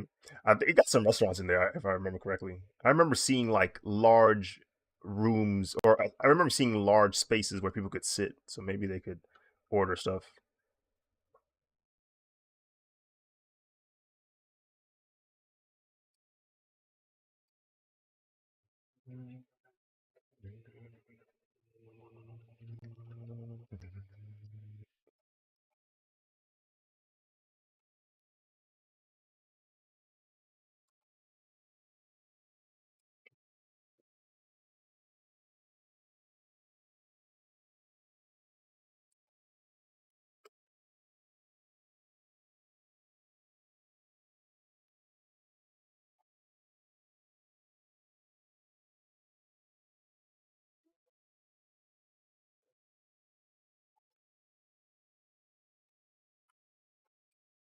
Yo, X Games Mo.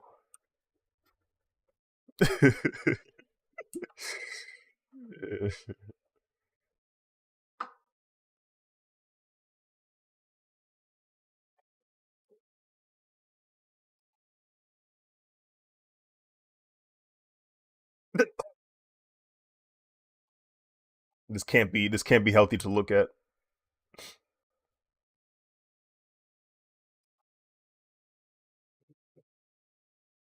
This is a holy month.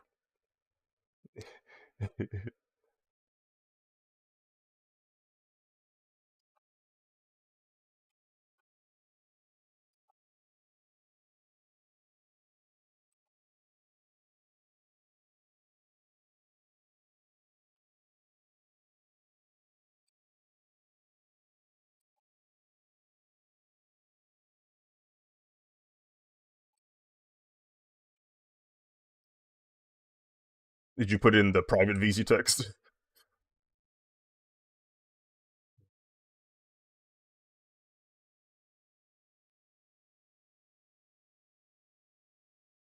They're not food.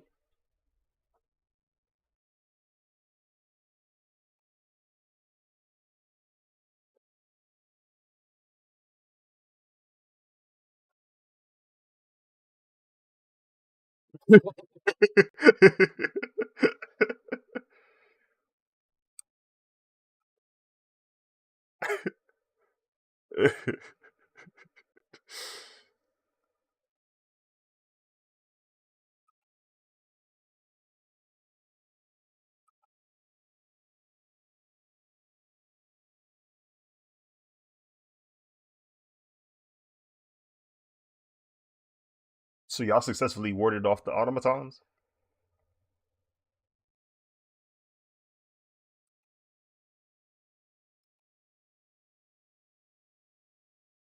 Oh, frick,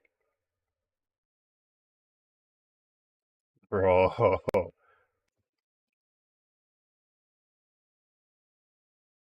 They're gonna call squad, bro. Frig, dude.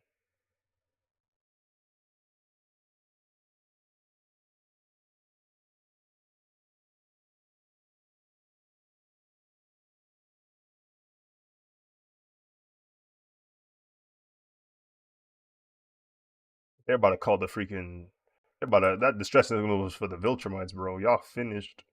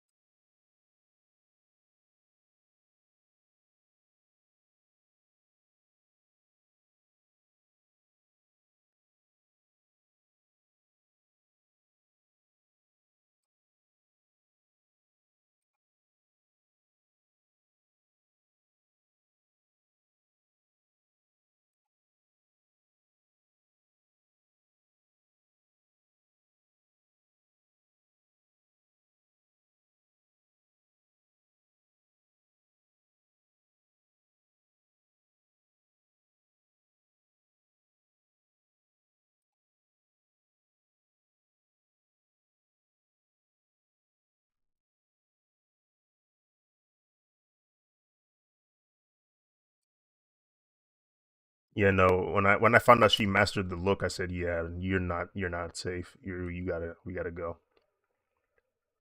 We gotta." That is a man eater.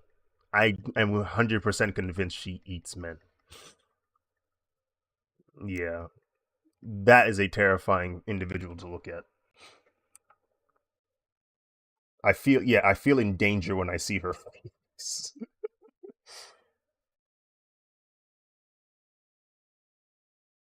and her and I remember seeing her like on a talk show where she looked like her mannerisms implied to me that she truly is dangerous. Like like you cannot involve yourself with that person.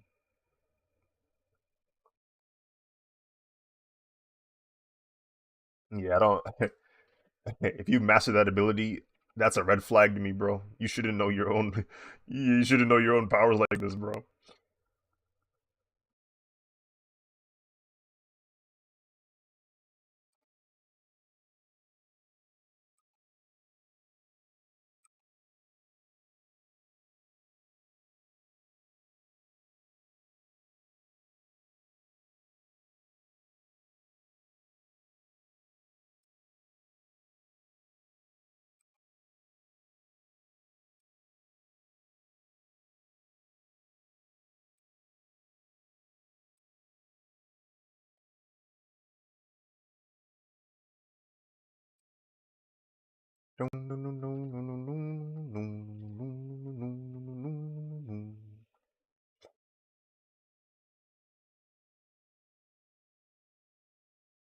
All you gotta say is "oh toodles."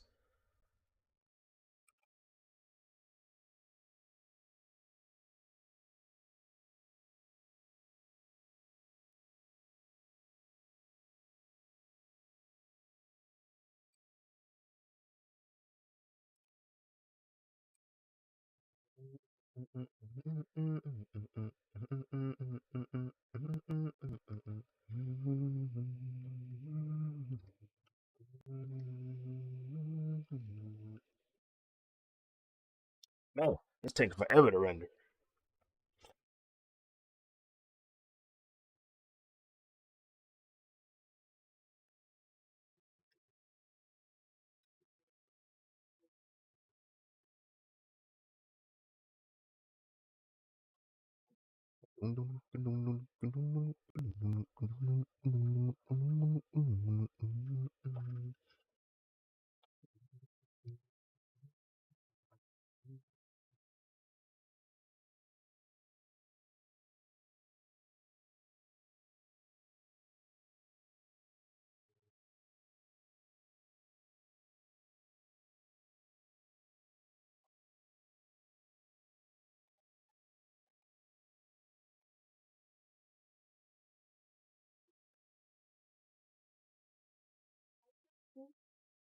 No, it's tired of standing.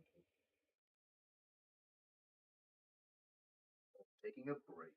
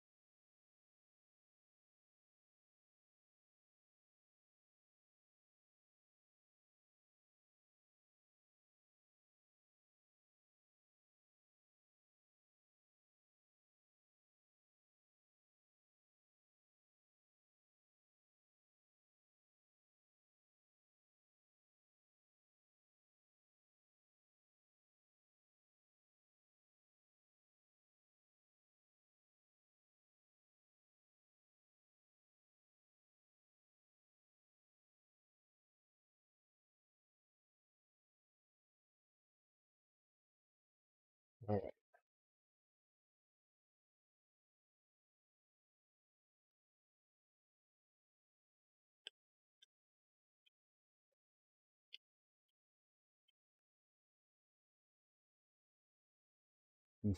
Yo, live and real. Welcome back. How's your day been?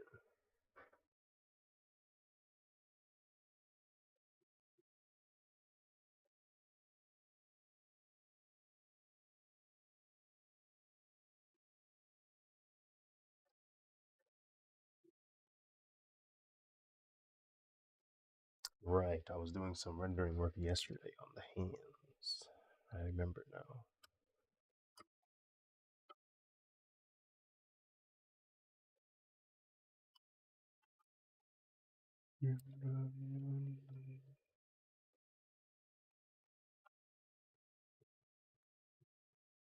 I'm just going through my refining past of my rendering. Now that I've blocked out all the shadows and lighting, I'm going in and refining the details.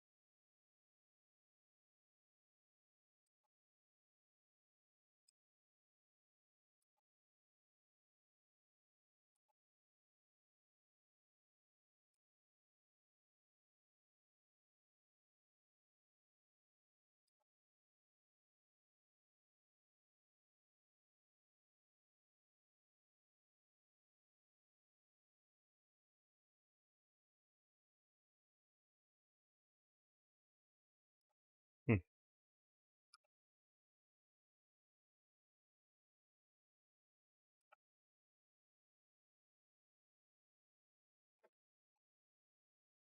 My day's been good. I fell asleep while watching your live. Been drawing myself and actually finished something, so that's cool. Nice, nice, nice.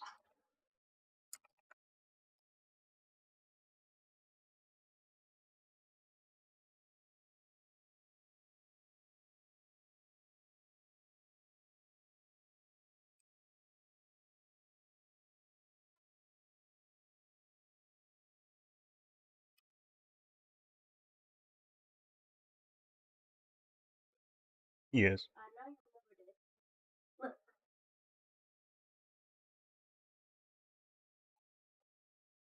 Oh, when he doesn't have his glasses on. Eat that tipper neck. Ever this scabbard.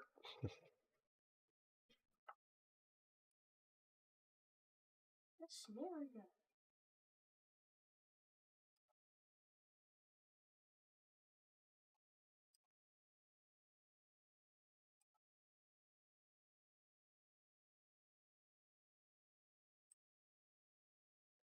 Yeah, he not coming back.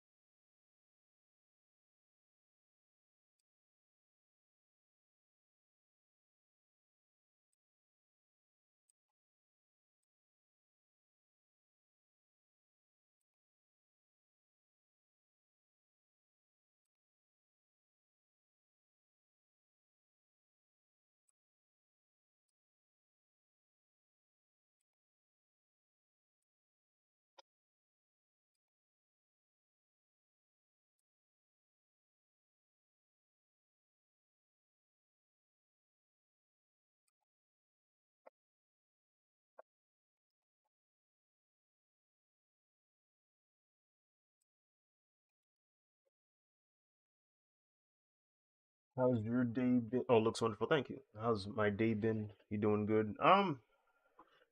Got a cold, but other than that, day hasn't been too bad. The weather isn't too bad. I haven't gone outside yet. It has a little bit of wind outside.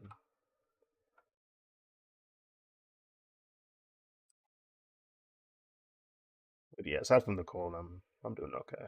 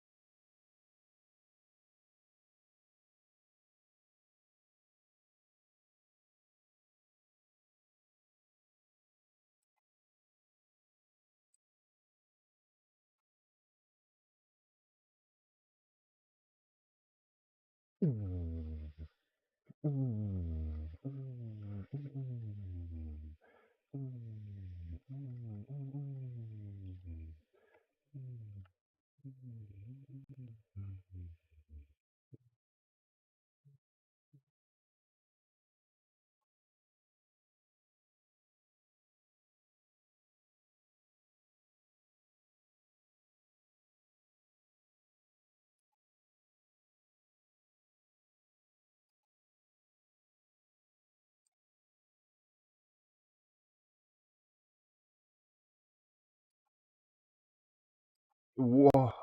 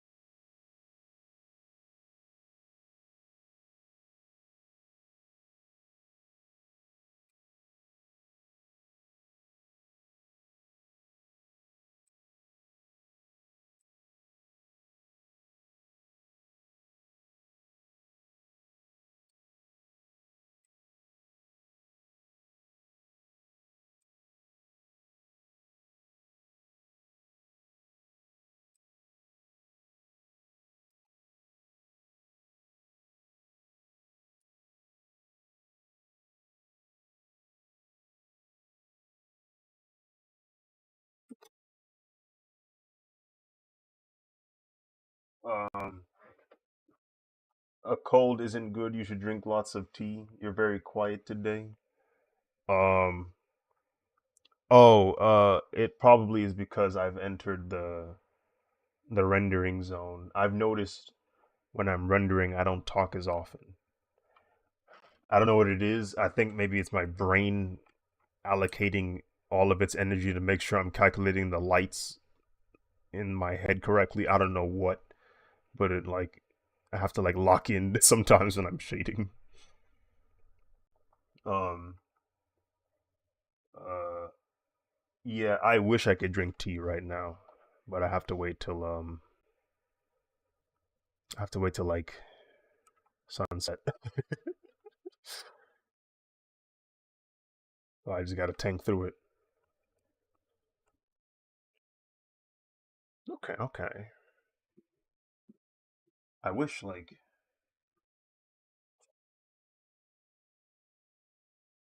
hmm.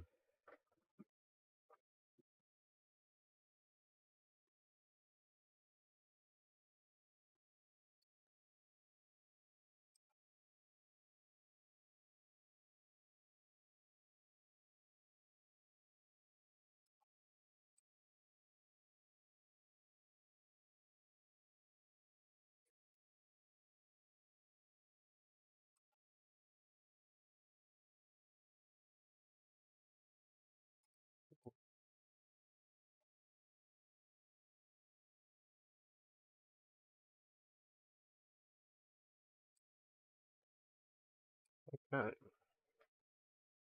It's getting there. It's getting there.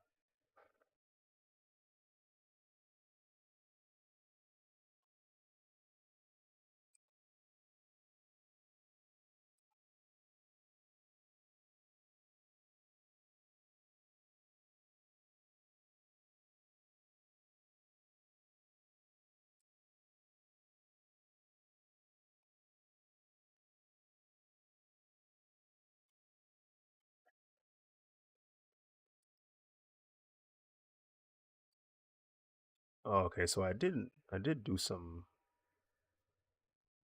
refine this section already, which is good. I don't have to put as much work in this one. You know what they say. Do the work today so the future you can thank you later.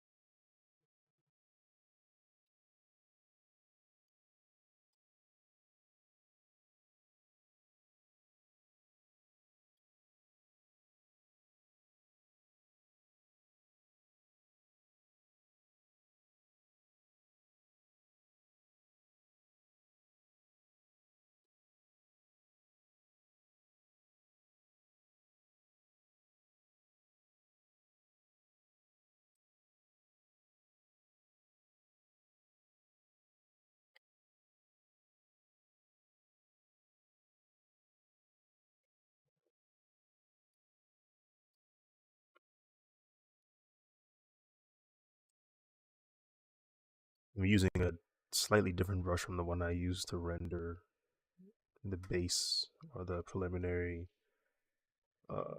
pass of shading called Dry Bristle 1. So a brush I downloaded for free, but it has a really cool like brush texture. Like it looks like it has like different bristles. Like you ever use the dry paintbrush, all the bristles show up on the canvas. So it has a similar effect.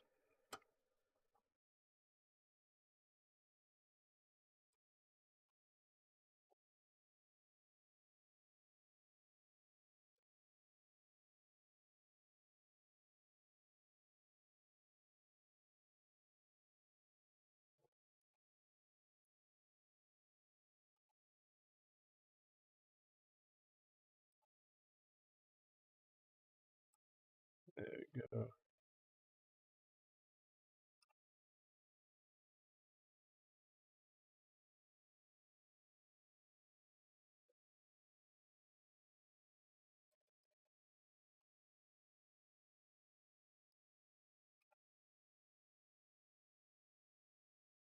I noticed in one of the photos the I don't know what to call this, the wrist guard, the hand guard. It had like this it had this texture to it.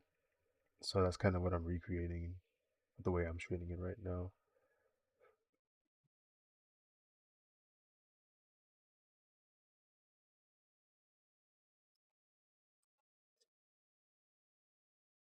What time is it? 4 o'clock. 4:02 is the time.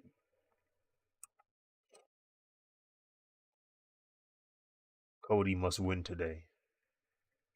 Bria, Cody must win. Roman Reigns cannot hold that title any longer. It's long overdue. It's been 4 years. Roman must lose that title.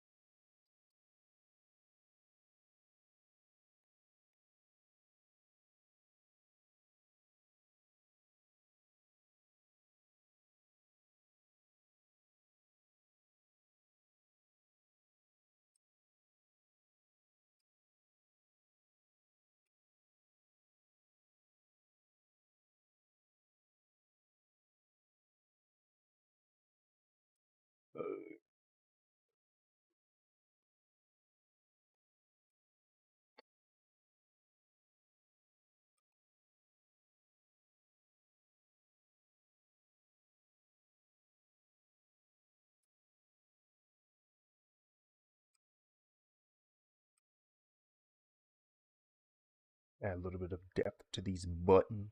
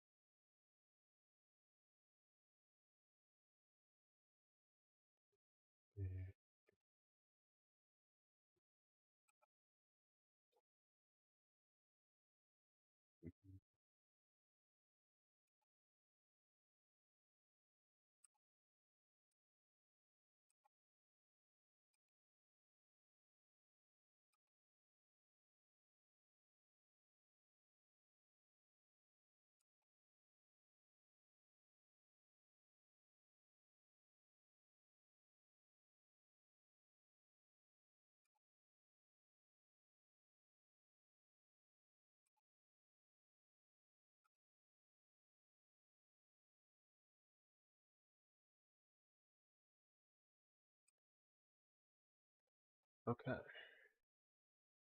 Me, the whole stream. Ah, I appreciate your support.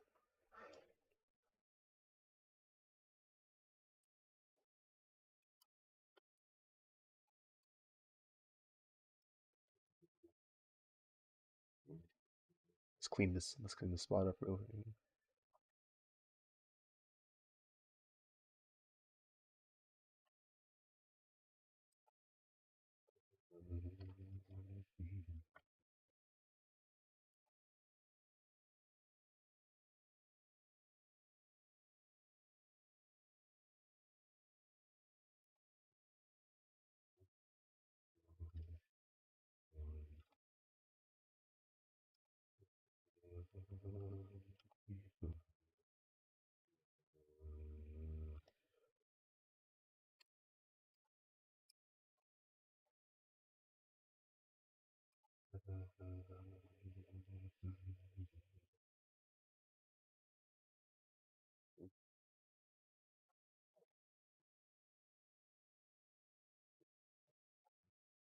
I ain't really gonna shower.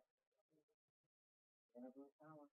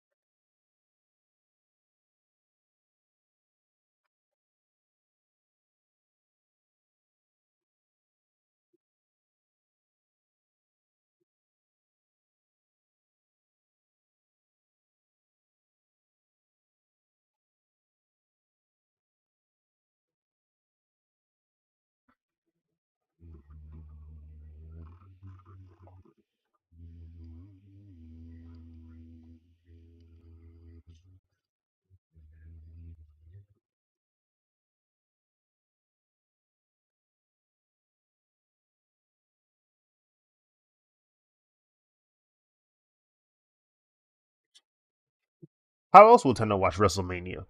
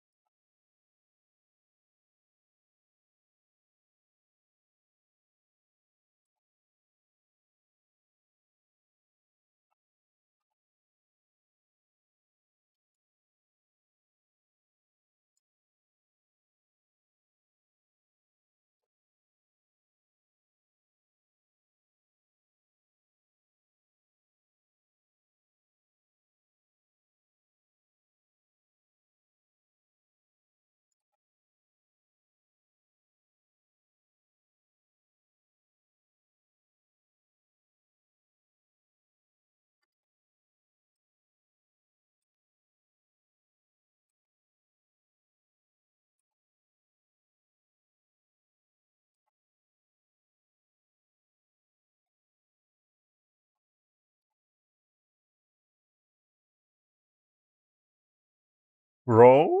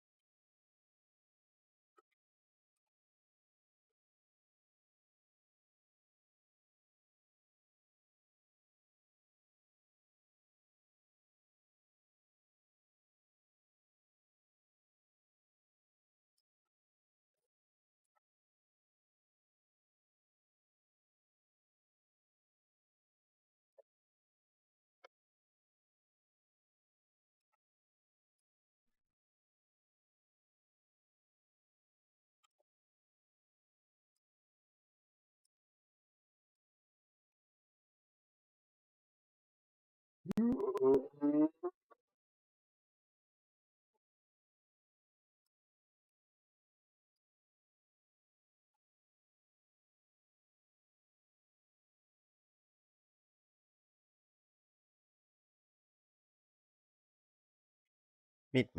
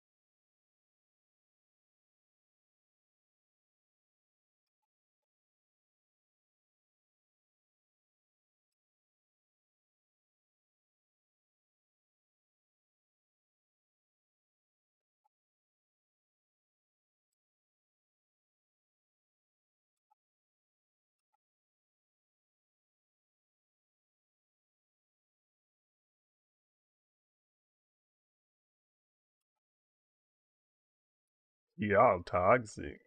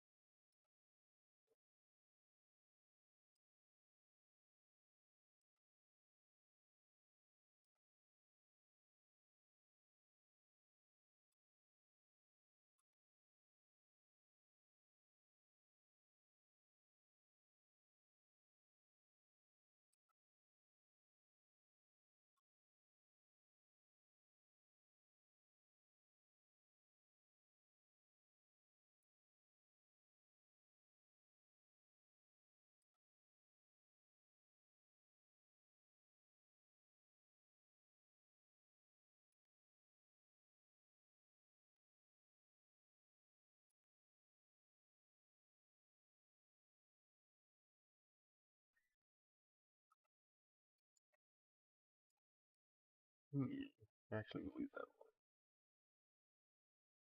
one.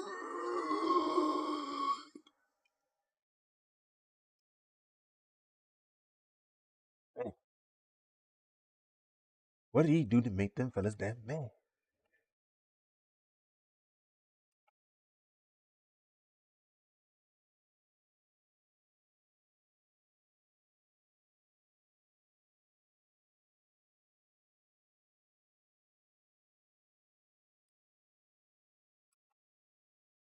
What?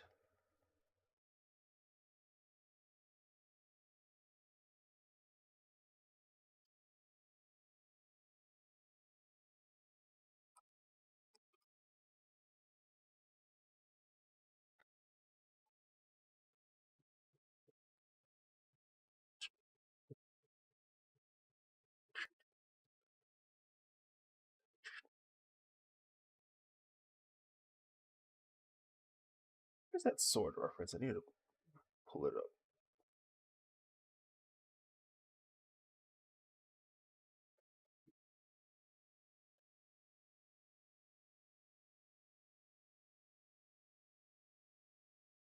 Break. It's gonna have to open up Affinity Designer. I forgot that it was WebP.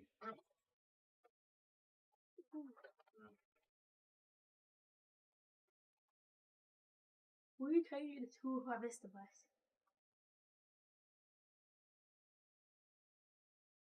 What time Simon got school? In the morning. What time Simon got school?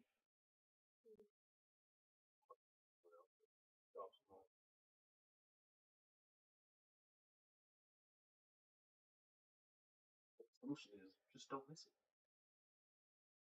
I'm good to end up missing it.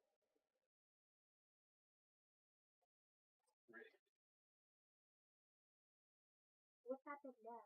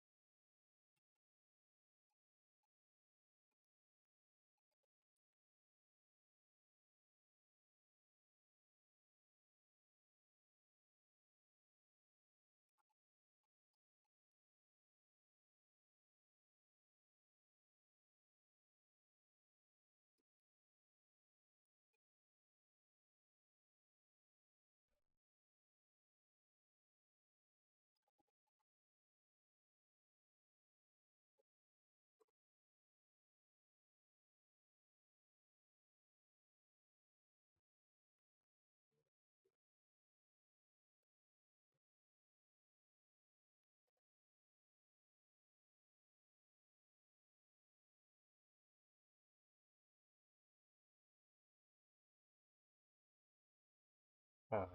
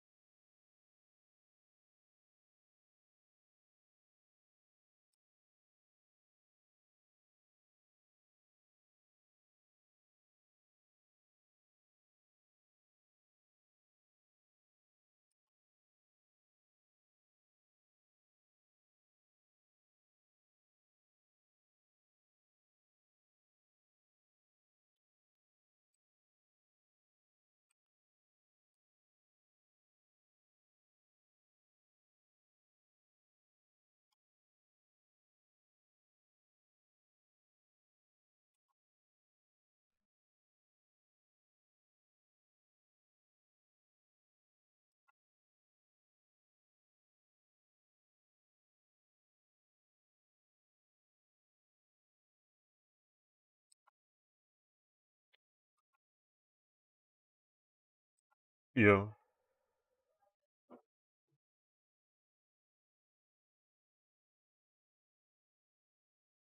It's, it's a new era, man.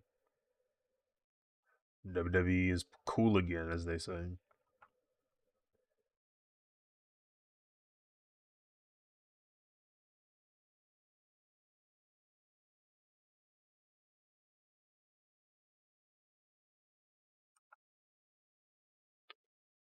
All it took was 4 years of story and The Rock and Cody.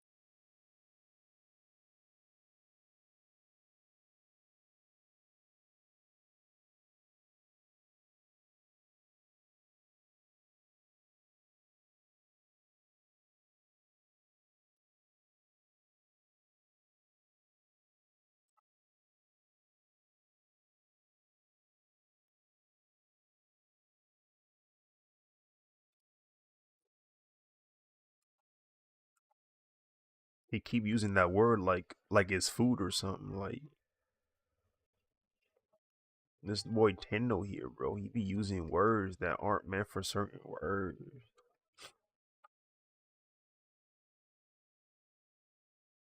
Starting to think this man, starting to think this man is a cannibal, bro.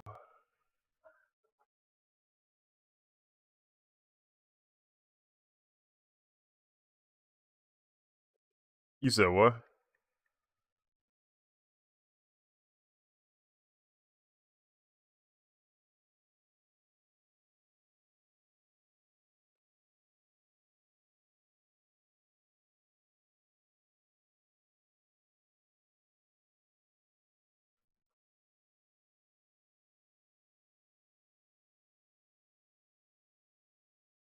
Insane.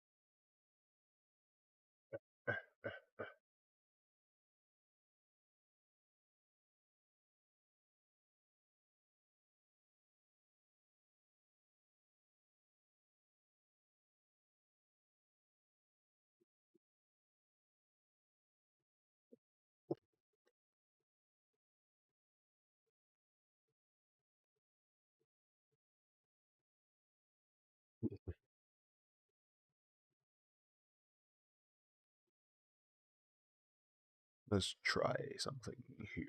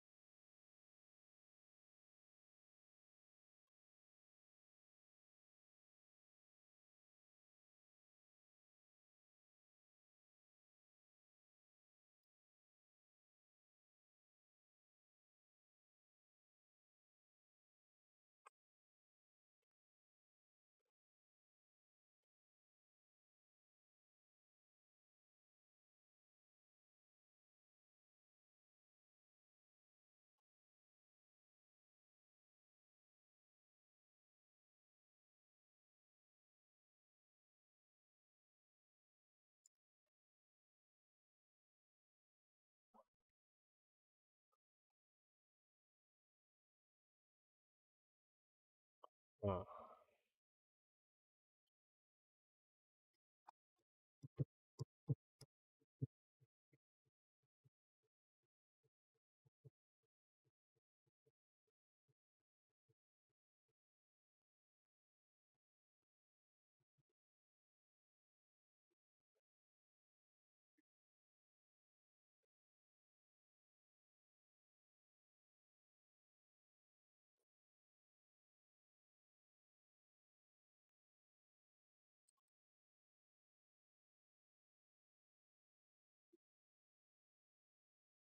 let's try 30.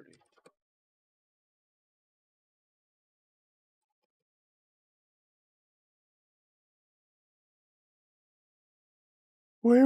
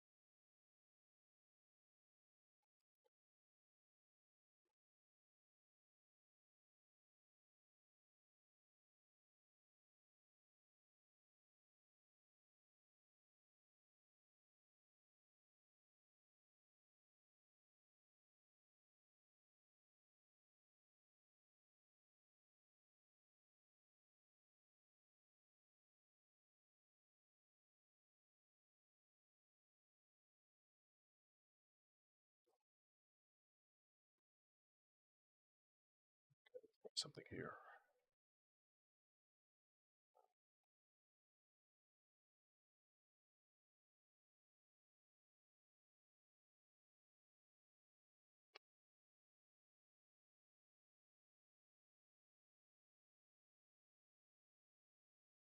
Either it's gonna work or it won't. Try to find out.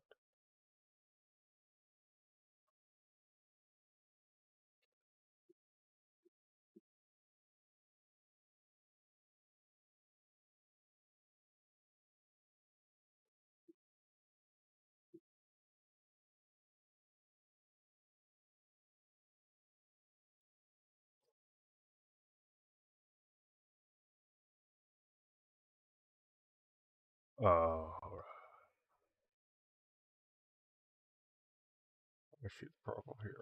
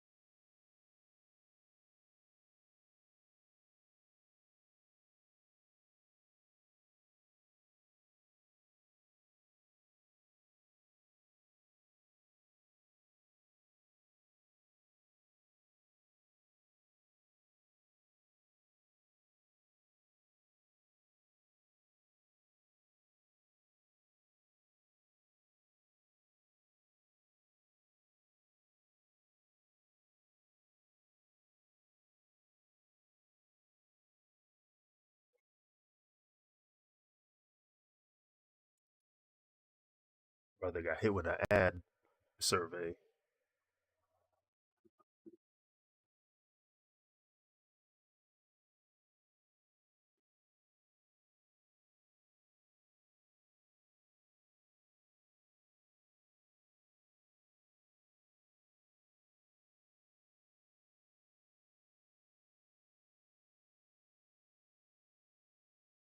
Probably save. Seems like a good idea.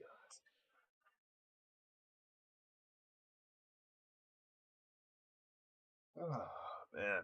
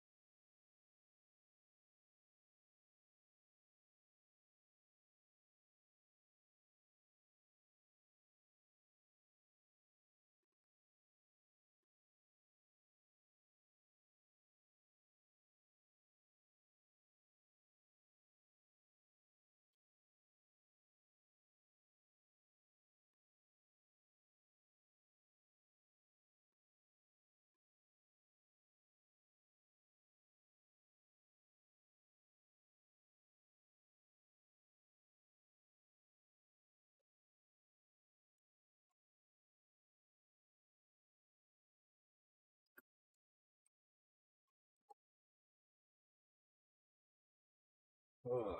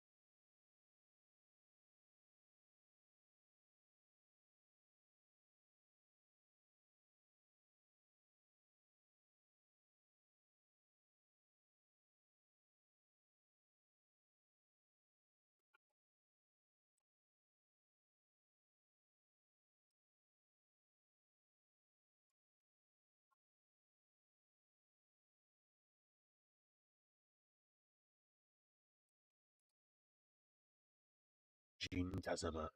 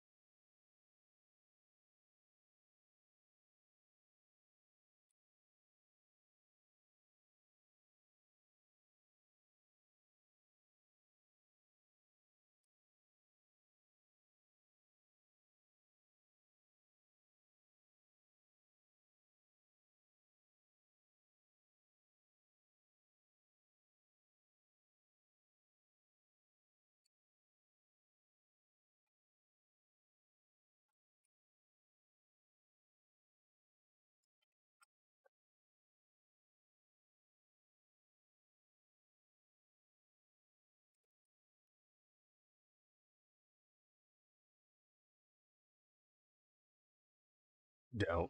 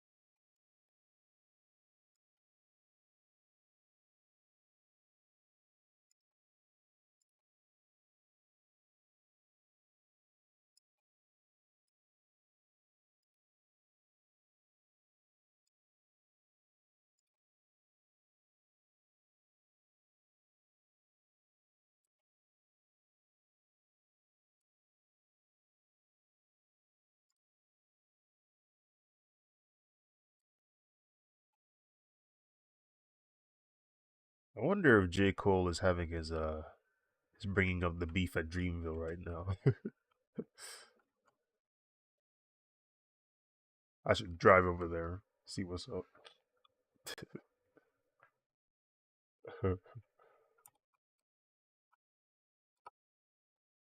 casually, casually just driving to Dreamville. Hold up, what y'all doing over here? He on some Tupac levels of dissing. Oh, is someone recording this?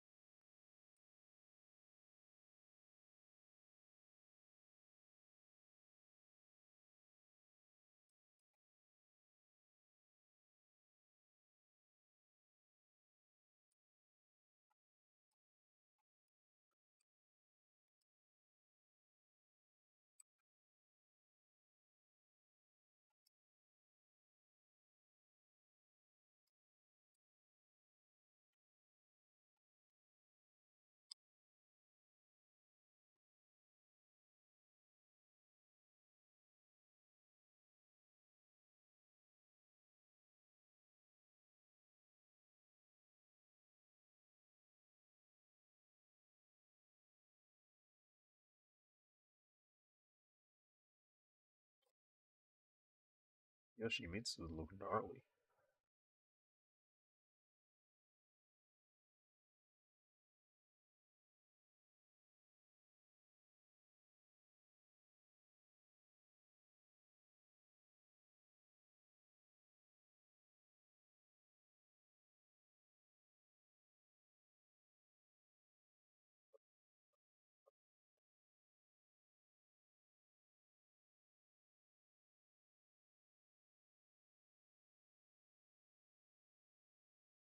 Oh shoot!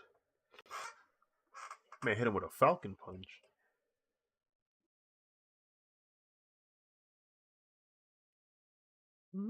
Falcon. The Falcon.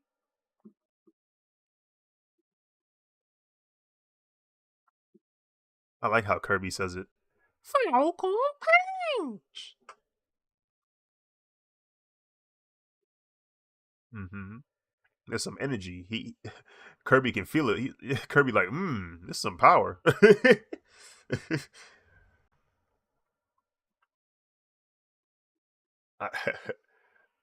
I'm always amused by Captain Falcon because he's constantly shaking.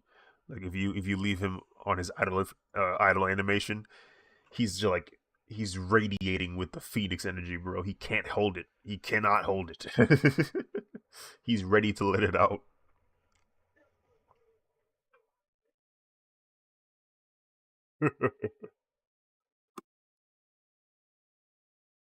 Man, and you know what be hurting?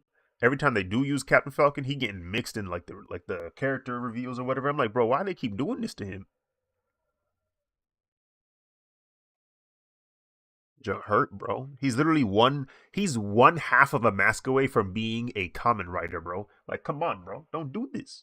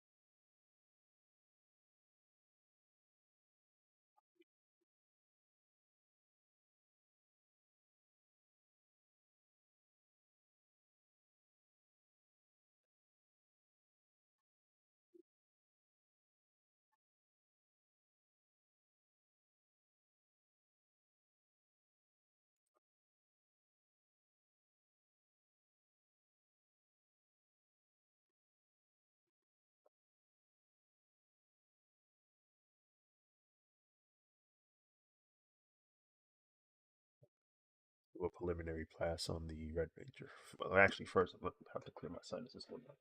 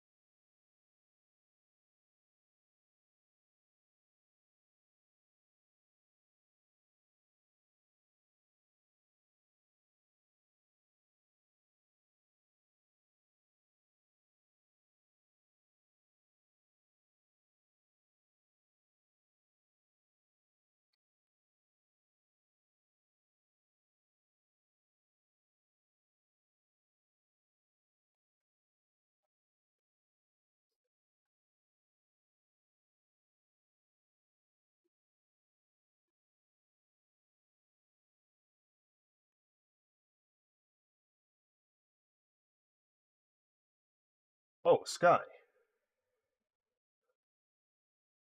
Hi. Sky, I forgot to ask you. Where did you want your logo and message to be on the drawing? Where did you want your logo and message "Do not repost" to be on the drawing?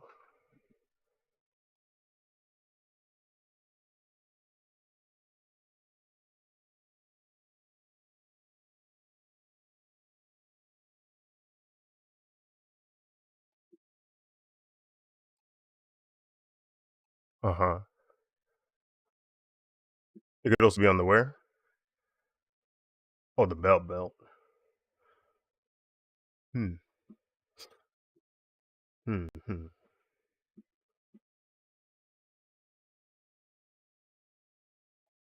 Oh, I see. Let me zoom out.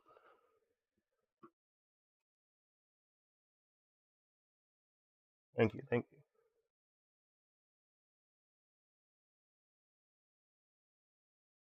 Oh, the stream ended.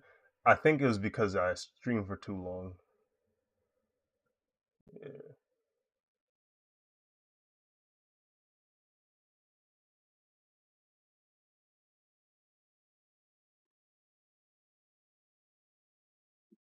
Yeah. No.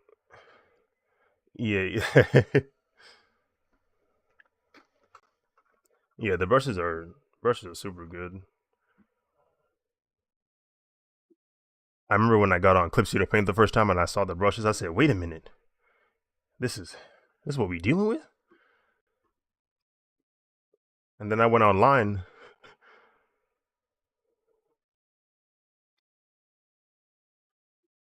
Mm-hmm.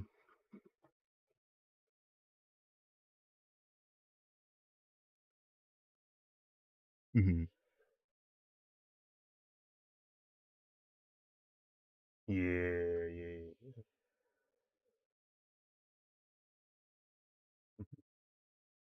Yeah.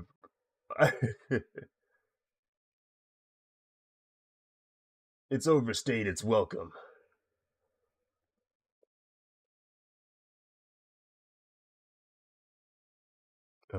Right. I was gonna shade the Red Ranger. Man, I was so I was so enamored. I was giving the Blue Ranger my time and effort. She ain't even called back.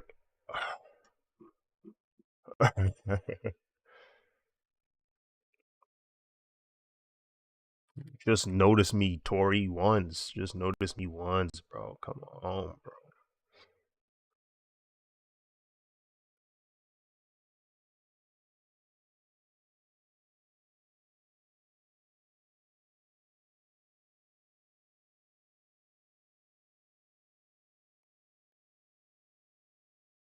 Ooh, okay. The push-ups have temporarily cleared my sinuses. Ooh.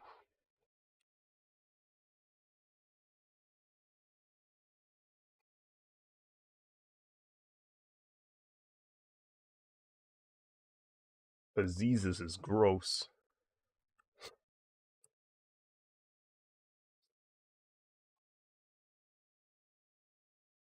Ooh.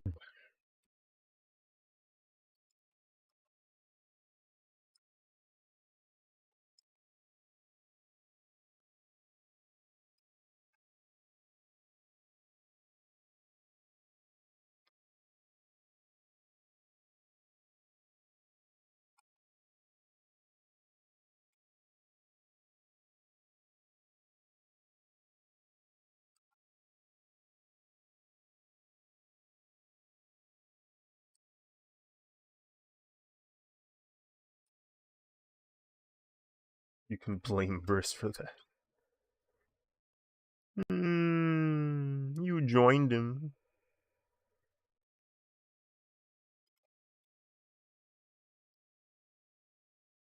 He started it, but you followed it.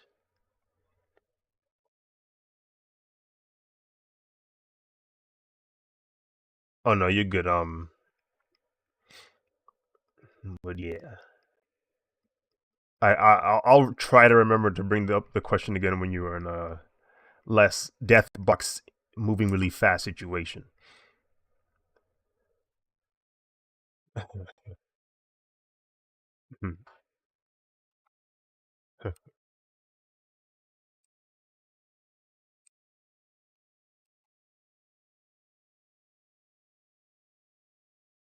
Without the car.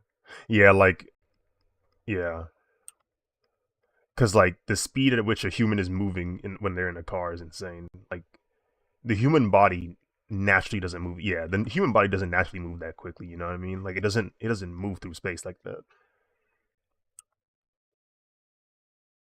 Relatively to the Earth.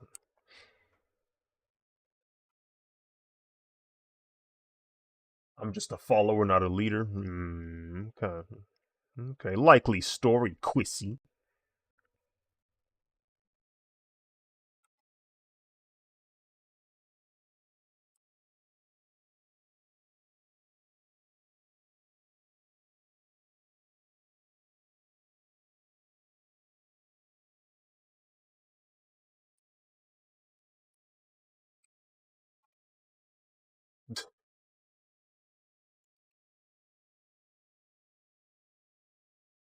Hey,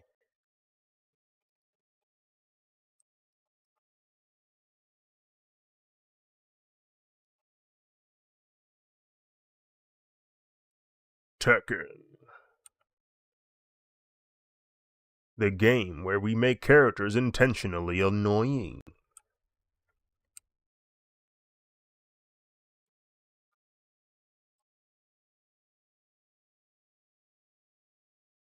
Will Tekken add Waffle House as a fighting map?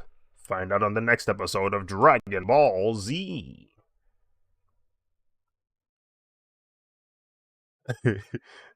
It's the genuine curiosity that made it funny. He said, "All right, I've had multiple requests of this. What is the Waffle House? Someone with information, please tell me."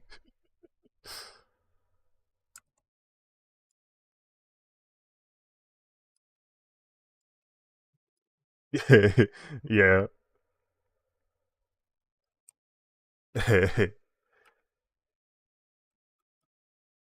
He was dead serious. He was just like, "Yeah, it's just business companies, licenses.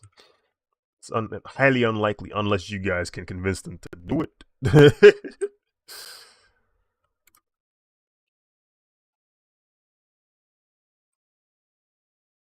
The eye emoji, yeah.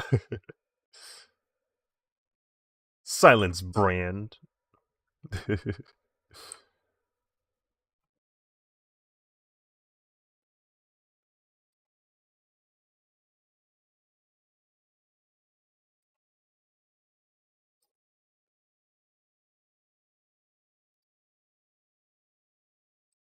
Ooh yeah, Makumi.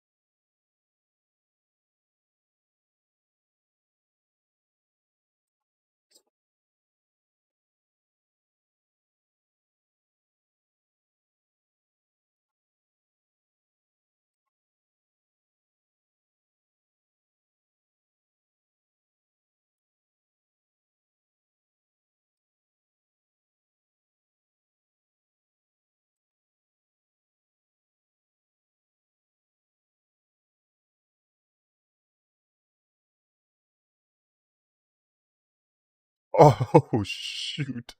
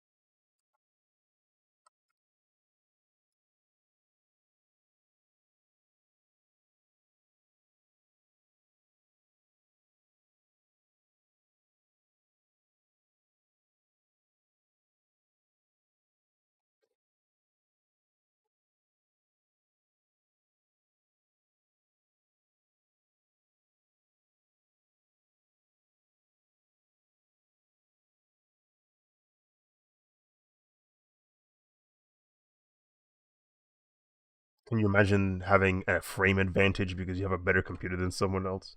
Goodness gracious.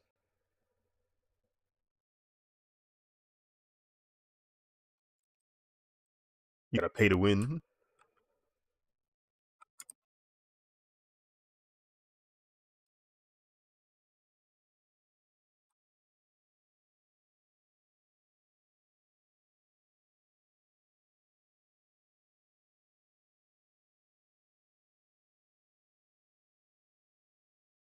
Welcome back.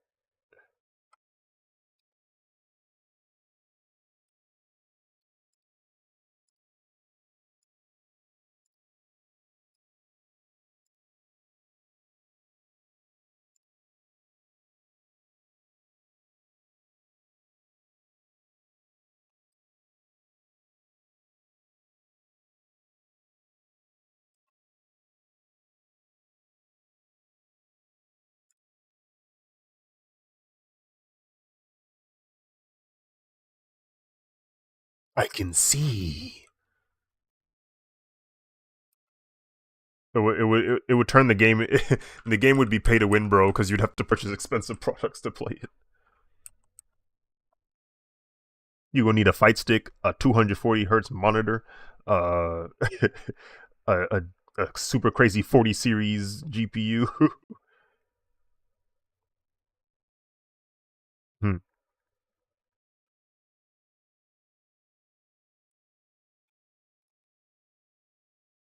They gonna move to a hotspot to get the best Wi-Fi possible.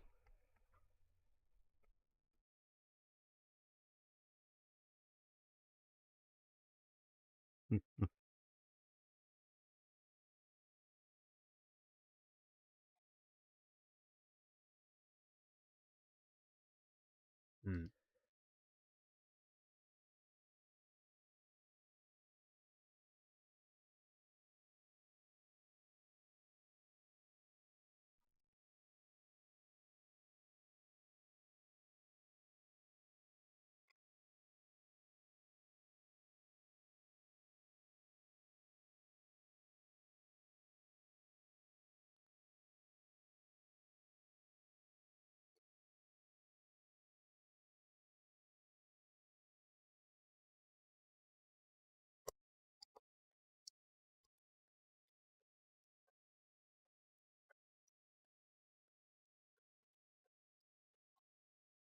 It's not taking forever to load.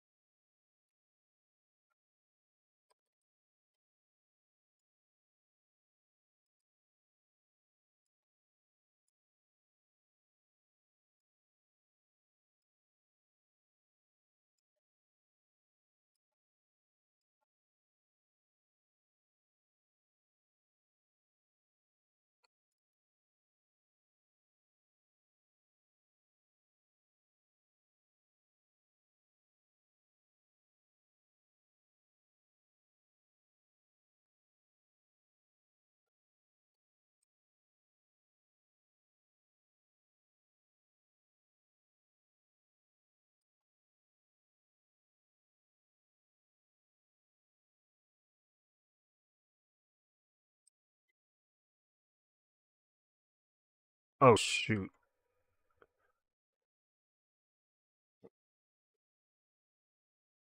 Oh yeah. Don't try get like. Don't try got full eclipse over there. 90, 99 is funny.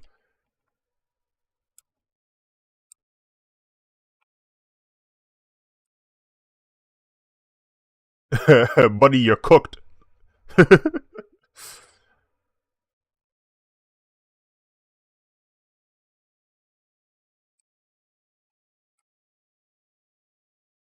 But KSP, you won't be able to see the pretty women anymore.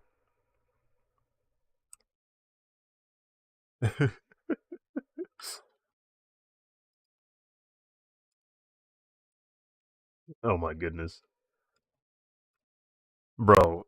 You know, it's funny. It's funny you said that, KSP, because in the Daredevil show, in my head, I was thinking to myself, Matt Murdock definitely knows how pretty this woman is. He can't see her, but I know he knows how pretty this woman is. I can just tell. He probably sensed like the distance of the air from her face and was able to figure out her face structure at this point. Because what is this? How is he? How is he 3 for 3?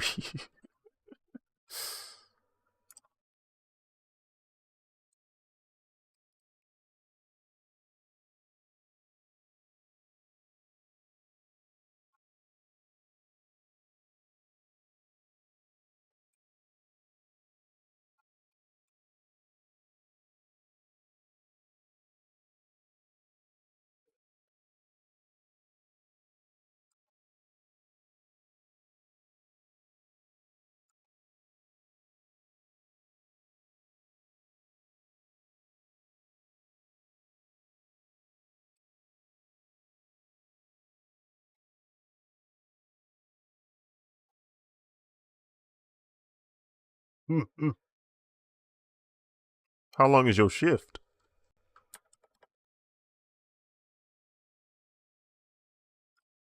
Uh,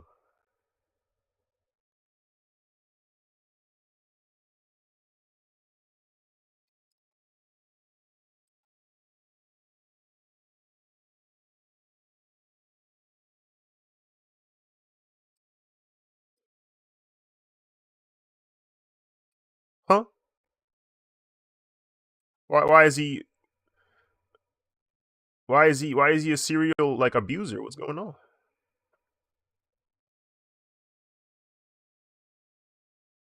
Frick. To each their own.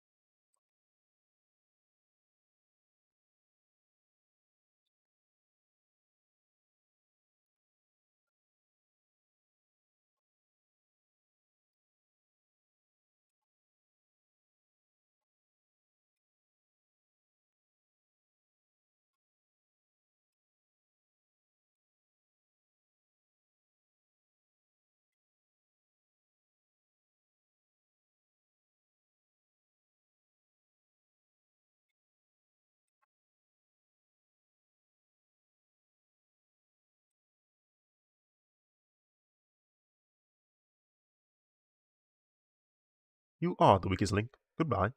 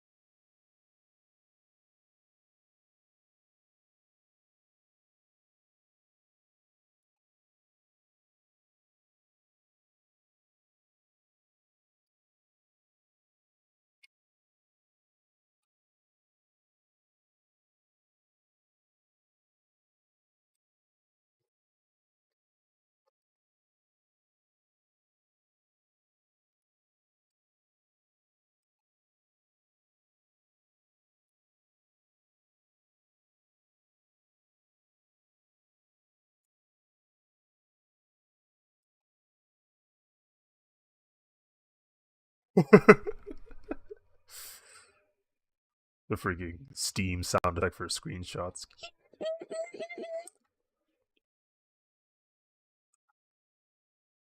Insane. No way to screenshot lag the game.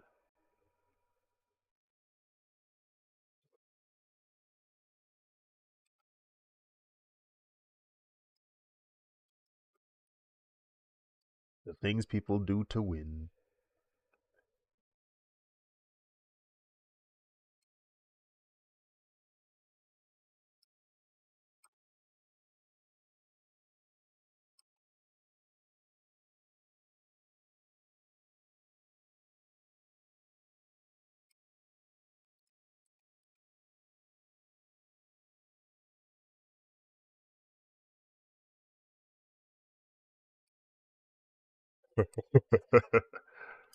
uh,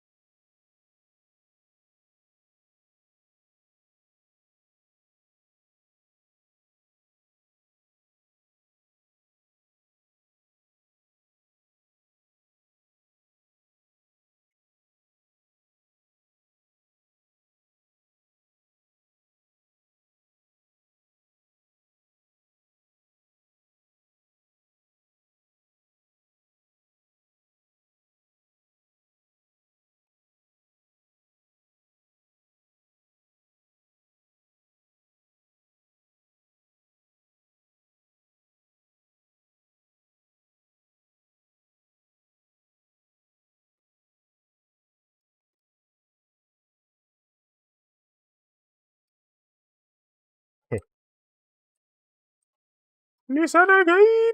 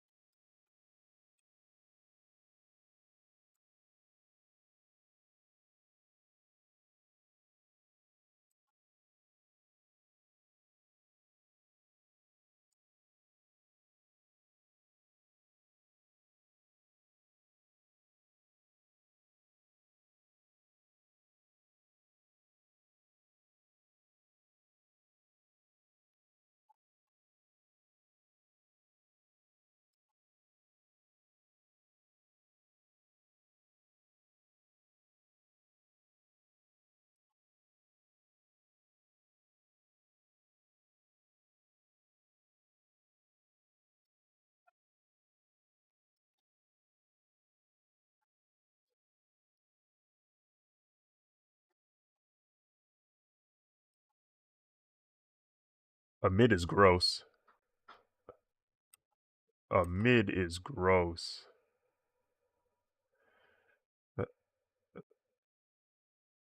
A mid is crazy, bro.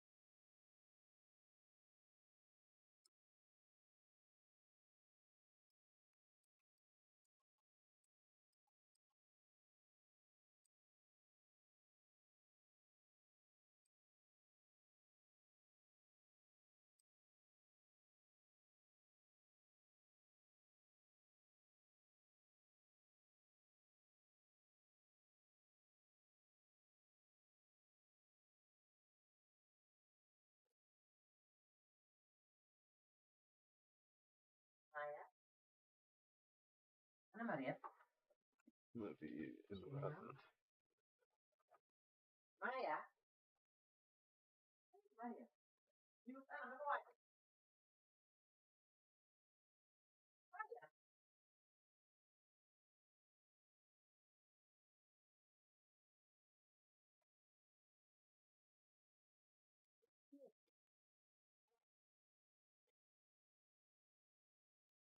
Why are you leaving my back?